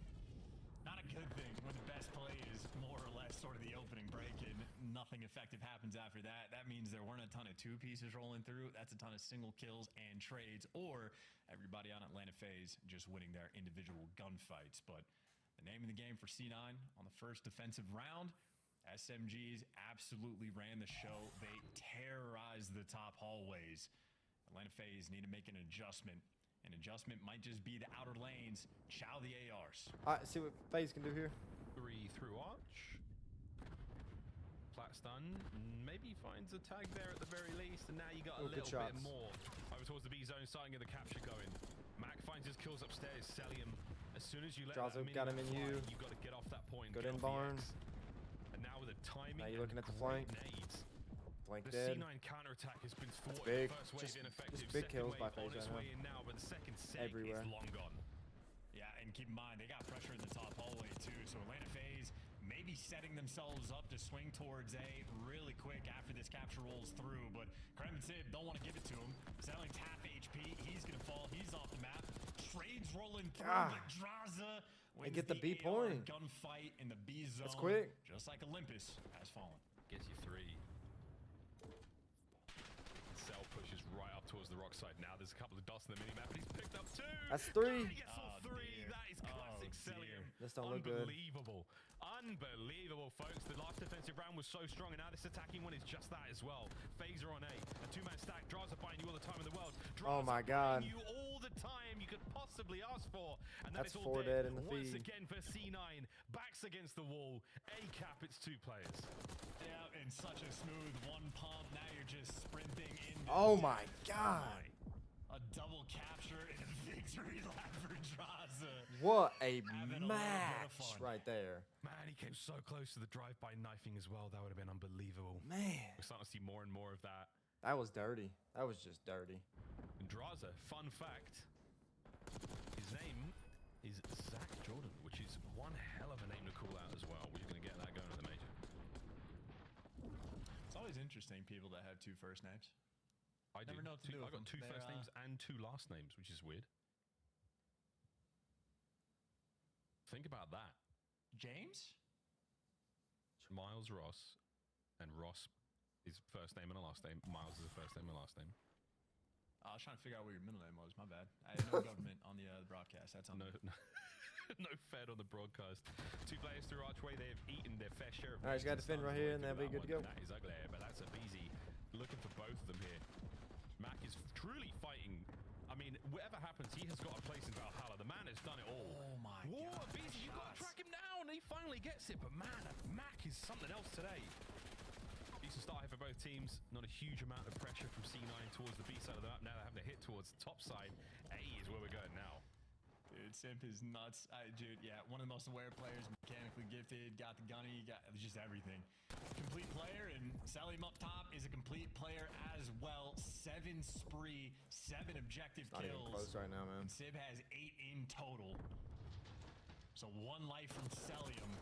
What are you The doing? entire map from Sib. That'll tell you a story. 22 and 9 It's on a 3. 9 spree, and he's ever so close to the Hellstorm. And a Hellstorm on this map, I mean, it's incredibly useful against both of our zones. So yeah, Celium, you're feeling good, man. You're feeling fine. Get a couple more of those to show us all a good time. About 25 seconds to play here, and Atlanta FaZe will march into the vault hard point, smiling and happy indeed.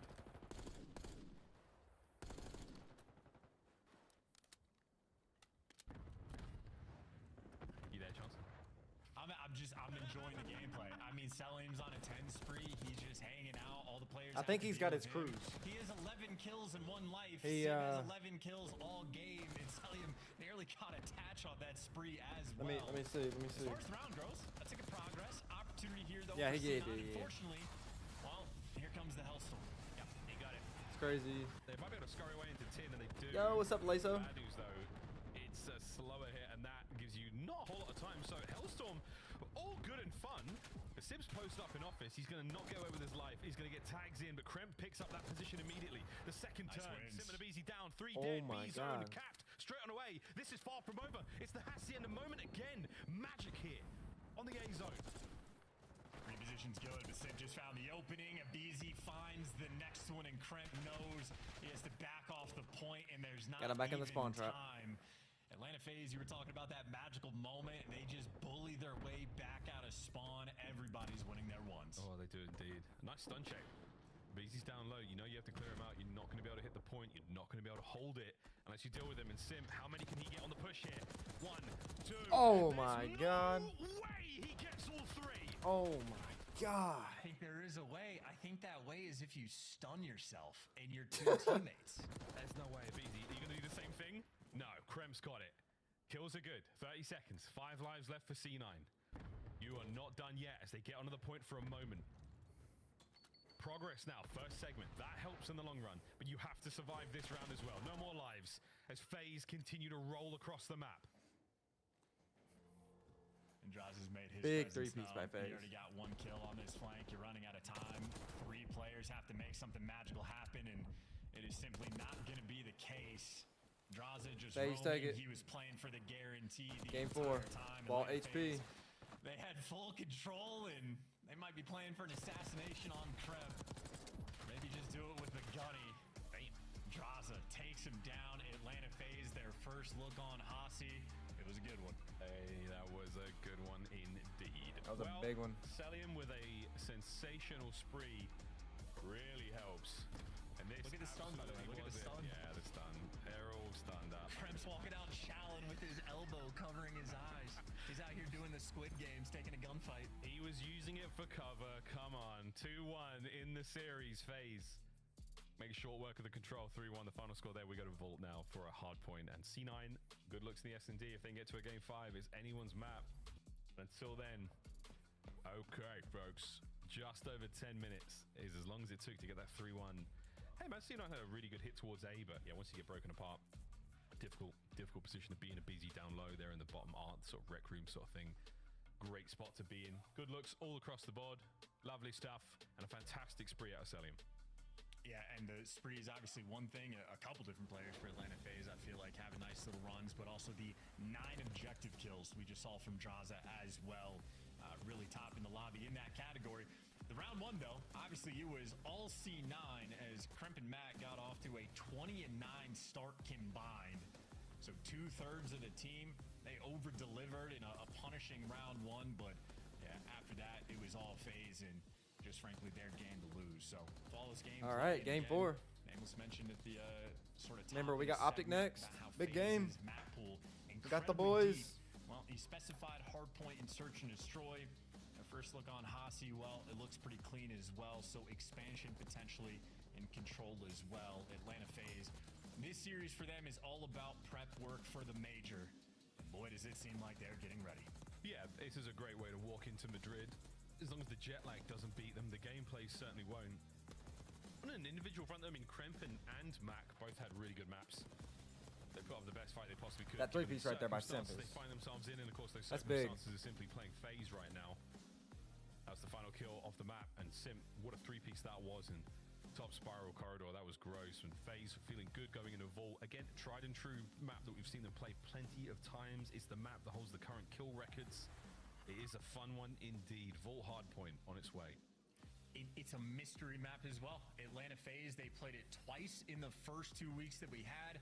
When they played against LA Thieves, they got a 100-point clubbed, and that's when the narrative started. Oh God, LA Thieves, the super team, reigns true. In Atlanta FaZe, the weakest they have ever looked. Well, how fast the narratives can fall, but we still don't know exactly how Atlanta are going to provide on Vault because it's just been such a long time. It has been their auto veto just about. They've banned it in 5 of their 10 series. Well, this time, it's not like they allowed C9 to pick it. They picked it themselves. Like, they wanted the most difficult road possible when going against C9, so they're just testing the waters. Well, it's going to be an interesting one just to see how far they've been able to shift their gameplay. And I know the way Celium has been playing on a map like this, high expectations. All right, let's get it. I'm going to have. There's some places that he is just going to make his own. Top P4, top art. He's going to run it. He's going to have a good time indeed. We're keeping a firm eye on Celium throughout this map. It's going to be a good time for him. On the other side, yeah, we still need to see big production out of the ARs of C9. Attach and Civ have got a big task ahead of them. Kremp and Mac, we're already seeing them start to get hot. But this should be good. Also, shout out the fact that the player cams are actually in the right order. The way C9 is set up, I love that, folks. Here we go into Vault. Long lines of sight, tight corners. Map that has it all. Big rotations, and we're going to see some good looks out of both our squads. This is do or die for C9. I just gotta say, by the way, the plus minus for C9 doesn't look great. Like, they've gotten just absolutely bullied on this map, but the -2 for Atlanta FaZe is like the fakest stat because they 100-point club Falcons and then they got 100-point clubbed. So it's close to being even, but like that's not how those maps went down at all. But a fun one indeed. So a long time for the Atlanta FaZe Their squad. average is minus 93 and a half, bro. Situation where depending on how they perform right here and now on Vault will potentially influence the pick and bans from other teams all throughout the major. So you know these guys are coming to play. They want to show off the goods, but in the kill feed, Sib, first one to strike, gets control of that outer lane. Yeah, nice work. Trades again on point.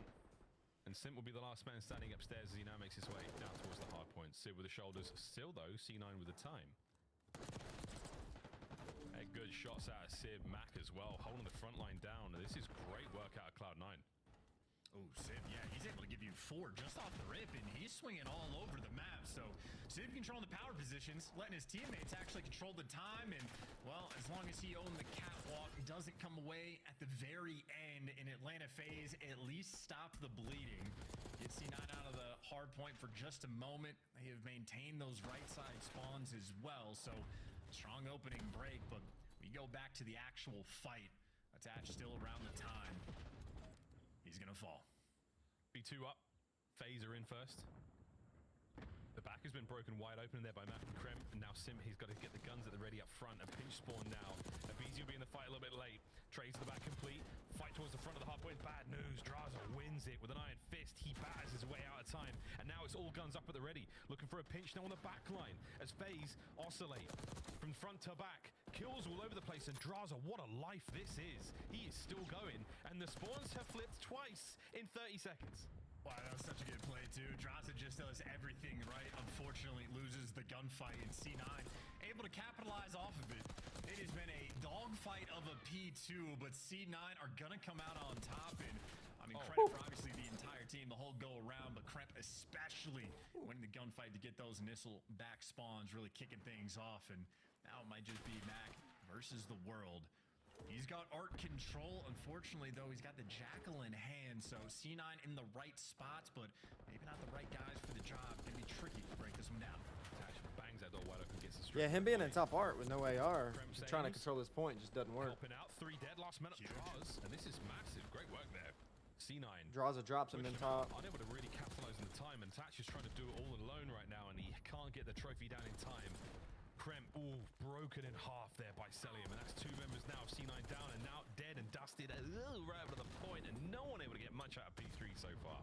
Yeah, but ultimately C9 still controlling the map very well, so if the time's going to be white, they don't mind when they got the left side spawns, and Atlanta FaZe know this. They're the ones pressured to actually jump on the point. Jumping on the point can be a death trap. Abizi, though, finds the route through. That baits them an extra kill, but Sib, maybe top art will be his home. He even has a little bit of help from they're fixing to get the control under this. Picked apart, and now Sib taking the route, but he does already got him out of top. Back with a huge 2-piece. But even when all is said and done, the dust is settled, and Attach needs a little bit of help, and Kremp off spawn, gonna be there. There is a lot of dust on this map. Attach! Nice snap there on a second. The pistol was good, but not enough to get the kill. Enough to push Abizi back. Bad news, though, Draza's in the back line now also, so you may have accounted for it. You haven't dealt with him just yet. Might be good on the timing here. Tash still trying to make the play, but he's been picked up by Draz. Now the back door is wide open. Kremp's got a lot to deal with. Back and forth we go. The timing is sweet, but there's so many FaZe members all around him. It's a perfect break, and it's Atlanta with a hill. Yeah, that is so overwhelming. That's a good break. Too. Draza once again just good making break. the high IQ plays. He ended up slipping the net, getting behind enemy lines, and I can't even fault C9 for it. It was just a mixy period of time, but they lost track of the players, and that'll cost you the money hill. Of course, that's going to cost you the lead by the looks of it as well. Atlanta FaZe just barely going to have an advantage going into this new time, but a first set of rotations, Miles, and keep in mind, that's nearly 2 minutes burned off of the game clock. So thus far, a very low-scoring game. Yeah, low-scoring one. That money hill wasn't terribly cash for either team, but that's fine, man. We go into our second set now, and once again, C9 with the P1 dominance. There are so many ways into this point, and they're doing a brilliant job of maintaining it. Celium versus Sib in the absolute wall-bang fiesta there. Oh. Non-stop action. Abizi's killing Sim. Cats and dogs living together.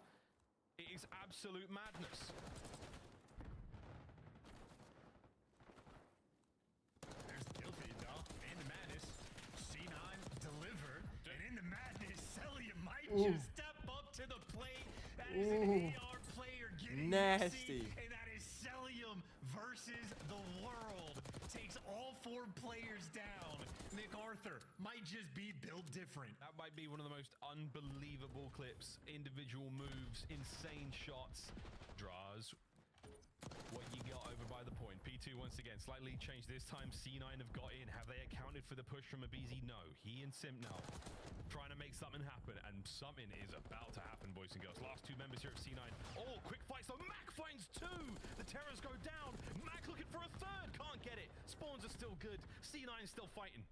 I was going to say, Atlanta FaZe never even tried to block those spawns. That's 3. They wanted to set up for the spawn trap, and they might have ended up causing themselves a little bit in the moment, but no, they stabilized. Now they want to trap you in the back. And this could be a nice little orchestrated rotation as well, but Cramp trying to find the hole in the setup, makes the read on Simp, chows the front side at a time, and there you go. Atlanta FaZe will be welcome to the back spawn. 4 men off the board. Cramp delivers. Hey, Cramp, this is disgusting. We're seeing play after play. Cramp, what a hit on the Simp. And now you got Sib holding down the old time. Just trying to find kill series. His boys have hit the rotation perfectly, and that is a nice win from MC up close, but at the same time... All right, it's only P3. They got time to still flip these spawns. All Mac. He's got to keep attached safe on the inside of time. Lead change, once again, this vault's a banger. And a big difference as well for this setup. I was going to say C9 had the right players in the right spots, but they just got picked clean apart. feed. Atlanta FaZe instantly break down the P3. Insta break. Now C9 on the attack. Let's go for a quick listen in with the boys in blue.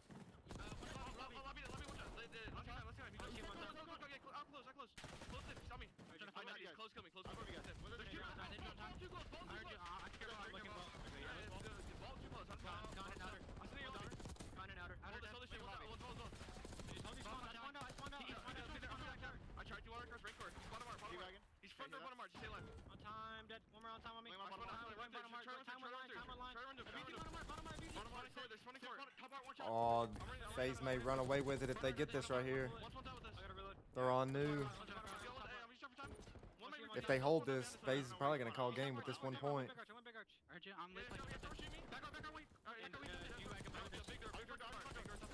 That's 3. They're still holding that.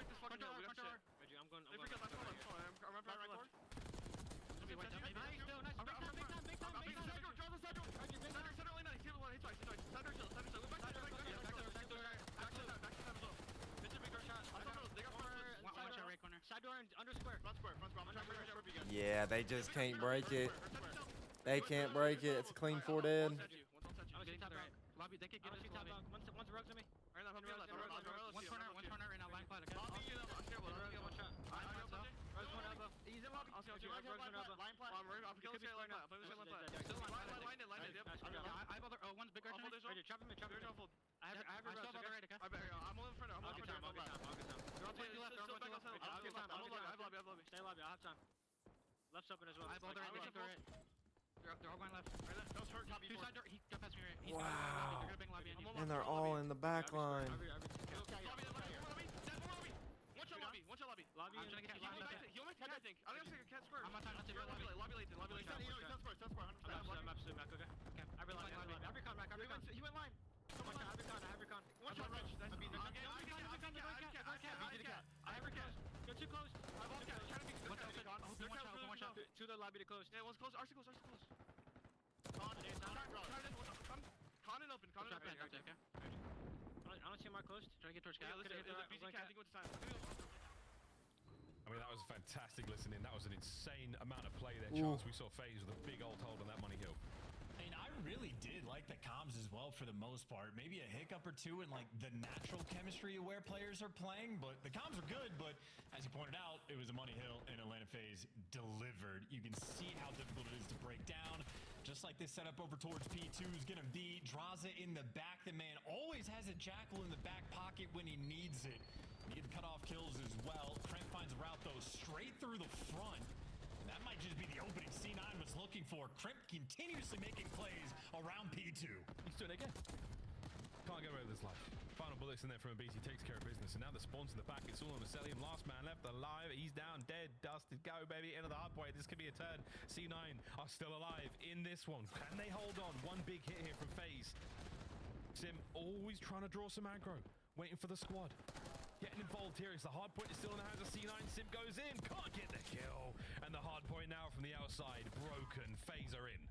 God, and Simp has had a couple of these moments where he just comes around a corner and pre-fires because that's just how good the comms are from FaZe too. So hyper aware. Good communication right now on both sides, and we are having ourselves a battle on vault. You are This is a bang 3 out. for 3. That is C9 getting the left side spawns on this rotation and setting themselves up long term.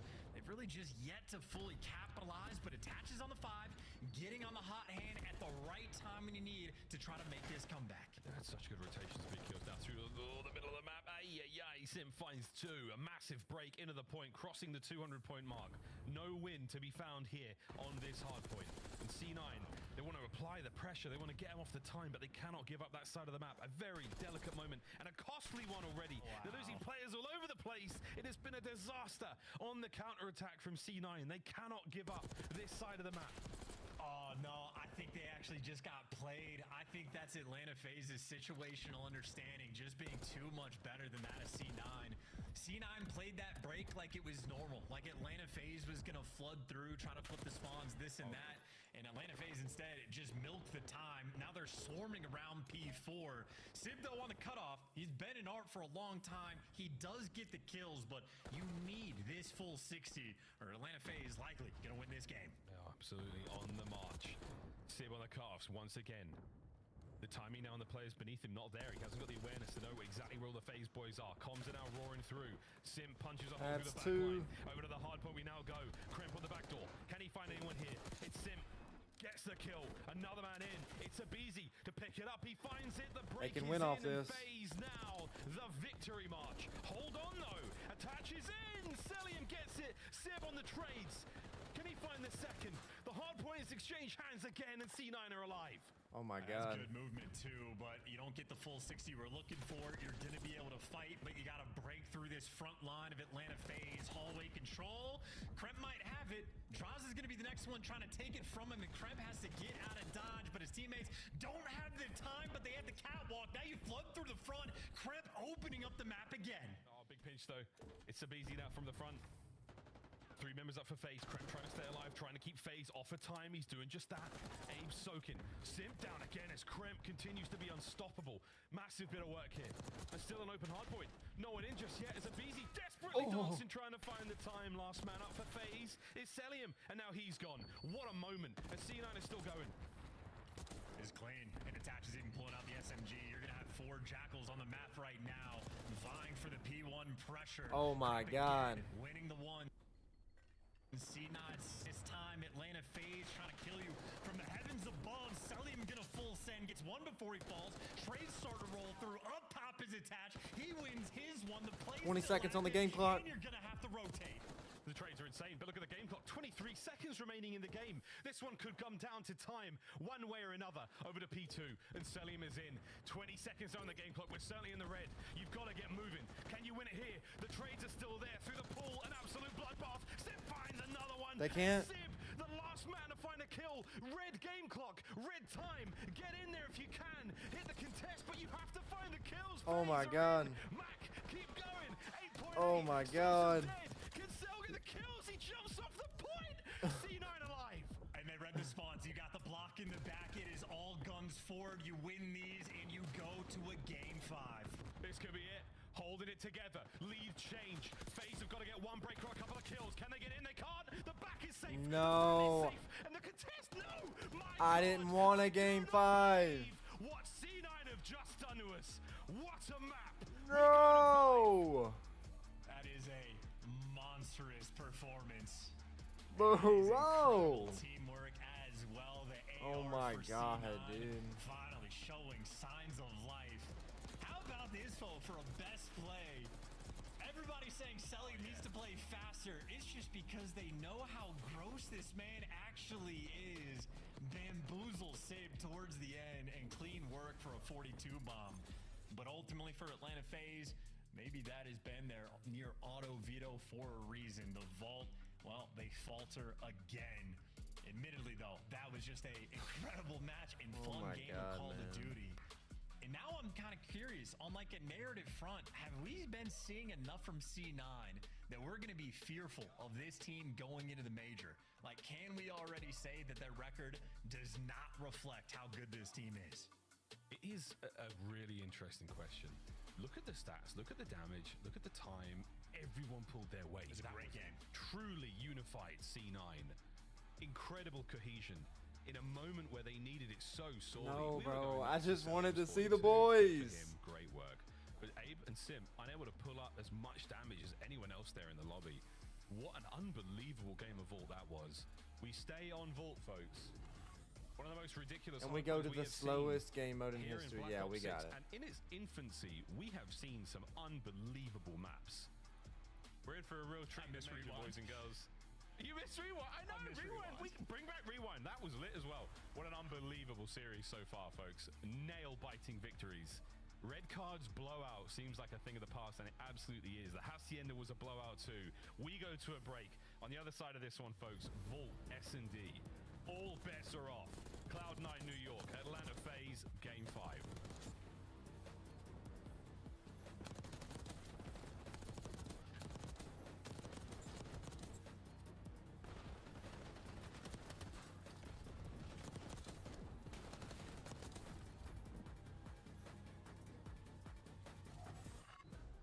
Upgrade your game with the SCUF, the official controller of the Call of Duty League. The Esports World Cup is an official partner of the Call of Duty League. Dude, they need to fix their communication stuff, man. Like, it has been doing this all day long.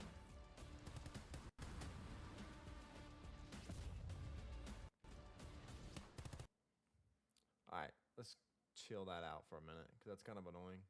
Alright, chat. Who we got in this game 5? Oh my god. I didn't want to see a game 5, but you know what? We're going to one, so it don't even matter. Alright, see what we got, see what we got. Sounds like it's...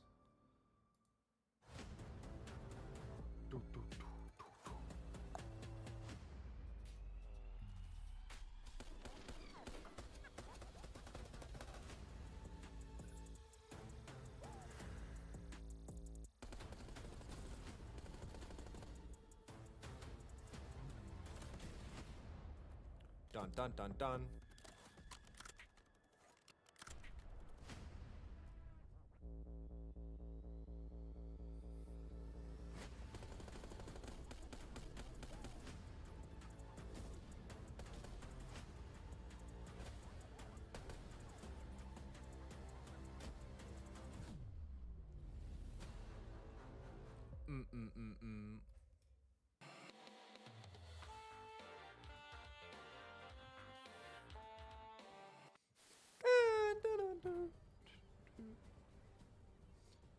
Alright.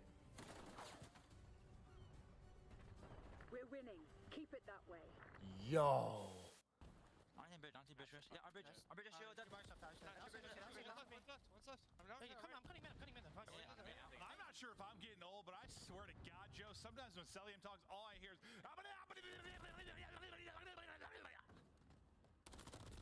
Yeah. They're going to pounce out 04. Great damage in. It's going to be all on 04. They drop them. Lucky with both. Fickle is roaring and Heretics win. Yo, iPhone 5. What's up, dude?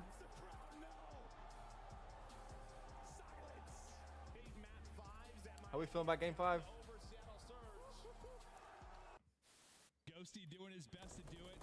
Here we go. 3 are going to drop. A chance to go. One person. It's Rods that's got to go clutch. From the position we saw Crypt do it, he doesn't do it. Ghosty able to put him down. They get on the point. Everybody's up. That's not going to hit. Second minute progress done. They got to surge on forward. A BZ with 1. Can't get through. Sell and Sim connect. But you win it if you're Crimp. Of course it's Crimp. Time and time again, he wins his one-on-one. It was Crimp then. Will it be Crimp now in this Game 5, boys. Now repping Let's C9 get it. New York here in this absolutely spellbinding series. Atlanta FaZe have fallen prey to the wildness of a Vault hardpoint. But a Vault S&D chance, where does this one go, mate? Because let's face it, we're going to the A-bomb. But we're going to be...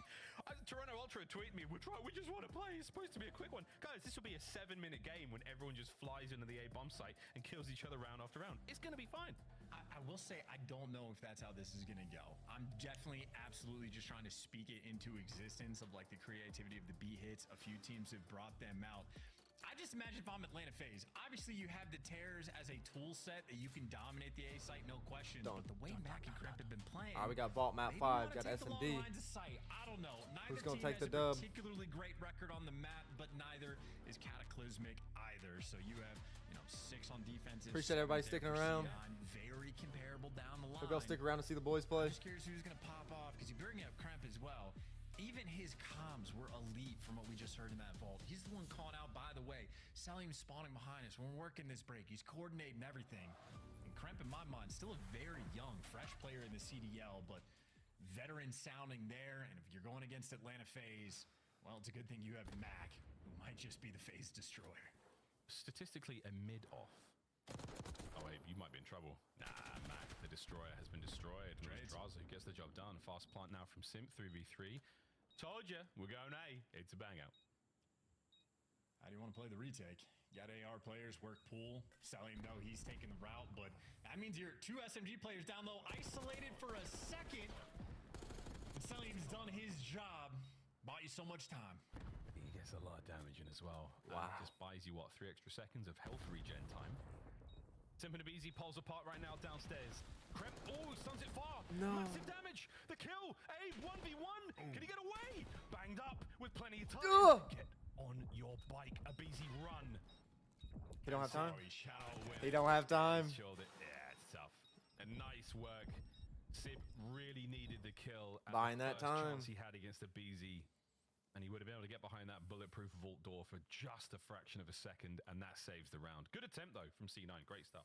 Yeah, I mean, helps for the early rounds. Just not going to be any trophies in the mix, so you can, trust in your nades for the retakes. If not for this Elium play, getting active on the flank, C9 might have just had the sauce to execute on that round, but we are 1 for 1 with an A-bomb plant and an offensive round win. For those who were watching yesterday, I think it was 23 out of 24 rounds or something insane. The A-bomb got planted. And we're going to add another to the pile, but there aren't trophies. And Abizi gets There's blood. not going to be a Cremp in this round either. No Cremp. Crempless. 3 in a row from Sib in that first one, so you can turn into this anymore. He's so close to getting the RC car. Not that useful, but you never know, folks. As 4v1. Mac is trying to creep out that door, he gets peace in the back, and Sib has been taken care of. Perfect setup. Perfect setup. Yo, what's up, Lime? Level it up. Yeah, shout out to the old First Blood. That'll certainly help. And then you had Atlanta FaZe playing a little passive on the retake, and that's just because they had the man advantage. C9 wanted to get active and trying to make a play, but the players on A picked apart. Sib, I mean, he just gets sniffed out by Selim. But even after the bomb plant, I was watching Selim on the minimap. It took him 10 extra seconds, basically, before he started moving. So that is a well-contained round. S&D on point. Yeah, FaZe really level up the attack there, where it's like, yeah, we're going to kill everyone decisively, end the sprees. So we're not going to worry about any kind of RC cars for the foreseeable future. And now they should have got a decent whack of points of their own accord there. So 2 from Abizi in that round, 1 for Draz, 1 for Simp. As we go again to the A-bomb site. If it ain't broke, don't fix it. That's a nice first blood, though. Attached beam, cell, cross map, and that opens up the lane for Cremp. So Cremp already on a fast flank. You got Draza playing the cheeky spot to watch it, and the tears down low in the Why pool, sit there? Abizi's head is gone. Wow. So Good retake. Sib is collecting scalps. He picks up the pair. That's not a problem. Draza, the man watching the rear now, and he found himself in an unwinnable situation. Yeah, good luck, dude. Slides over the top of Cremp. Cremp just gives him the PDW. Nice round from C9, and the clock is ticking. Toronto, you guys better be warmed up. This is nearly done. We've been hyper fixated on the theme for the C9 team about their SMG duo being the ones that have been the main force behind any success they've had. That round, it was the ARs. Attach wins a long-range gunfight for the first blood. Sib just shreds 2 players as well. It's the AR duo delivering that round. We'll see if they can keep it up. I think it's just this crazy little scenario down by the A-bomb site. How do you get in there? How do you find your kills before those players get there? There's so many different looks on the approach. And this is a look, folks. That is 3 upstairs. The stun slowed them down, so it's just Sail with blood. ahead. And a matter of moments, Kremp again finds himself the victim of another first blood. Beezy gets one. Uh-oh, a Beezy on the rampage. Quick bomb plant. If he wraps back towards mid, you are well up the creek with no paddle. Sib could go tremendous here. Oh, the trades are in. 2v1. As well, and Max trying to finish the job, and he unfortunately caught himself on the ladder. That is brutal. The movement and the pace was perfect. And FaZe, a little bit of magic there gives them that third round win. Yeah, and that ladder, if it's gotten anyone that's watching this, they know how awkward it is. Like, your camera model isn't, like, focused on that direction. It's just, like, it's like magnetic when it pulls you into it. So, unlucky there in that moment. But either way, Atlanta FaZe just had that man advantage. But it's the stickiest ladder. Yo, what's up, Mace? It'll catch you. Yeah, Max Sentry and everything was perfect there for the fight. He really was in a premium position to cause some damage and maybe get the kill. At the very least, force the next 1v1. That's very unfortunate there for C9. And Sibtho, who has turned up here in the final map, 6-2. The PDW's been a very good friend of his. He's a man If it ain't alone broke, though, don't fix it. side But they're right involved now. already. Players through the bottom side. Here we go. We're hitting it. We're in. Mac finds the first attach. Oh, it's a perfect run through the pickup on the back though. Draws as Mac finds another. Selling him now from pool. Last man alive. C9 dominate. We can test I'll be right back. I mean, this is an impossible situation, but with the way MC has been playing, happy to spectate him. Because he might clutch this. We should watch him. Thank you. We could. Scariest part as well. I mean, the perfect frag cook there from Krem bounced up the pool and didn't hit him. So now you've run out of lethals. There might be a stun left, but even then, we check the shoulders, the teamwork and the gunny of C9 right now.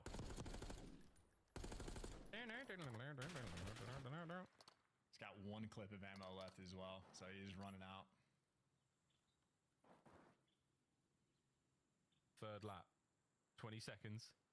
Celium is testing their patience. One. Unbelievable! Unbelievable! The third time was the charm for Celium. What a disgusting, disgusting round win. That's why you watch for the 1v3s, Miles. That is godlike.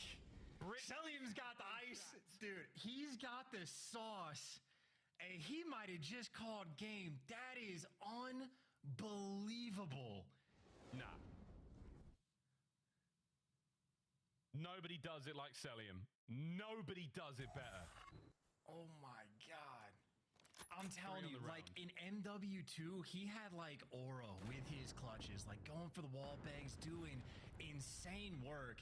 I feel like he just lost a step very briefly. He picked it up at the end of last year, but this is like, that's Celium again, final form. That is elite stuff. It could not get better than that. And everything has just changed for C9 now. The attack towards A.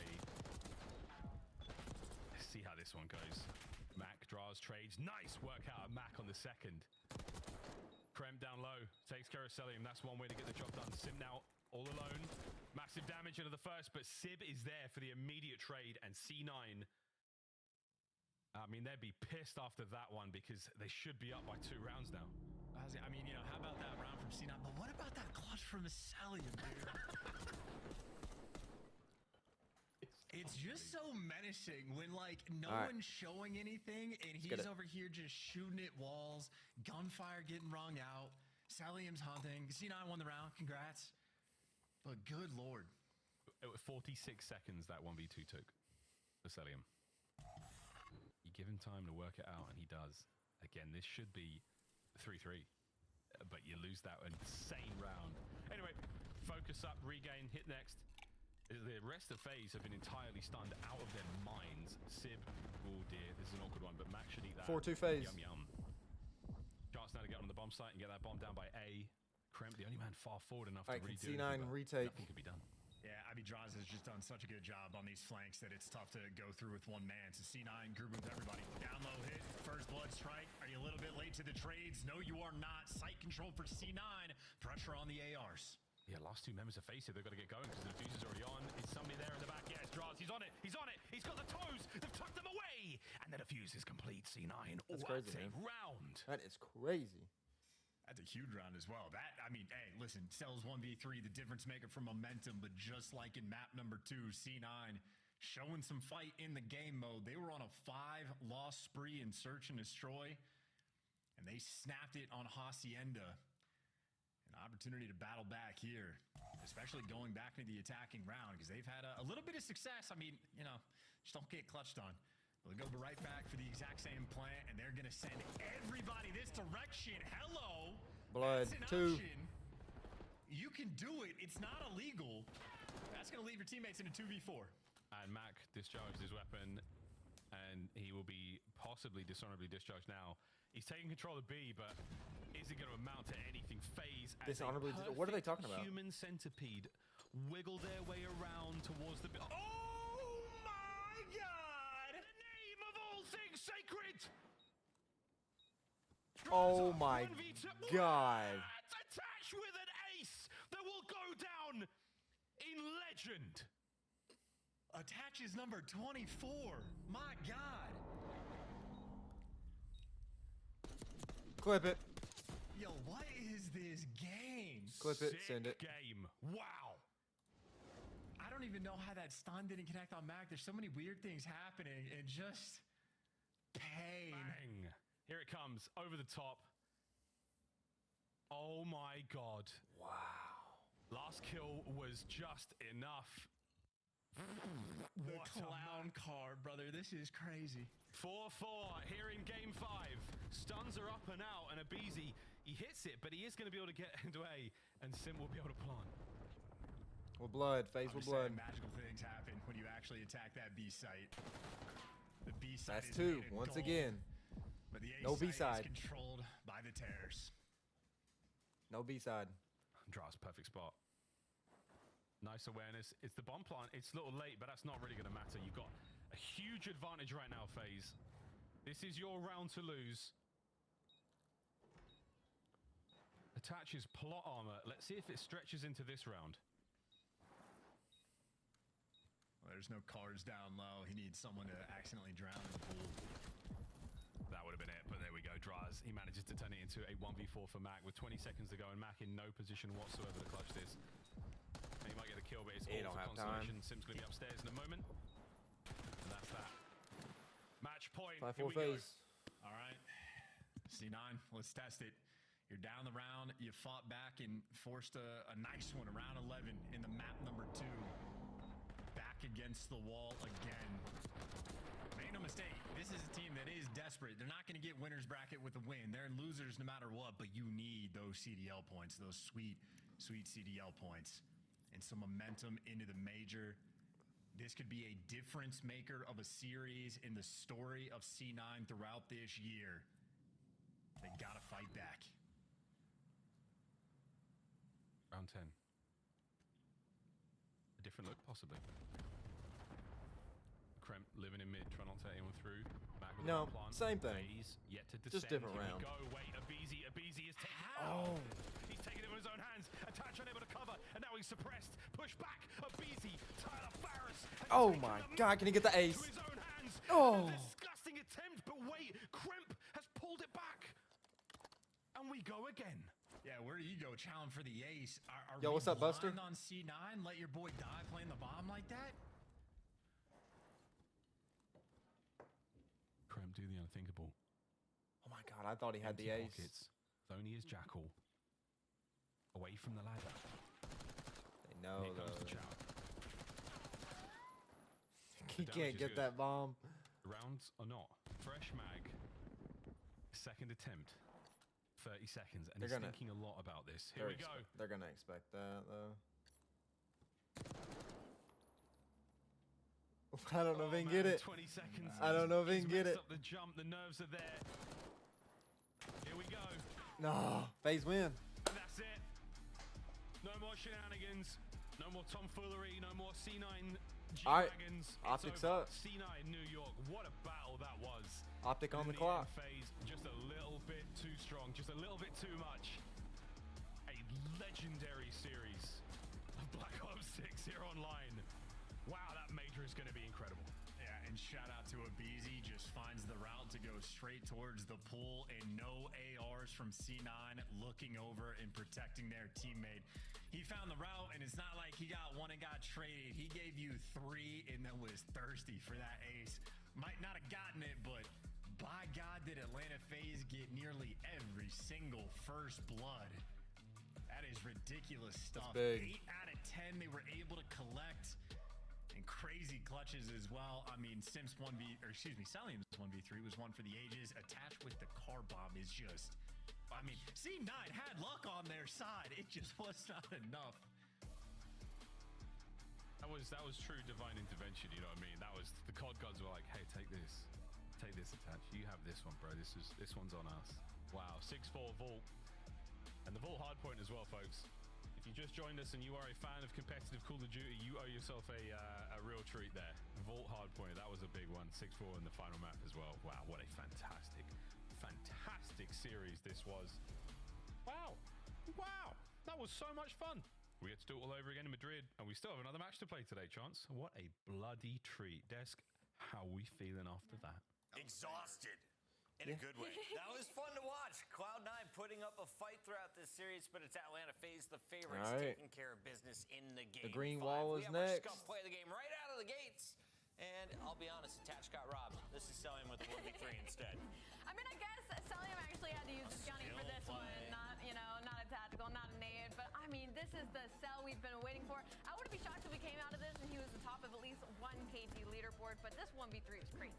Yeah, you know, Miles touched it at the end of the round. He's like, it was a 41-second clutch. And I know it took so long because I'm sitting here, I'm like, okay, he's just doing cardio. I'm like, yo, listen, bro, the bomb is in there. They know. So they're just going to be double stacked. At some point, you're just going to have to go in there and slam somebody. And I didn't believe it could happen. Celium, you see, he's like, man, do I really want to go in the bottom wall? You know what? Screw it. I will. And Celium does Celium things, bro. Unreal, dude. I can't believe he went so many different Wow, I routes missed that. just to keep going back to Oh, I missed that. It's like hyping himself up. Like, It's all good. It's all good. Like, maybe I go this way? No. Maybe I go this way? Let's just go back to the front. It pulls out, though. GG, so. Taking a look at some of the best moments. New York was scary at points throughout this series.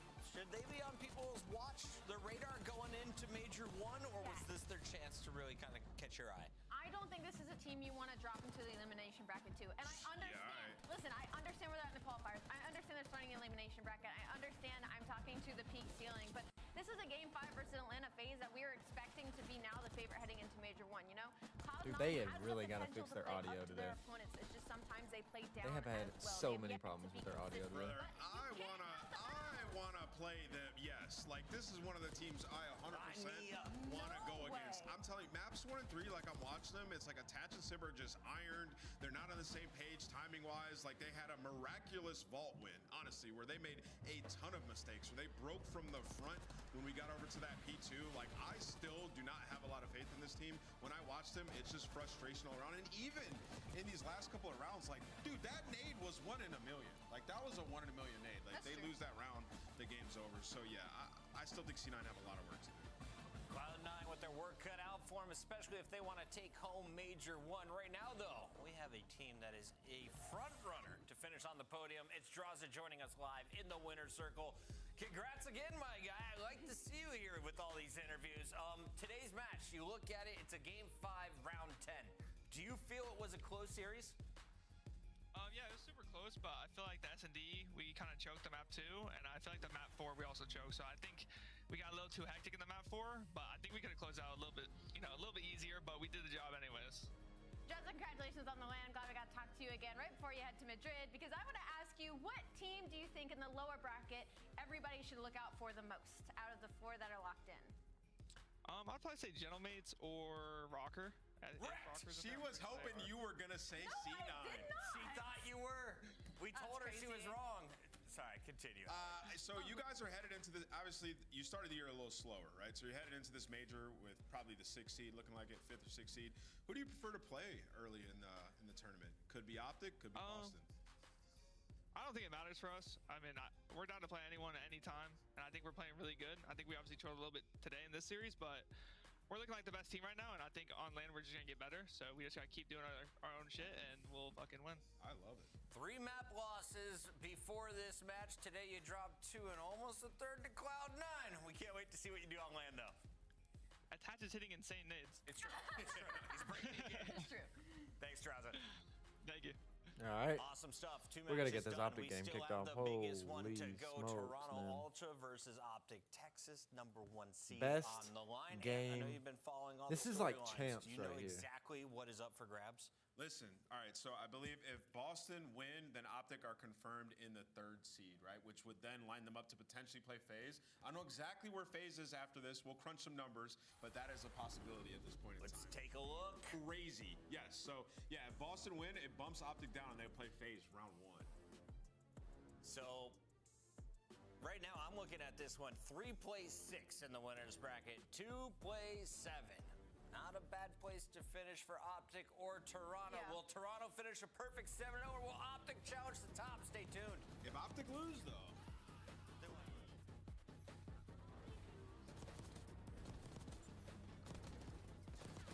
No, Optic gotta catch this dub. The boys gotta catch it.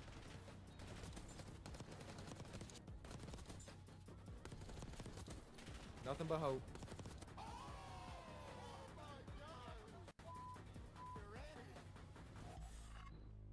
Upgrade your game with the Scuff, the official controller of the Call of Duty League.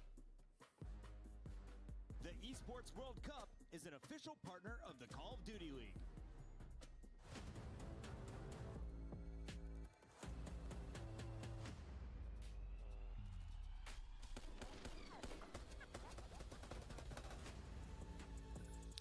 All right, see if the AFC championship looks like.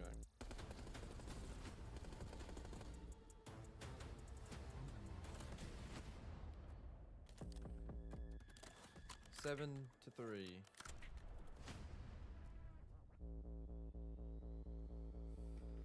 Seven to 3. Chiefs, of course.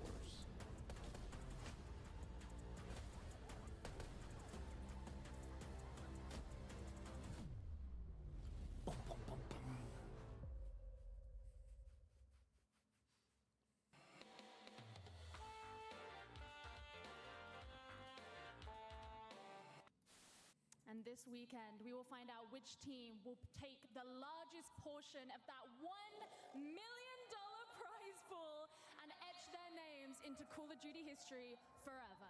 Ladies and gentlemen, live from Las Vegas, the World Series of Warzone Global Final. Yo, what's up, Mercy? Oh, come here. Mercy? And backdoor. Yo, I love these replays, bro. For one, nostalgia, because you never know what you might get. But he went crazy right here, bro. In honor of our Father's Day, we're going to have a friendly competition amongst the dads on this show. How many dad jokes can we fit in? Well, I have the opportunity to go first. So, Allie, let's take the lead right now. Why can't bikes stand up on their own? Why? Because they're too tired. Got her! All right, let's keep this moving, Nameless, because we got a lot to talk about starting here with the standings.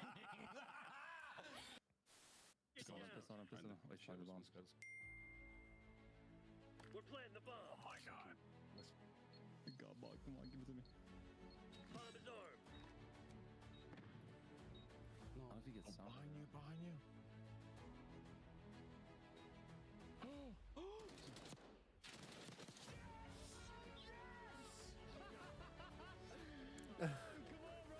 Bot, brother.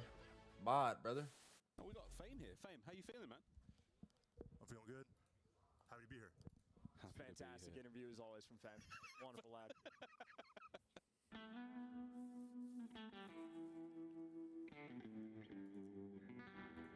All right. Please, like, you're gonna check it, right? Said it once, I'll say it again. Rival was different. Envoy gets 2, Scrap gets another. It's all on Nasty 1v3. I promise you, he's in that corner. This is his corner. It's Envoy's corner. Oh my God! Pleasantries exchanged between squads. Rival different. Yo, what's up, Abstract? Intros are in.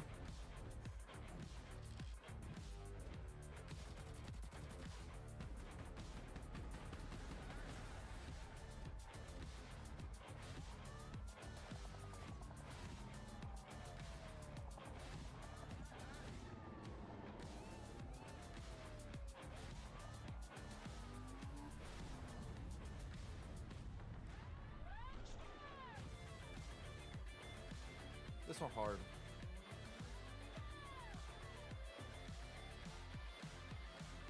Bro, when's Optic gonna come with theirs? They're always so late on their intros.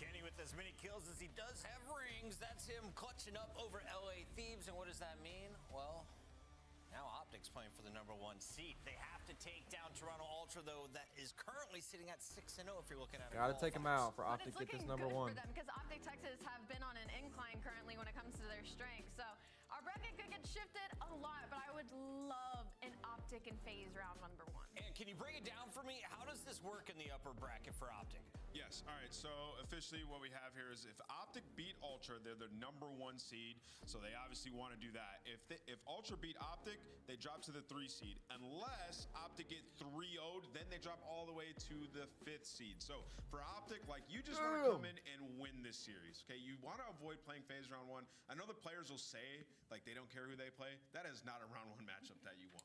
Let's take a look at the roster after Yeah, that bringing is in true. Hook. They have found their form. They fell a little the bit early boys. in the minor, but outside of that, it has been a team that we're very familiar with clutching up. I mean, they're just a crazy good respawn team right now, best in the game. And not only that, they do really well in map Really do. #1. 7-2 there is best in the league. And their hardpoint is just, they're on a 4-win streak right now, and it has just been unreal. Their rotations need a little bit of work, but like everybody's over like a 1.15. Shotzi's a 1.2. Hook's a 1.2. And we were waiting for Hook to get comfortable, right? Kenny with the fresh cut. He looks good. They're vibing. Yeah, and you know, to Ali's point, like #1 in plus minus, they're beating teams by the highest average right now. Their hardpoint looks very good, right alongside FaZe, the 2 best HP teams in the game.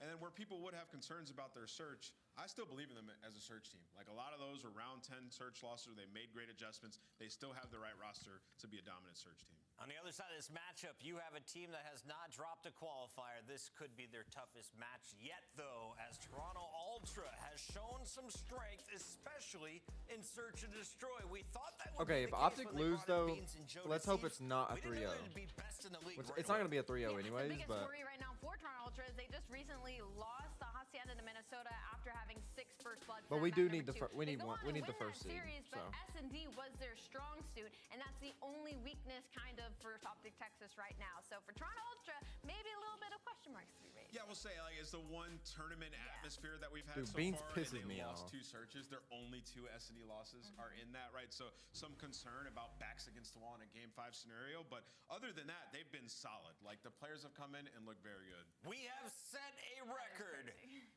50% of all of your major For 1 real? qualifier matches have gone to a Game 5. Let's take a look at our maps My and modes, goodness. and I want to hear, do we go to another one, Alley Cat? I think we have to at this point. Like, we've already gone to 2. We might as well make it 3. Everybody should just strap in. And it looks like we might be in for one, Ant. Yeah, I mean, looking early on, Vault for Optic, very strong map for them in the HP. And then we go to Red Card, another strong map for Toronto. It's going to be a back-and-forth series. Yeah, I actually do think we go all the way to Game 5 of Skyline, where we haven't seen either of these teams. Ooh, I don't want to do this part. I'm going to make you guys go first. It is the Scuff Pick'ems. Let's take a look at our leaderboard. 33. Oh, I got a comfortable lead. I'm going Toronto Ultra. Why? They are hosting the major. They currently have the #1 seed. You got Miami already in the winner's bracket. The only way the story gets better is if they have the top seed at their home major. Oh, this is so tough, though. I have to go next. We're tied, too. I think I'm going to go Optic Texas this time. I was picking them in the beginning of the season, and then I stopped trusting them. I think I'm going to trust them again. Yeah, I'm going with Optic in this one. I think they get it done. But we are going Game 5. Shift, study.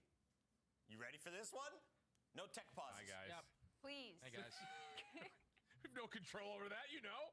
Oh, but who knows? I think the desk is right, though. This is, for all intents and purposes, based on how the teams have played.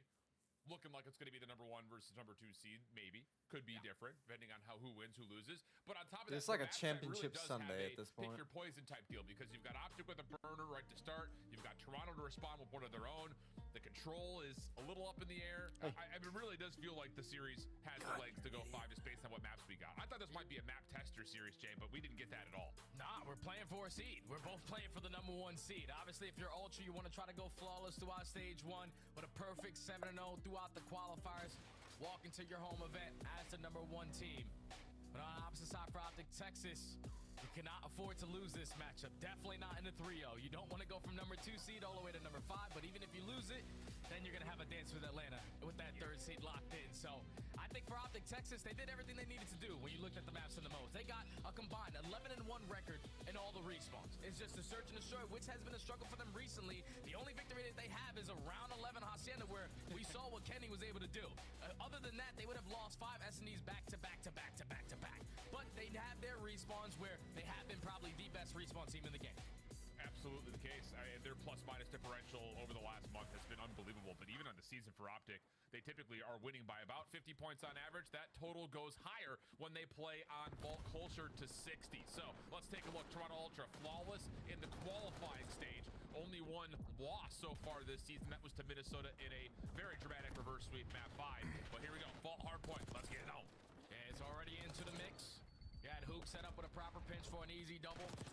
Optic good at like micromanaging these kind of moments where they know that the skill wands are scattered. SMGs are going to be picking up those proper angles, but Ultra are able to fly their way on in with beams whipping out a submachine gun early into that P1.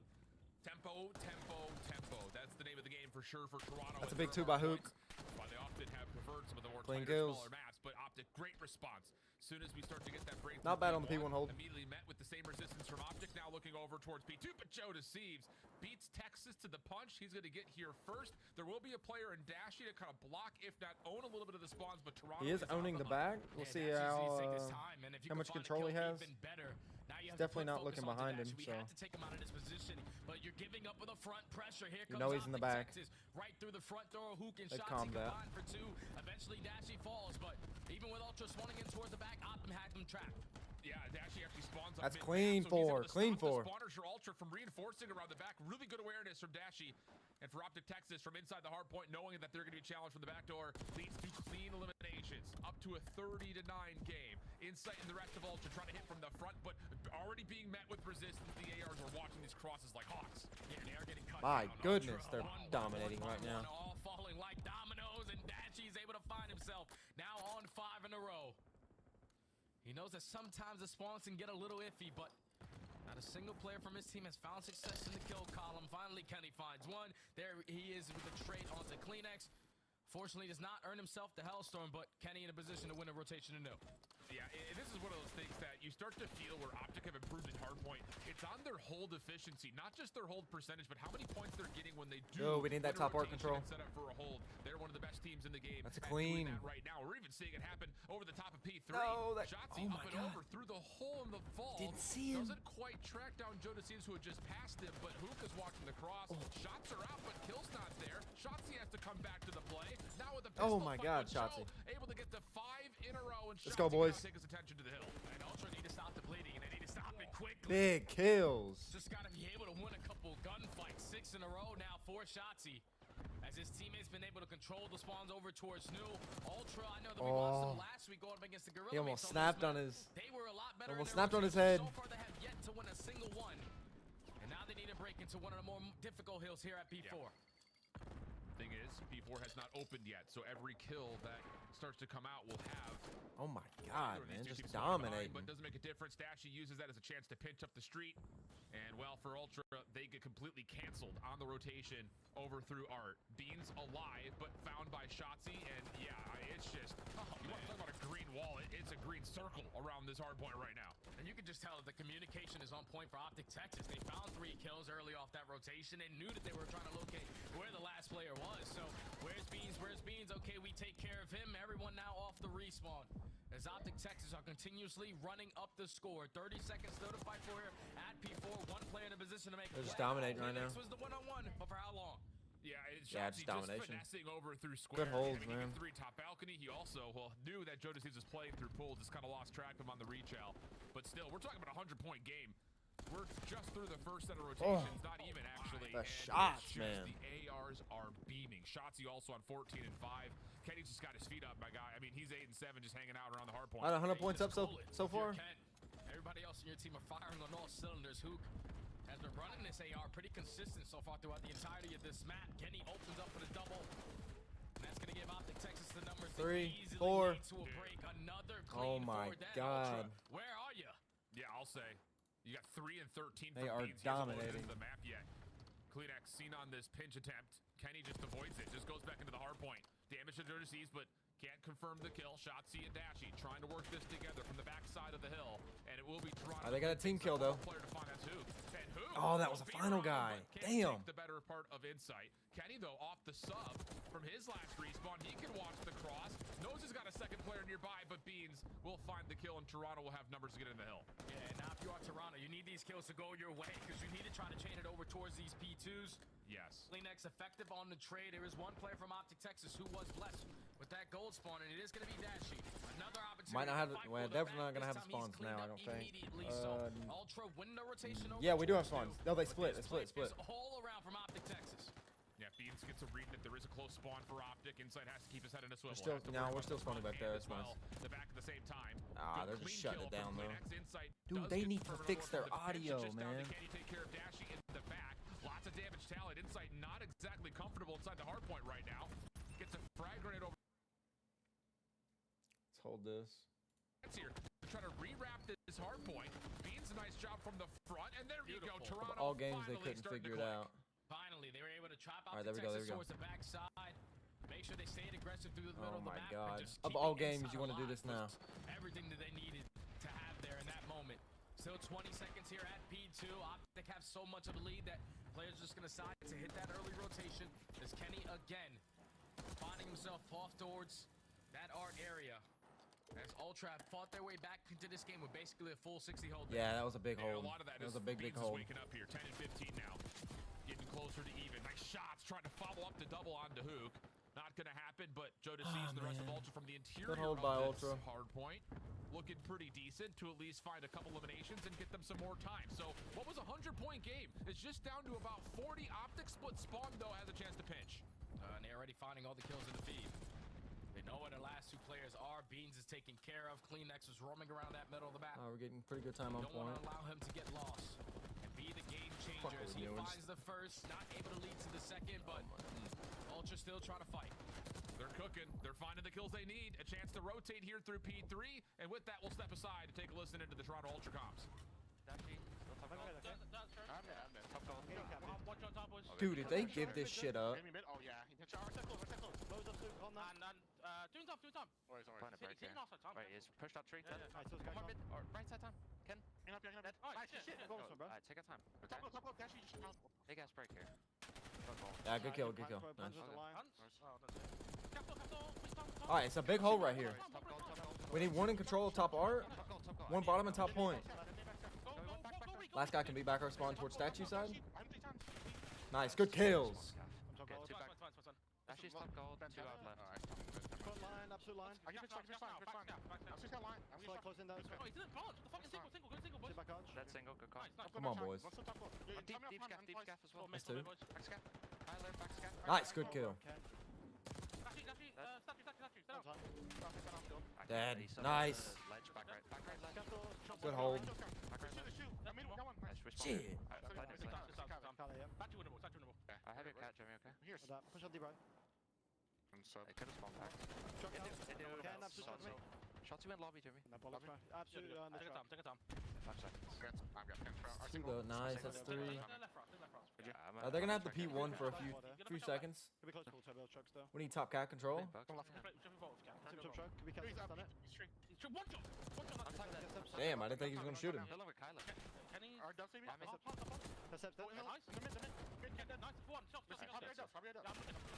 I'm glad it's P1. Glad it's P1.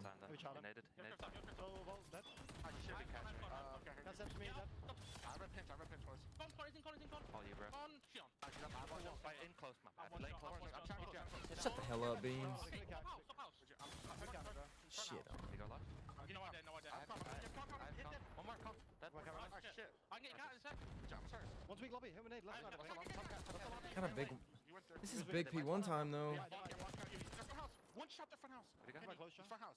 I think he's in house. He's fine. Not right. Yeah, He went top house. Yep. Yeah, P2 swung.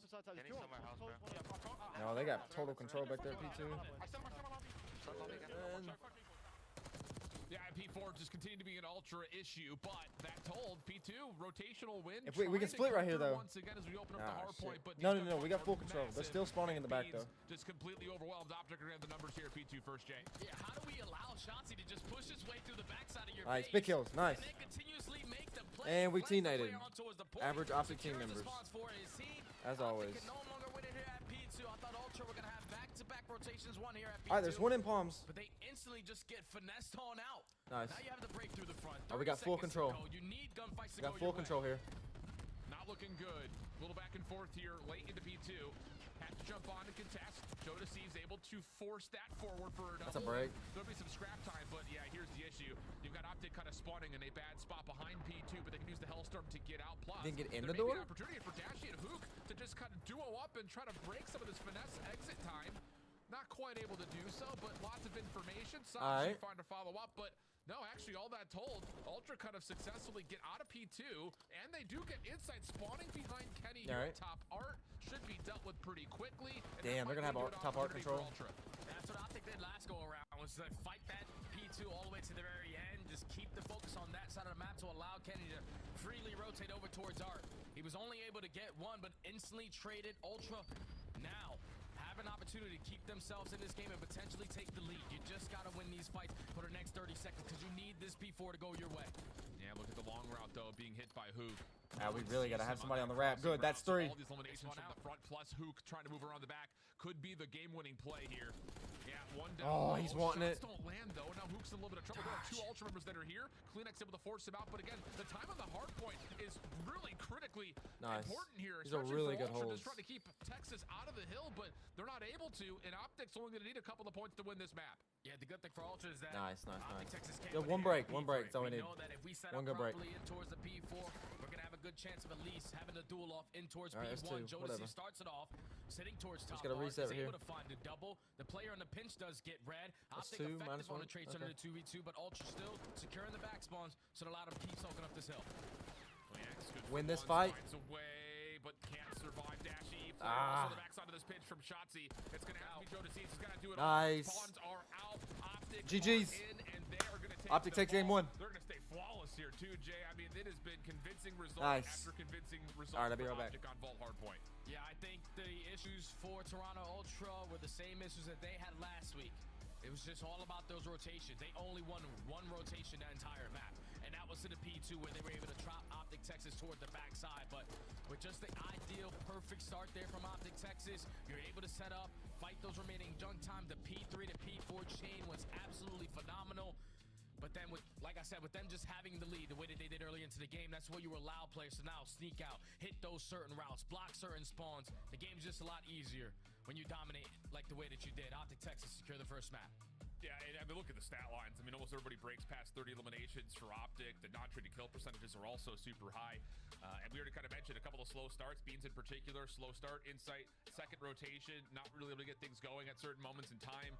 And it's just Optic controlling tempo and pace the entire way through. I mean, legitimately, like you said, it's every rotation. Optic are making the right calls, the right reads. When they've got numbers, someone's hitting a long route or hitting a pinch. It's just, they're all over the map at all points in time. And the way this map started, it just felt like Toronto Ultra couldn't do anything past P2. Yeah, the guns weren't hot early into the game. Obviously, we saw Ultra start to turn up in the middle half. Once you got to the second rotation of HPs, it was just too much of a lead for Optic Texas to throw away. You had Shotzi going 6-free, you had Dashy going on 6-free, Hook hitting deep routes with that AR, and then just Kenny thinking about the fundamentals. Don't worry, guys, got my feet kicked up. I'm already at the new hill with 25 seconds. Just a very easy game there for Optic Texas. I said it before the series, they were combined 11-1 in all the respawns in this best of 5. Now 12-1, still undefeated. All right, the boys are up. Yeah, and the flexibility out of Hook really coming to shine. You know, right off the get-go, AR in hand for a number of rotations, very successful with it. Definitely leads to, again, like a tempo change that, like, it didn't really feel like Ultra were expecting in a certain way. Like, Beans is getting absolutely overwhelmed, trying to run through the map, but met with 3 ARs instead of just your normal 2. It just never really looked like Ultra could do much outside of, again, you look at it right there, that one spike, P1 to P2, the first time we were there, or second time, rather, that we were there. It's just off to the races early, and a gap that was just unachievable to bring back, established by Optic with that near 100-point gap before we got into the second set of hills. So great start for Optic, but there's a level of maybe expectation for that, Jay, especially considering the dominance that they've showcased on the map. And now we get to kind of tell the story the other way, where this Toronto team, who is still one of the best, if not the best team in Search and Destroy right now based on the statistics, are also going to their strongest search map. So a chance for Ultra to try to right their wrongs for map 1 here. Yeah, they need to right their wrongs here because you I need like to Optic be able to on red respond, card, though. especially with that ball control. I think this is a nice one to go 2-0 on. Optic Texas in map number 3.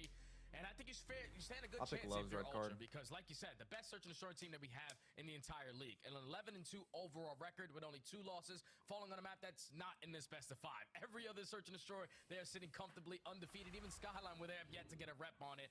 So this red card needs to be the response. And the way that they're able to do it is usually through the defensive side. They're probably undefeated on that side with only 2 round losses. Unbelievable when you talk about that first blood fights. And then usually whenever they find that first blood, conversion rate is basically unstoppable. So Ultra, they know what they need to do.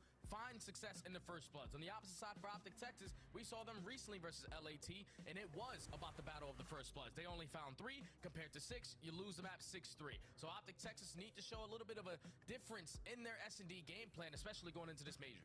Yeah, agreed. And, you know, again, just to try to take the macro focus into the individual players, you've got some high-ranking statistics going across here for Ultra. Everyone is over a 1.15 overall Search and Destroy KD, which is unbelievable. But these 2 guys in particular, Beans and Joe Deceives, rank this month in the top 3 across the league. So, again, it's one of those situations that you call it, like, outside of Hacienda, this team has been clicking when it comes to the search, the maps 2, and really we haven't seen them play too many map 5s, but a couple here and there. They have a lot of confidence being built, I think, for Ultra, kind of guaranteeing an early map win in a lot of regards. Again, starting off the season flawlessly until they were kind of in the mix where they were playing up against Minnesota Rocker. Again, the minor, they had that reverse sweep go against them, and they also split the Search and Destroys when they played each other in the qualifier. But really outside of that and outside of Search and Destroy and Hacienda, this team has been perfect. So we'll see if Optic can kind of rise to the occasion here on a red card where they're no slouches. They've definitely given this a go, especially recently. I think people are going to look back to that Thieves series. It was maybe over before they could get things going, but we've seen this team have some success on this map as well. Yeah, they're sitting at an 2-2 record, but everything is all about Ultra on this map. I think if you're Optic Texas, though, your key to victory is to try to find some success on your attacking routes. Because that, on the opposing end for Ultra, they're just way too good at defense. You talk about retaking. All right, map 2, S&D, red card. So a little bit of success on attack might get it done for you here. As we hop into this map number 2, Ultra are going to be the team to start off on the attack, and everyone just thinking about the slow and steady approach. Yeah, this is Ultra really not showing force at mid. They're just trying to look through the windows at Ticket to see if anyone tries to push at them. So Kleenex and Joe Deceives, the 2 SMGs, just kind of making sure no one pushes early. And now they're going to start to show some force over towards B. Beans will be on an island watching for any long rotations from A, but this is all about what angle does Ultra want to try to approach this site. And they potentially might be able to catch an angle onto Kenny to isolate him. Beans not able to spot him. But finally, the info is going to be gained. Kenny at 74 HP. He knows that he is stuck. Can his teammates try to help him get out? He avoids the Semtex, gets the regen, and yes, gets out with his life on the backside of the A site. Ultra still trying to push this forward. They do catch Kenny, repositioning up towards the concourse. So Deceives tagged up, but Kleenex able to deny Dashy a chance to play from high ground. So now it's just down to, can they cover onto Shotzi? Playing by the backside of the goal, he finds one, but turns to find Kleenex waiting for him. And now it's just down to a 1v3 Hook on the other side of the map. Yeah, only has a Semtex in the back pocket. Bomb is going to get planted. 1v3 for the nuke. So at least gains info onto 1, but that shows they're good enough to just back out, play your life. Yep. And there's still a clutch up position being held by Insight for now. Off the regen. Next one up would likely be Beans, who trying to bait the glass. And Insight, I don't think he's seen him, but it may not make much of a difference because Hook is going to get caught in no man's land here. Or will he? Clean shots over to 1. Insight just trying to play the long range angle. I believe he's seen Hook in some regard, and that's the clock going to expire on this play. And he wins it. But Ultra will catch the round. Yeah, and that's a perfect round right there from Ultra. They take it slow. And he wins the They see 1v3, what man. Optic are going to throw at them, and then just the info gained, they're able to isolate onto Kenny. I thought Kenny played it great, just getting out with his life, but then the repositioning over towards Hedge, and that's due to the fact of all the pressure that now came in over towards that A site. You're forcing Optic Texas to change their defensive look. Someone was just watching mid. You now got to go assist Kenny on the left side, so that mid is open. Kleenex is able to take advantage of it after that first blood comes in. And that leads to Ultra in the 1v3, even though it turns into a one-on-one, basically guaranteeing the round there. Now they go on defense. Even split across the map. You got Insight watching through mid. Beans is going to play forward here. Kleenex also going to show a little bit of an elbow over towards stage. This is a pretty aggressive setup around A. Kleenex now all of a sudden does get isolated though. So first blood tallied for Optic, and Shotzi's still waiting, just trying to see if he can catch any information on any other defenders over towards the A side of the map. I'm pretty sure they Nice, threw their good stuns picks. and their nades over the top, and they realized, okay, there was a trophy at least blocking us, so someone has to be in the vicinity. Good picks. Able to locate Beans at the same time. Insight falls, so Joe deceives. Your opportunity for a 1v3, and Optic Texas able to pick them apart. Early responses on the attack is what they need to do. At least tie the game up at 1 for now. Yeah, I love it. It's a different setup, I would say, from what we're usually able to kind of tally for Ultra. I feel like they don't like to play super aggressively until they catch information on where the hit's coming from, but Optic just kind of take a beat. You call out the trophy awareness very nicely as well, and I think it's just important that I don't know if they saw the elbow of the defender from Ultra who was playing on stage, but that's where they get their first blood. And then once you lose that low ground, someone at mid has to try to rotate in, and that's where they catch Beans. So great timing for Optic, taking advantage of the first blood, and we swap the sides again. Now back over to the offense this time for Ultra. A lot more aggressive over towards Hedge. Yo, Cuppa, appreciate the follow. For the early first blood. But Kleenex gonna try to make up for it. Yeah, he's seen Kenny. He's on the hunt. Can't find him though. And wow, Kenny's just avoided him completely. And I'm sure you're sitting there. Kleenex is like, I don't know. Yeah, let's go Optic. Green wall, baby. Kenny's on Hedge. Kleenex will come back to the plate. Tally up 1, but there are still just too many Optic defenders to find. And that leaves Insight now by himself, 1v3, playing from an interesting position, kind of back mid-glass, but with no bomb and it's up right now. At least we're up a lot 1. of kills that need to come through. This is feeling like a round he needs to find a kill or two before he can really make a move on this 1v3.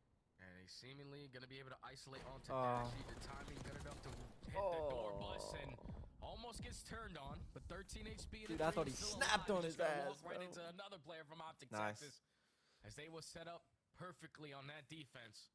Another first blood, this time from Dashy. Give them early numbers advantage, and then Kleenex gets nothing done when he was able to slip behind enemy lines. Easy round there for Optic. Yeah, and I think a lot of that is, again, a lot of focus through mid. Just straight up, Hedges has been really where Optic have found a lot of their success. Obviously, the first bloods have come by way of either playing it over towards stage or here at Hedge initially. But all 3 of their setups that we've seen so far have largely been revolving around, can we isolate towards these staircases at mid? Instead so we can do here. Play through ticket, instead of trying to play up top of glass. It's been a lot of focus on winning the exterior right outside those main doors. So let's see if that continues to be the case once again. Kenny with the bomb. Shotzi looking to see if he can count the nades over the top, but Ultra are playing all on the interior towards B as an RCXD is already called in for Hook.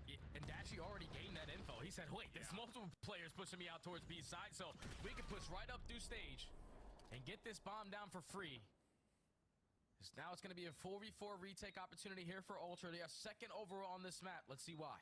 The retake percentage is also really strong in this map as well, but this is going to feel very different. 4v4, having to reclaim every bit retake's of ground. gonna be Kenny opening shots. difficult here for Toronto. Shotzi in the corner. Nice. Turn That's from blood. Kleenex, but you can only do so much damage, and now there's a crossfire to keep Shotzi safe. Nice. Oh my goodness, just absolutely unfolded. Good round, boys. Retake attempt. Beans last one left. Do as he may. Not going to be able to do too much, you would think. Nice, good round. But there's just too many players to deal with, and Optic are running away with this map right now. Man, they are just gaining that info and instantly making a response to it. Dashy peeks up towards the top side of Godhead. He says, wait. There's way too many Beagles here. You guys push right up through stage. You're able to get the bomb down.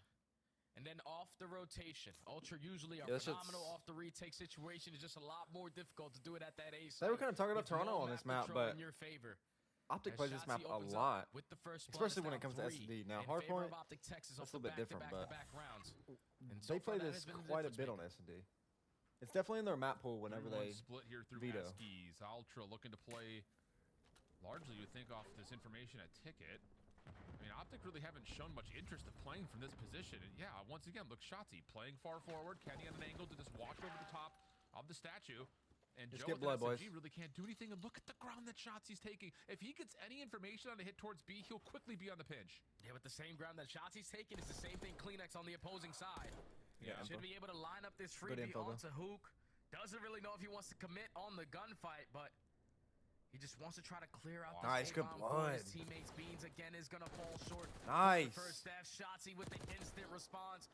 Another 4v2 for Ultra. Yeah. And it's just the kills come too Oh, quickly. is he gonna get for the Optic timing? Texas at He's that not. pinch. Really doesn't amount to too much, but Joe deceives behind this play. May line up a couple. Doesn't see the player up top at elevator initially, but Shotzi kills enough time Nice. and space to try to follow All right, up, bomb find down. We know we're elimination. bomb. Now a 1v2 for Kleenex. Nice. And he's stuck between both players, and he knows it.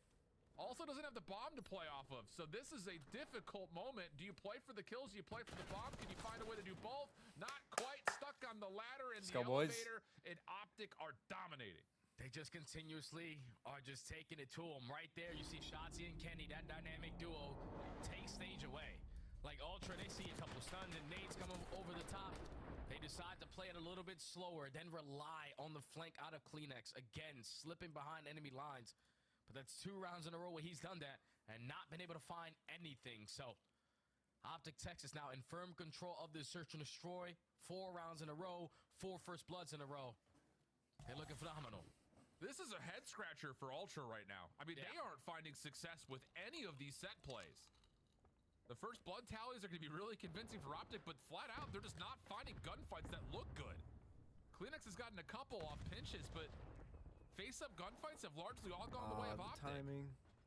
Shotzi already at mid-stairs. Again, that focus for Optic to win out Yo, he hedges. knows.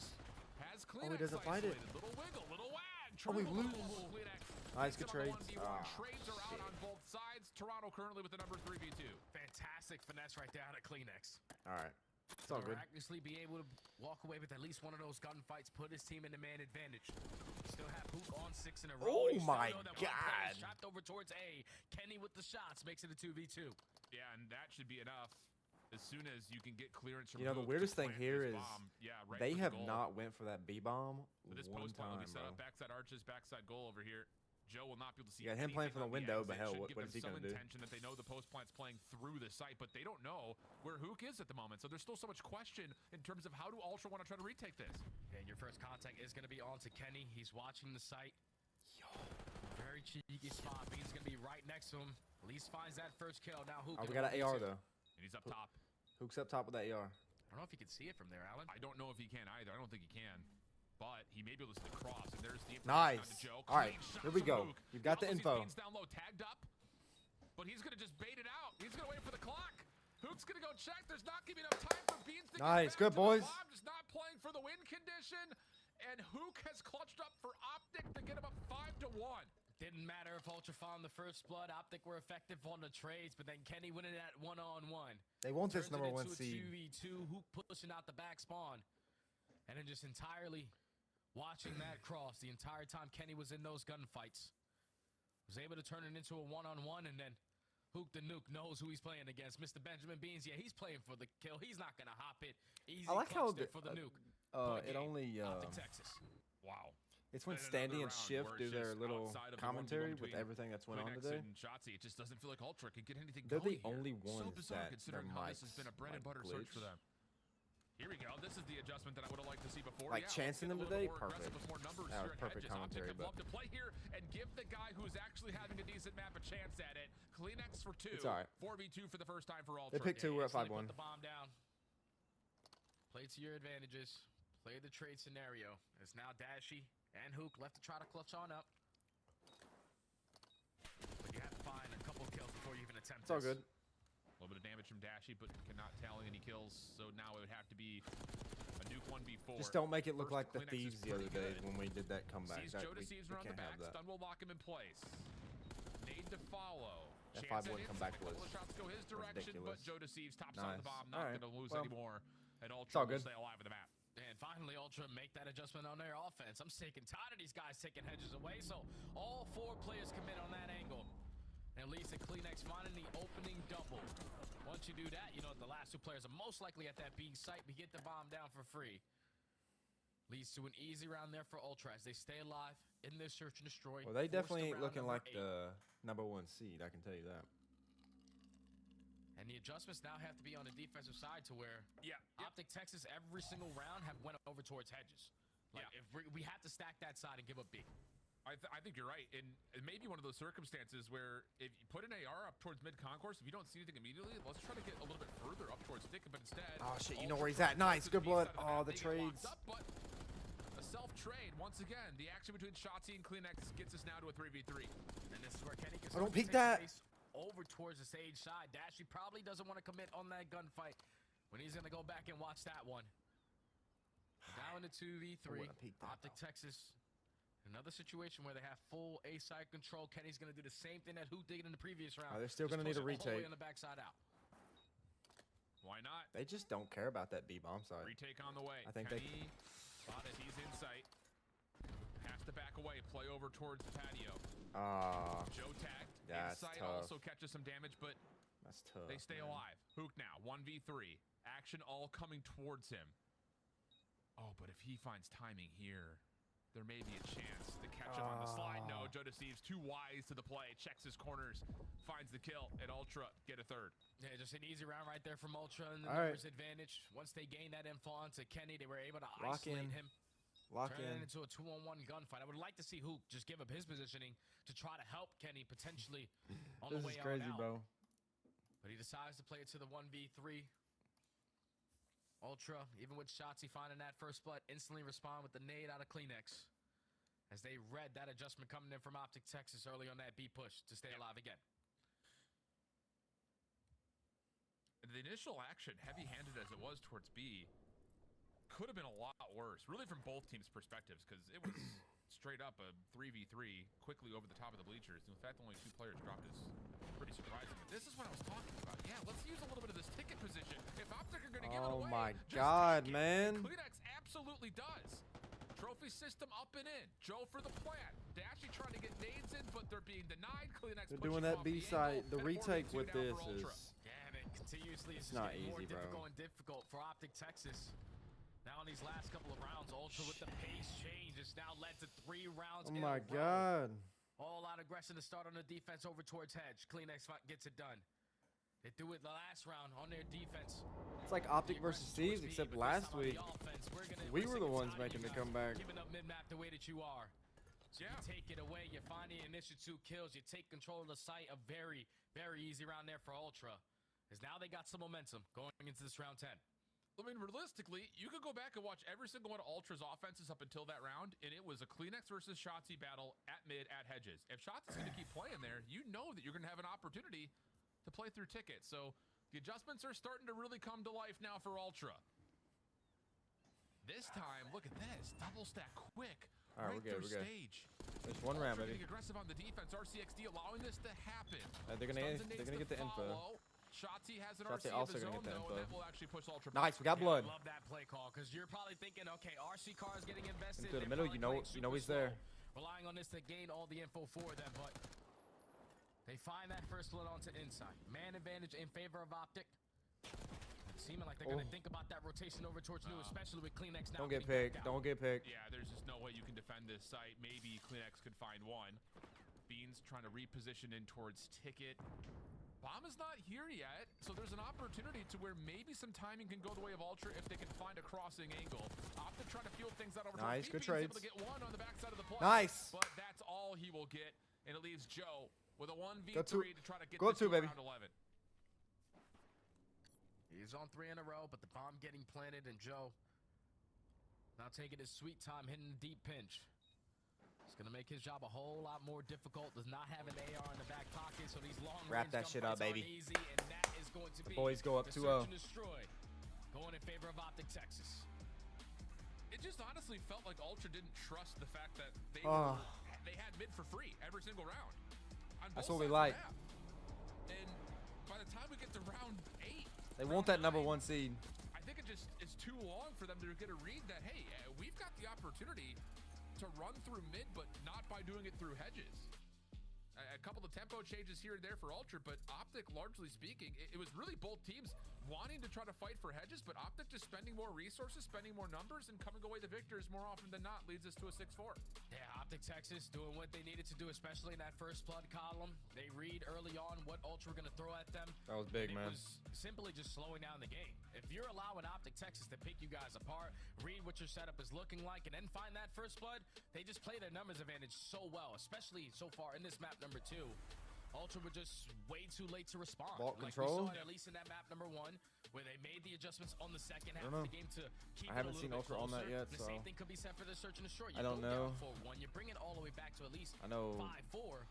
But it's just Optic's Optic Texas only obviously needing one more disgusting on round. control, They but find that first blood onto Insight, and that final round was beautiful from Optic because they read it. They read where that's that different person too, was because coming in, Optic even with just the RC half the time car. Optic That's the biggest thing, sucks. because you're at S&D. expecting the RC to be the only thing. But that's their pushed map. up. I'm telling No you, one that's else their gonna map be for over towards search. Globe, no one else over towards stage. But just Shotzi realizing that and then using his RC to slow down Ultra allowed them to pick off that first kill. Think about that rotation over towards New, and then just dominate on their post play. The game plan perfect in map number 2. The dominate that we've often seen Optic pull on map 1 continues to be the case. Looking polished across the first 2 game modes. We head back to the desk. Welcome back, See what they gotta say. everybody. Nameless, first question for you. Sure. Optic just beat the best search team in Search and Destroy. Is Optic the best Search and Destroy team?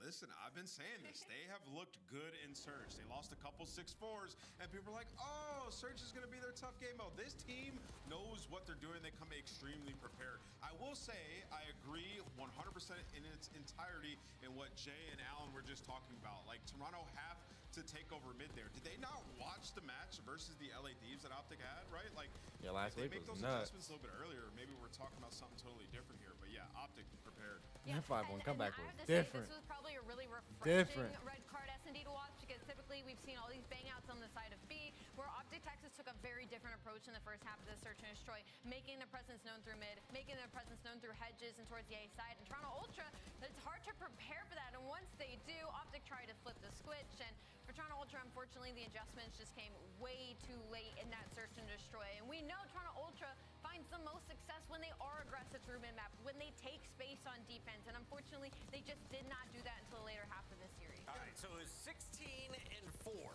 were the kills to deaths for Shotzi and Hook combined before Ultra started to turn this around. Was it purely the SMGs, or was it Optic strategies that were just better than Toronto in the first half? No, it's Optic strategies. I mean, you know, still a couple rounds they're able to get the bomb down A, and I think what teams are going to realize on a red card is, like, retaking on B is not that difficult. You don't have to blind counter, like, hold B every time. Like, we need to make sure they can't get it down at A, because All right, the last thing we need here is a reverse sweep. So anything other than that, I'm okay with. Slowing it down when they needed to. Luke started off, I But think, if we get 6-0. reverse swept, that shit's gonna piss me off. 2-0 start. Optic crushing. Kenny, it's good at the game. You want to learn more? I always got you. I do got you. Hello, welcome to Drawing to Conclusions. Let's hope the tablet doesn't try and prey on my downfall this time. I want to point out kind of two sides of the same coin when it comes to this clip. So we're near the end of the game. We're near P2, and you guys know me. I love staring at this mini-map, and the situation basically right now is Toronto Ultra overhitting, about 20 seconds left of scrap time over on P2. This is the second time this happens in this game, where I want to give flowers to Kenny, where he makes a huge heads-up route man play. So I'm going to go ahead and hit play on this mini-map. Number 1, by the way, is going to be Kenny. I probably should have pointed that out first, but he's gonna go on a lovely trip over the top side of the map. Nobody's there. There's no pressure. It is a free lane, and he's searching for people that just don't care to rotate. And Toronto Ultra, unfortunately, fall into this pit again, where they're hitting these 20 seconds for the second time, and they're gonna lose spawns here because of the heads-up play that Kenny makes. And now his presence is going to be here. He's going to find this kill, and his teammates are going to have free reign to getting that initial time. And like I said, this is the second time this happened, so a lot to learn from the side of Toronto Ultra, and heads-up plays and flowers to Kenny and his routes. Yeah, what's big about this moment is, like, he doesn't All right, let's go, secure the Kenny. back spawn, but he's alleviating pressure, right? Because he takes that long route, he ends up finding a kill, and this happened twice, where they just let Kenny get into their top part for free. They get a big chunk of time. They get it to 246 when you have the preferential side. That's not ideal if you're Toronto. Our first match took over 2 hours. Study and shift, we're at the helm. This match could finish in 42 minutes. Let's get into it. How dare It you took jinx us with forever, such man. That blasphemous first match was energy. miserable. Unreal scenes. But so far, it really has been just polished gameplay so through and through for Optic. And I think the interesting news as we start to look forward in now to the Vault Control, better news for Optic again, because they have looked really good here, whereas on the other front, Ultra have not been able to really figure out Control. In particular, this map, it has not looked particularly great for them. Yeah, the only thing that's been treating them well so far has been protocol control, but Optic Texas being teammate, they said, nah, we're going to get that one out the way. You either got to square up with us on our best map, which is going to be Vault, or a map that you barely played on, Hacienda. They decide to go with the Vault strategy, and yeah, bro, I don't want to see any more Hacienda for the day whatsoever. They get it done on both the attacking side and the defensive side, where they're able to outslay on both ends. It's as simple as that. If you're Ultra, if you want to try to take down Optic Texas on their best control, gunnies need to be hot. I think the interesting point about the veto conversation, this is where Ultra is going to be the most vulnerable coming into the major. Because they have hard set vetoes, red card, hardpoint, skyline search, and they haven't won a Hacienda on any game mode yet. So it's going to be one of those situations where Ultra's going to have to be, more dynamic when it comes to what they do when it comes to the major. Because simply put, I think they might be able to get away with it against some of the lower teams in the league, but against the other top four, they're going to get exposed if they don't have the ability to play Hacienda this upcoming weekend. So it's definitely interesting. It definitely plays a factor here in this series because, like you said, just get rid of protocol, force them to have to play on your best map or one of their worst. It is tough, I think, right now if you're Ultra with Hacienda being added to the pool and them not being able to figure it out yet. Yeah, and especially losing the search and destroy. Like, that's been your bread and butter. You usually find yourself into these series tied up at 1, going into the control, but now backs against the wall, 0-2. You need to try to turn this one around, build some momentum here. And it has to be a better performance, I think, from the ARs, because we saw Beans and Insight not really show up in that map, number 1, where Vault is usually about the AR presence. We're having on Vault again, where the ARs need to be able to be felt. And also not losing track of players like Shotzi and Hoop, because they can make your life a living hell. Yep. Okay, well, the issue is going to be trying to keep track of Shotzi in particular. We saw that on Vault Hardpoint. We're likely to see moments of that here on the Control. For Ultra, do you look to see if they could have the same disruption strategy that Optic has shown success with? When you think about how Ultra have played the game, you don't feel, at least I don't feel like they do it in a way that some of the other top teams are doing it, where there's one SMG player that is just constantly hitting pinches, constantly hitting rounds. It just feels like they're more of the concentrated focus, full 4-man setup, more of the flood style mentality, and Ali was kind of drawing that out again. If they're flooding in with 25 seconds remaining on an old hard point, and no one's hitting routes, no one's trying to pick up pinches, I can't remember it can get disastrous quickly, especially when you have someone like Shotzi on the other side. Yeah, and that's going to be tough, man, because I think they are one of the middle-of-the-pack teams on the attacking side. They average about 4 segments, even though they fall short. They're also keeping up in that slaying department, but the biggest difference for them is their defenses, where they're 9th overall. They give up 4th best on the ticks column. They don't really keep up in the slaying department. That's when you need to be able to make the adjustments, because we know usually defenses run supreme in Control. But on a map like Vault, where if you allow one situation to get away from you, if you all die in sync, those stacks come in and those points are instantly gone. So Ultra just need to forget about those last 2 maps. They need to come in with more of a game plan. We're going to do this together, not really relying on one player, but sometimes those individual players need to come out. Agreed. It's just interesting because, I think early on this season, I was looking to a player like Kleenex, and I was like, if he can find a way to fly and fry, like we've seen some of the other SMGs, we got, Vault Control, I think? For maybe an MVP caliber year. Especially considering that looks like early he was going to be the guy kind of running that role. But that was very short-lived. We got back from the break, and it really wasn't that. There was more of the baton passing between him and Joe, and it wasn't in ways that we see teams like Atlanta and even early Thieves and Optic do. So lots on the line here for our team that currently sits 6-0 through the qualifiers. Only dropping a single series this year. That was a map 5 reverse sweep versus Minnesota. Please don't say there's still a lot delay. on the line because this Ultra squad is still, of course, sitting at the top of the leaderboard. But Optic can supplant them with a win here. But the other situation for the bracket, if you're joining us in here late, is that Optic has the potential of dropping all the way to like the 5th seed if they lose this series. And Boston would be the team jumping up to the 2 seed because of the tiebreaker situation, going all the way back to December when Boston was able to beat Optic. So there's a lot on the line here, Jay, in terms of the seeding, but this is how it stands as of right now. And if Optic wins, this is how the yeah, bro, I'd rather play Heretics. Yeah, I only think that Optic I won't play now, FaZe, after bro, winning those first whatsoever. 2 maps, can no longer fight for that 5th not seed. wanna They play can FaZe only be stuck between at 1 all. and 3. So it's as simple as that. If you're Optic, just close this one out. Go into Major 1 as your number 1 seed. If you're Ultra and you fall short here, you would be knocked down to that number 2 seed. Well, they're still gonna play So Optic, still right? a lot on the line Or for both of no? these teams. If Obviously, Ultra you're loses, Optic, what are they you gonna play don't wanna FaZe? lose this series in reverse sweep fashion and then go into the Major to square up against Atlanta. So you want to try to close it out here. The biggest thing is we just went up 2-0. So as of right now, I'm standing tall that we get the dub. Trying to find success for Ultra. I mean, surely they'd pull off a map, but this is a good map for us. We're dominant on this map. Vault control. Power. That's this month. Yeah. But when you talk about Optic overall in What's control, up, Toro? What's up, Johnny? What's up, Kyle? What they've done on Vault has come early through the season. They've been mostly trying to focus on the Hacienda as of lately, but every time we see them here, it is not fun for the other team, it feels like. So we'll see what Ultra try to do. All right, here we go. On offense. Nice. Towards A. Opening gunfights already. Let's get blood. 3 initial kills going in favor of Optic Texas. Now Kleenex has some ground to make up for it. See the rest of Optic though. They just said, go ahead, Kleenex, you can keep on roaming. We're going to trap everybody else in the back of their spawn. Luke watching over towards pool. Everyone else just making sure there's no extension towards B. And Shotzzy just doing Shotzzy things in the middle of the map. Get a kill, get lost. Get some information, give it to your team, get lost. It's so overwhelming when you've got that ability just to swarm and just completely unknown in position. Big kills, big kills. Back to the hard point or the control zone for a moment, but yeah, Optic Texas are controlling where Ultra are spawning at the moment. Yep, this is way too easy for them so far. Hoop pushed out towards water Dash side. with This is 2. going to influence the spawn to either spawn towards back tank or the backside of gold. Good kills, bro. And Optic Texas so far have been able to neutralize every single time Ultra have worked out of their spawn. That's 3, making another 4 dead. Hoop with a flawless start to search and destroy. Already up to a flawless start here to control. Not a single segment earned from Ultra. Yeah, and Ultra are just trying to full They got 4 right there. We'll see what they can do with that. Clean things up. 4 down, like you said. 14.6 on the clock.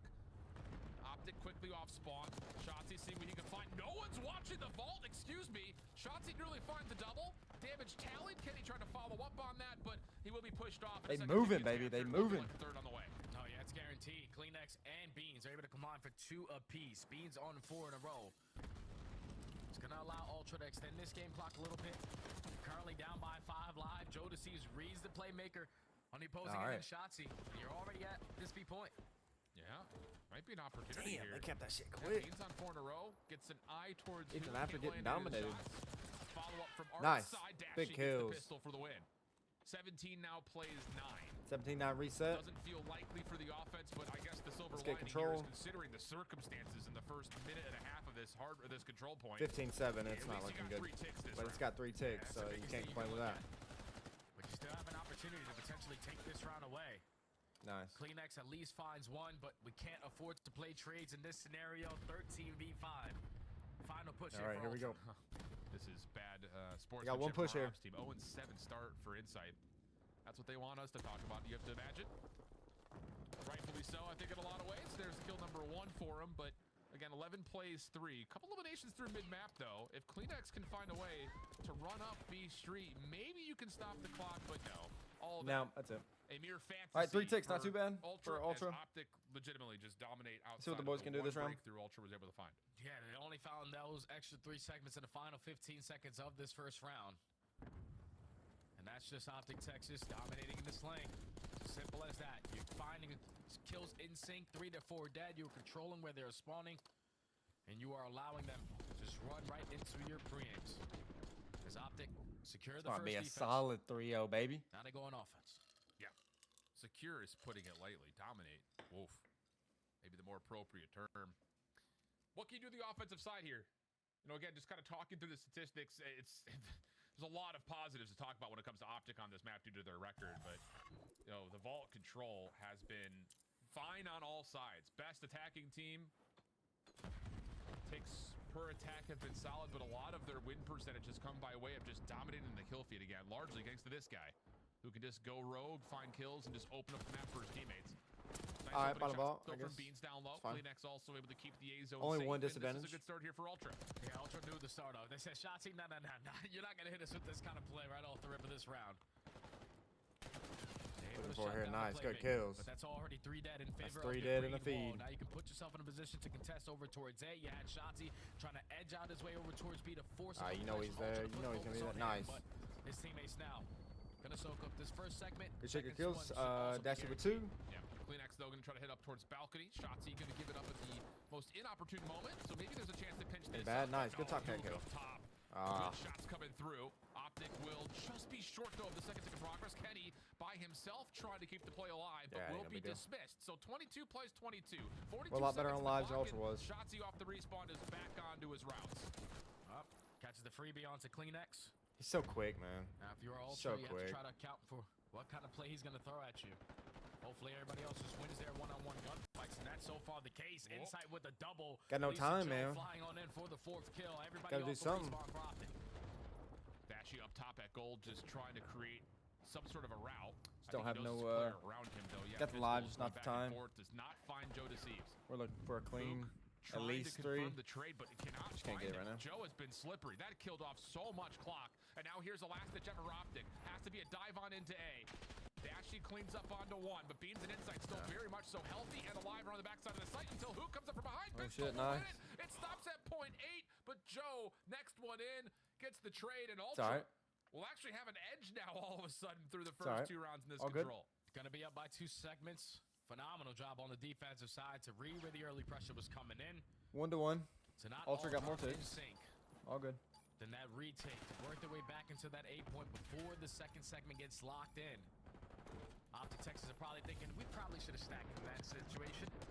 Potentially extend the game clock a little bit sooner, but Ultra keep it scattered around that mid-map area. Tie the game up at 1. Now you just need to make sure you stay ahead in those segments. Yep. And just not get spawn trapped off the break-off, too. That would be helpful. See what they try to muster here. Looks like it'll be all eyes towards A. And maybe a lot of focus here after the balconies. Yeah, trophy system down. Joe actually still Alright, see if we can get here. from incoming Optic nades. And it's a quick route already from Shotzi. Doesn't see anyone over towards the outside hallway. Hits behind the play, finds 2. And Optic have won this A zone, although the shots from Beans will allow Ultra to come off spawn and have a second opportunity immediately. Yeah, they already have top cat control. They're watching those crossfires through the mid-map area, so you can instantly force your way right back. Oh, we didn't see him. Beans only effective Damn. for 1 on the pinch. Joe Deceives your turn to make a play. He knows that they're still looking for 1 player, but Shotzi said, screw the 1-on-1. I'm going to go fight the guys off the respawn. Joe will pack up. So Find hungry, himself man. the first tick of progress at A, but Optic have reclaimed the zone with conviction. Insight. 7 and 13, just hoping he can find a free gunfight. He's not getting one. It's just double shells all over the place for Optic. Kleenex bursting forward. Good sense of pace from him, but the rest of the team is still coming off spawn, and they have to play through pool. This is not where you want to be if you're Toronto. And look at Shotzi. I'm still good. He We're up on knows lives. just wanting over towards pool. He's trying to time this pinch. Is able to at least find 1. Potentially get out of dodge. No, Kleenex is going to wrap back to secure that kill. Now with 30 seconds left, all the kills going in favor of Ultra. The stack is going to be here. Time should be extended. All right, nice. Double Decent doors good. idea from Kleenex, but 3 on A. It's probably a slides, finds cover, finds definitely the gonna get kill, this segment here. but So cannot contest the zone. So an extra 60 seconds again going to be tallied. 18 plays 17 this time. Life count much better in terms of a resource for the side of Toronto's offense, and they're finding a couple of kills. if they get Maybe 1 chance tick to right go here, over towards Ultra's B. guaranteed Yeah, defense. Shotzi on the pitch gets caught. Yeah. Dashy, the last one standing, Gotta will stack also that shit, fall. and they're So gonna be now done. Beans trying to play They're gonna be forward. The guaranteed rest of his team defense. behind him, trying to get out of the zone. 2 players in for the stack. First tick looking likely. Get your trophies down, because you know the nades are going to start to rain over the top. Thankfully, a car bomb is able to find that kill onto Inside. Dashy with the double. Already got Last the 1 player alive segment. is Kleenex. Because I don't even think He's able Optic to got find a 1 kill got for a now. tick on that, did they? Last round? Trying to keep the I don't map think they control did. in favor of his team, but a minute left on the game clock. 12v12. That first tick is not secured. It's being depleted for just a brief moment from Optic. Joe, mid-statue, trying to play around the backside of this play. Semtex out. Hook in trouble. Hook will drop. Kleenex with 4 in a row. He's going to finish off this first tick of progress, but is not expecting Kenny to be playing outside palms. Beans trying to follow up for the trade. Oh, difficult gunfight. Kenny takes the win. 8 plays 9. 43 seconds on the clock, but Joe Deceives is still forward. Yeah, Joe Deceives is an art. How much more can he find from that position? Or how much time can be wasted? If Optic Takes try to locate where he is, he comes out from the front side door, is able to locate Dashy. That's already 3 dead. They still know that they're looking for 1 player. Kenny does get a kill, but no more respawns for Optic. Yep, 7v4, and Joe can continue to put pressure on this pinch. Second tick locked. 6v4. Optic trying to find some room. No, bro, we should have just tried to control that top arc. Drops. Now, damn. Joe can get active. Hook not going to be traded immediately, but may not make much of a difference. Didn't have to Insight chow finds that. the final shots, and Ultra take the offense by way of eliminations, but they were still able to secure a number of ticks behind that play too. Oh yeah, that's 7 now that they're in the lead of. So it's back-to-back defenses for Ultra if we do go to round number 5. I mean, they've secured defense either way. That doesn't matter, but right there, he should have never chowed in bottom art. He should have went, got top art control, and been done. He throws a nade to at least back down his opponents, but then Kleenex, again on the pinch, was able to find that double. And then when you work your way in towards art, just Joe Deceives dancing with death. Damn. He's able to finesse for so damn long, find a couple kills along the way. That's why it's good to be up 2-0. That leads to Ultra just leading in the slaying. Because now they're up 2-1. Back-to-back defenses. Yeah. All right, they split 2-2, 3. Kill feed back and forth, but it will be 4 kills for Toronto. Last one standing in the play was Beans, and he's made a play through P2. Hook reads it, finds the kill, and everything will go back to neutral. 25 plays 26. Optic tried to spread the map a touch here. Shotzzy on the mantle, caught by Joe Deceives, and Optic will be pushed back into spawn. And it's where Optic have now to take their time. We can't be forcing these one-on-one gunfights after one-on-one. We do not have any map control to even do that with, but they continuously are getting picked apart. Even nades are connecting across the map. Another clean 4 dead. Optic are in hell. Yes, they are. Kenny back to damn. Shut down. What set of shoes are from Joe? Someone get a kill. Single kill for Optic. After what looked to be a hot start in round 1 where Ultra were barely shooting back, now it's a little bit of take your own medicine, as there's only 25 seconds remaining, and Ultra have really started to heat up. Dude, they ripped our lives, man.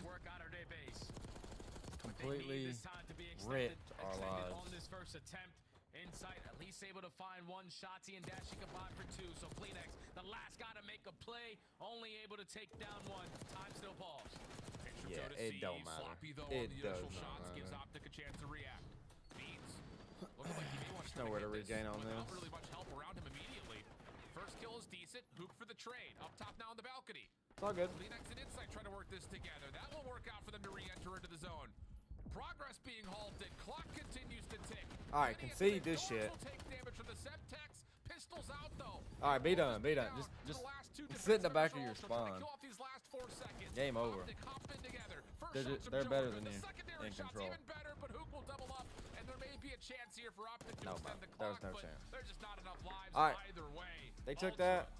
It's all good. bouncing 2-1. back here in map number 3. Yeah, and everything that we said Map 4. about, you know, going into the major, only having 1 control map that is And we got Duke it on. They shut me right up. That was perfect right there out of Ultra. We're talking Straight about the Duke it on. adjustments on defenses where they usually tend to get trapped in the back of their spawn. Usually finding themselves in a situation where they're spawning on the backside of P4 and thinking about those. My man got an ace in your spawn. But this time they were just in your face, had you trapped for so long. Optic had 3 different times where they all came off the respawn and couldn't find a single kill. Any one of those times, Ultra just slayed them to bits on that defensive side. Got dominated. That's just what it is. We got straight dominated. With multiple engagements, 19 non-traded kills from both ends. But Ultra, they just brought it, that map. They outslayed the hell out of Optic Texas to at least force this game 4. And the resiliency just from being beat in the round 1 break-off, in the blender, where the spawn trap from Optic is looking convincing. But you're right, if you were What's up, Zard? What's up, when MD? Ultra being spawn trapped compared to when Optic are being spawn trapped, at least Ultra were trying to get themselves together to work out of it, and it worked out pretty darn decently. You can kind of see it here through the replays. This is when it started to happen, where it's just like, whoa, we don't have any ground to work with whatsoever. But eventually, it's straight eliminations for Ultra. With 15 seconds left in a 7-life deficit, they're able to get through the A zone, stack it up for the extra 60. And from that point on, it just felt like Ultra much more understanding on what they wanted to do the map and finding ways to execute on that game plan. Yeah, and it helps when you're finding all the kills in sync. 2 dead leads to a 3 or 4 dead at the same time. You know, all of Optic are accounted for now, and in this final defensive round. I just loved that there was nonstop aggression from Joe Deceives and Kleenex throughout the middle of the map. Sure. But then at the same time, they push their way up through pool, and at the same time, the ARs on the opposing end are pushing their way up through gold, so you spawn them on the backside of that tank. That's what makes it so much more difficult for Optic Texas, because they're thinking, okay, I'm off the respawn. Okay, there's one to my right, there's one to my left. I can't do anything. So Ultra definitely showing that practice is going to allow them to improve in their control with the 3-1 victory on that vault. But now they go into a protocol hardpoint, which is a bread and butter HP for them. So we potentially might go 5, Alan. We ain't far from done yet. It very well may be that way. I mean, this has been a map where, you know, again, we haven't really seen a lot of playthroughs for the side of Optic. Toronto, we have, and their SMGs really, again, come to life when we get onto this map, as you would expect. But they do it in the way that we were talking about this in our first series, where you trust that Beans and Insight are going to create a 4v3, and then you run through it. You don't just dive on in because you feel like you have to as a sub. You wait to get the information, you wait to collect onto a kill, and then you take the ground away. That has been so good from Ultra, especially on this map where their average margin of victory is quite significant. Maybe save the one time they lost to this when they played FaZe way back in week number 1. Since then, though, they've looked really, really good, including the 2 times they played Minnesota here. The only thing that's, again, scares me for this Ultra squad when you talk about HPs is being the team early at these hills. They're sitting at overall 8th on this map. You're going up against Optic, who are 7th overall. The only thing that can cause you issues, though, is that Optic are the #1 breaking team, and when they find that break, they find most of that time as well. So if you are Optic Texas, we win the rotations just like you did in map number 1. All right, you map have 4. the opportunity to close it out in 4. If you are Toronto Ultra and you win rotations here, you will be in a position to, you know, set up properly to try to force this game 5. So rotations, again, just like map number 1, are the key factor. I like the call. Just comes down to who executes better. And I think most importantly, when you talk about 2 teams that, largely speaking, when it comes to hardpoint, have a very strong understanding of what they want to do on rotation, there is a level of who has the better efficiency when it comes down to actually holding. I will say that, you know, for the side of Ultra, their rotation percentage has not been particularly great. It's not terrible here, though. That's the thing. It just comes down to, can they actually put themselves in good positions early and give Optic a bit more of a workout? Because, like we talk about, this Toronto team just kind of, it's one of those situations I feel like we watch them in hardpoint. It's like hills greater than kills. They love to play the OBJ. That's how they find their way through some of the hardpoint maps that they play to a good, I would say, success rate. Whereas Optic, they could come away with 4 in a row, 4 wins or 4 straight eliminations in a row, full team wipe you, and then all of a sudden you're just in hell again. I'm also looking at Ultra to not start so slow in this hard point, because that changes everything of what Optic Texas are now going to do. You go up 100 points, you can start hitting those rotations early with about 25, 30 seconds still to play at that old hill. And that's what keeps you in that lead, just playing ahead. So if you're Ultra, you need to start off how? You cannot allow Optic to go up 50 to 60 points, especially off the first 2 hills, because we know how impactful that P3 to P4 chain is. Lots of keys to look out for. All right, map 4. But after what seems like a wake-up map from Toronto and map number 3, can they take that same energy here onto legitimately a map that people can get around you real quick? It's just you're not going to be able to watch everything. So there has to be a level of initiation to try to be the instigators on a lot of those plays and force Optic to get back on their heels a little bit. Opening gunfights, not particularly great, though, for Ultra. Kleenex, okay, saves it by finding himself a 2, but here's that route. Hook around the back, already playing through elevator. Man, shout out to the Zerbian team right there for the perfect angle. All those gunfights through the mid-map. Even though Insight finds 3, you still have Hook on the pinch contesting it. His teammates are spawning over towards 10. Hook relieves that pressure on towards the point. Now Optic can hop right back in. Yep, I love that he doesn't take that 3rd challenge over towards gun. He just gives the information, holds on to sidewalk where he can manipulate spawns. Man, and Hook is off to the races. 4-0 start. Optic dominate through the middle of the map. A chance in this last 10 seconds to start getting some time, as they will also have some numbers on rotation. Yeah, I don't know if that made sense right there for Hook. He hits the zip. You should not get fall damage, but at least you're going to win the rotation over towards Nude. 22 seconds there at P1. Hook initially in towards the P2. It's a big game right here.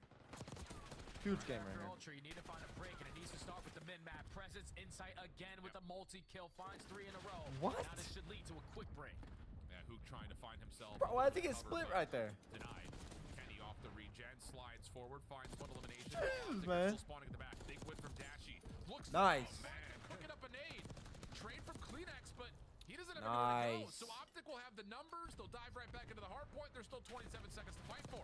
And you Oh my God, you child.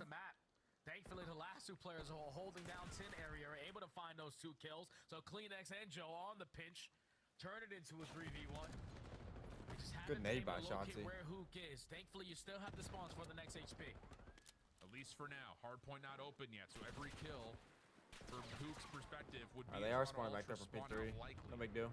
But they can't find anything, so Hook will just hold his ground here at middle and give Optic a chance to try to threaten from the front immediately. Oh, that would have been a big kill. Before he makes his aggression. Shotzi through Spiral, good for 1, but caught. And Ultra will have a rotational win here. Nice, top's dead. Oh, now Dashy at least contesting from top 3 is gonna challenge instead of waiting for his teammates to apply the pressure. But Hook on the pinch now finds a little bit of success. Can he potentially spawn the players out? Nice. Good enough for the double. You still have the back spawns if you are Ultra, and Hook has gotten a perfect read. Can't find those kills, but his teammates find the break. Yeah, now Kenny can step forward. Good stop! Takes him out of position. Shotzi, the time passes his direction, but can't lock down the shots through the pillars. And now Ultra trying to re-break in from the backside. Pinch on the way, though. Hook is quickly back into the play. Dude, this is back and forth, man. From Ultra. They were able to win out the gunfight, stop the spawn trap, but Optic keep nice. From front middle, and they're the ones who all right, we need somebody in the bottom. All right, we got somebody on rotation for P4. If you're Ultra. You know they're going to be there. Oh my God, you're caught. You're caught. Able to keep it scrappy, and Optic Takes walk away a majority of that time, and this is where the game can start to get out of hand. They can't heat up right here, though. Nice. He's going to get picked off. Optic win the rotation to the money hill. Nice. This is the money hill. We need this. Over towards Spiral, needs the follow, and he's completely destroyed before the setup can really come into play. Kleenex catches a couple, but yeah, it's just too much distraction from Optic inside the hard point. Insight slides through. Hook in trouble, trying to catch timing on the angle. Just playtime, The field, and Hook just finesses up and down he goes. But Toronto will get a momentary. This is a bang out. And it's inside again. Allen just multiple double kill after double kill. That time with the SMG in hand. Leads to the break there for Ultra for a good chunk of time. You're just not prepared for how many reinforcements Optic are going to use to try to break their way back on in. Pinstripe kill feed, Kleenex with a double, turns into a one-on-one. Oh, no, man. And Ultra able to walk away with that All remaining right, reset. Still very into this Go back to game, P1. but the only thing Ultra now got to be thinking about, the adjustments we need to make at P3. Absolutely the case. And at the same breath, they're going to have to try to find some high ground to work with because Optic own essentially both houses right now. Dashy comfortable inside the hard point. Own a little bit of this P1 time. Kleenex can find an angle here. No, he's going to be seen, but Dashy is low. Will be overwhelmed as Toronto starts to find a couple of kills, and this is leading to some good moments from Ultra in the last 2 hills. Yeah, they're starting to come alive. Good kill. Oh, he got caught. Nice. So you know the last one, top grandmas. You know that they're still spawning on the backside of grandmas. You open up a lane for your teammates to not get back on towards P1. 25 seconds. How was he getting hit? Ultra trying to nade out Dashy, trying to From stun him what? out. Make their job a little bit easier, but still, Optic effective on continuously trading. But the lead dwindles to just about 20 points. 10 seconds to fight for, and look at the minimap. Ultra are in position with the correct spawns that they want. Going over towards P2. Hook trying to force something up top at mid, not going to work out. Spawns will stay stable, and now it's just down to get All right, this ain't a money hill, though, so I mean, we may split. We may split. A good hold here at 2. Yeah, don't let anyone slip on by. First line of defense is taking care of shots. He was trying to contest from Cobble Steps. Nice, that's 2. He eventually stalls the attention from Ultra to that side, and then his teammates fly through top mid for an easy 3 dead. Now Joe, last player alive. Insight again opens up with the first kill. Joe with the re-wrap through top mid. Yeah, good. He's able to lead to the break there for Ultra. Yeah, really, really solid. Damn, I got a pee. Joe deceives on the timing of the route. Good awareness, and now he can help finish up this back 30. Gotta flip these spawns, Alan. Yeah, as the Optic are still holding on, though, to this field setup, and that's going to be the next issue here, especially with they're going to trust that Hook can come up from behind this play and give him a chance at contesting. Oh, nice long-range shots from Joe, but the force from the front starts to amount. Optic breaking for the scrap time, and look at the spawns. They're going to move around a little bit. This is the key moment for Damn, we gave up the spawns, man. Adjustments on P3. Thankfully, Optic get a little too aggressive through that mid-map. No one blocks the back Oh my God. Are blessed with the opportunity to win the rotation over towards New, but you have to make it count. I just don't know if you're accounting for everyone. Thankfully, the players inside the hard point are winning the gunfights, but Optic get the spawns right on back. Just another moment you can. Oh, we have one split out. 30 seconds, so you can see it. Optic are just more prone to hitting these routes to open up space. Toronto was a little bit too turtled, but from inside the hard point, they're doing a decent job of fighting back. My Shots God, this is a bang out. to go to the nade. That's where he will drop. Hoop next one. Nice, good two. Even while stunned, and that will be enough for Dashy to step up, find Beans, and that is going to be. They're gonna spawn out. They're gonna completely spawn out. Nice. Bottom grandmas, you know they're gonna spawn. That rotation, and you best believe it's going to be Shotzi. Puts himself into position. Oh, he's on it. P4 freebie for the first Play kill. live. This double will basically secure it. Oh my God. This is there for his teammates, but Optic Texas now in the driver's seat to blow this game wide open. Yeah, from scrap to initial between 3 and 4. 141 to 104. How much damage can Optic do here in the first 20 to 30 seconds on the fourth hill? Good opener here from Toronto. Stuns allow them a chance to get some numbers and try to break this open quickly. Nades in the back, also landing, leaving Dashy by himself off spawn. That's the rest of Optic trying to flood forward. You have to break this no matter what. To see how they're coming as an Optic is listening. Vote late, Jamie, bro. Vote late, that's up. That's big kill. Take your time, take your time, take your time. Spawn spiral, they're spawning down. On the computer, just scan him. One's in zip, one's in zip. Zip in spiral. No, he's behind you. Shoot! Oh, good kills. All right, good break, good break, good break. Nice, good kills. Nice. Nice.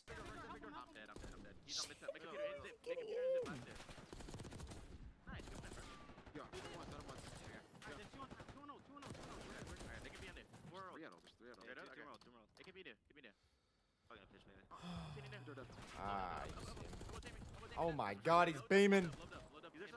Last guy load up. I will get Tom. Everybody just hold. Get the cross to Tom. Good kills. Alright, press. I'll see the press. Elbow me, Brent. Top dub and elbow. Top dub and elbow. This is for the marbles, baby. Oh, you know he's coming. You know he's coming. Nice. He's front trips. Absolutely. Run up. Alright, one shot top trip. You got him. Last guy missing one, bro. He's missing one, bro. Holy shit. Nice. Go P1 time, baby. Yo, no, one guy's white. Going left side mid. Clean P2. One shot P2, absolutely. One's big gun on me. Look at top dubs. Big gun, jump. One shot. Nice. Pull away, baby. Pull away. I mean, it's just another one of those moments, Jay. It's either Shotzi or Hook. They just get in the back line of Toronto and they start feasting. And the problem now for Toronto is that you have to keep focused on the objective. But that No way, he turns on him. He does. It's just one of those leaders' advantages. Oh my God. God. Can do whatever they want, and they're going to find an early break here at 2. Yeah, they did it in map number 1, and now they're doing it here in map number 4. Kenny miraculously is able to walk away with 3 in a row. Get that time. Getting traded. You know where he's at. Optic Texas to work their way back on in for free. You do have one player in Kleenex though, who does spawn on the backside of 10. So you just want to try to play your life because you know we need these spawns for the next HP. Well, he's committed though. He knows he has to come back over to the hard point. So Dash I wanted that 200 right there, but whatever. Kenny the other, and whatever. That's just another moment where because Ultra have to keep their focus on the hard point, they lose focus on what's happening around the back. Oh my God, we're shredding, baby. They're going to get well past the 200-point mark, and they've got rotational success over towards 3. Pistol his ass! This is Hook's building right here. Like, he's been able to roam around this area for multi-kill after multi-kill. But again, too aggressive up through Grandma's. No one blocking the back spawns. Give Ultra another opportunity to potentially lead to a break. But all the kills in favor of Optic Texas. 2-2 split. Spawns Ultra towards the back. They need to get in. Yeah, Optic are just doing such a nice job of team working out these moments together. Kenny gonna reset, make his way past Zip. See Hook spawns in behind the play, but is not needed immediately. Optic from inside the hard point win the battles, and now Dashy's watching the cross. Oh, mercy me! That caught timing though. Really quickly, Dashy not gonna be able to turn and find insight, but still the time continues to tick up for Optic. Ultra have to break from the front. Yeah, they have You're not good enough. Kenny with 3. Oh. Kenny at least lines up a double. Beans flies in for a double of his own. Oh my God. 38 and 30. Number 1 seed, baby. Are gonna allow his teammates now to push. Dude, we only need a couple seconds. About 3 seconds. 1 break is all they need. Yep, and Shotzi's already kicked us off with the opener. Now you can wait. Hook on one side, Dashy from the other. Shotzi from the front door. It's just a full pinch. Completely Get in that ass! this ultra setup, and that's going to be GG, baby. Number 1 seed. dominating from start to finish on All right, that's both it. hard points. Holy, this team looks terrifying, and now they claim the number 1 seed going to Madrid. Man, Oh. they look phenomenal, especially in those HP games. They are able to micromanage the little things about players. All right. Realizing, okay, I got a parallel spawn. I feel a lot better They about do that now. Great in the chaos. For Ultra, that's now 2 back-to-back hard points where you just simply get outclassed in the fundamental aspect. Even in the opportunity where you were blessed with the back spawn on the backside of P3, you still couldn't walk away with a majority of the time there. 3-1 like it wasn't nothing, dude. I'm telling you. HPs, the better team when you talk about the game plan in the search and destroy, and now are looking like probably the top team going into Major 1 with that kind of performance there. Yeah, I mean, it's All right. it's clearly the top 2 right now in my mind are Optic and Atlanta. I mean, yeah, that series versus Cloud9 gets a little squirrely, but it is one of those series Wasn't that even close, bro. Atlanta's Wasn't playing even around with a little close. bit of the map pool. Yep. Trying to make sure they're good to go. I give them a little bit of leeway, but this is Optic beating down a team that has looked nothing but great so far here in stage 1. Again, the only series they've lost was at Minor 1 in reverse sweep fashion where Cleanex just was not a factor in the back 3 maps. But here, I mean, look at the stagnation between both P4s. Optic only allowed them to get 23 points, Jay, in 5 hills. What are we talking about? It's just the Hook the Nuke show. Like every P1 that they got to, and especially the second one that they went to, from that P4 to P1 rotation, where you go from 156 to 186, and Ultra only get 4 seconds there, and that's due to what Hook was just doing, just roaming into your base. It's as simple as that. The rest of Optic Texas were blocking the back. That shit was nuts. To make those kind of plays. And their hard point game right now is probably the top in the league. I just think like the only thing that you're really going to focus on if you're Optic Texas, obviously you fall short on your best control map here, but that was due to just Toronto simply outplaying you when you talk about the slaying. That usually does not happen. So for Optic Texas to win that red card and potentially now add that into the map pool, because you beat the best team on it, anything can happen now at the major. 100%.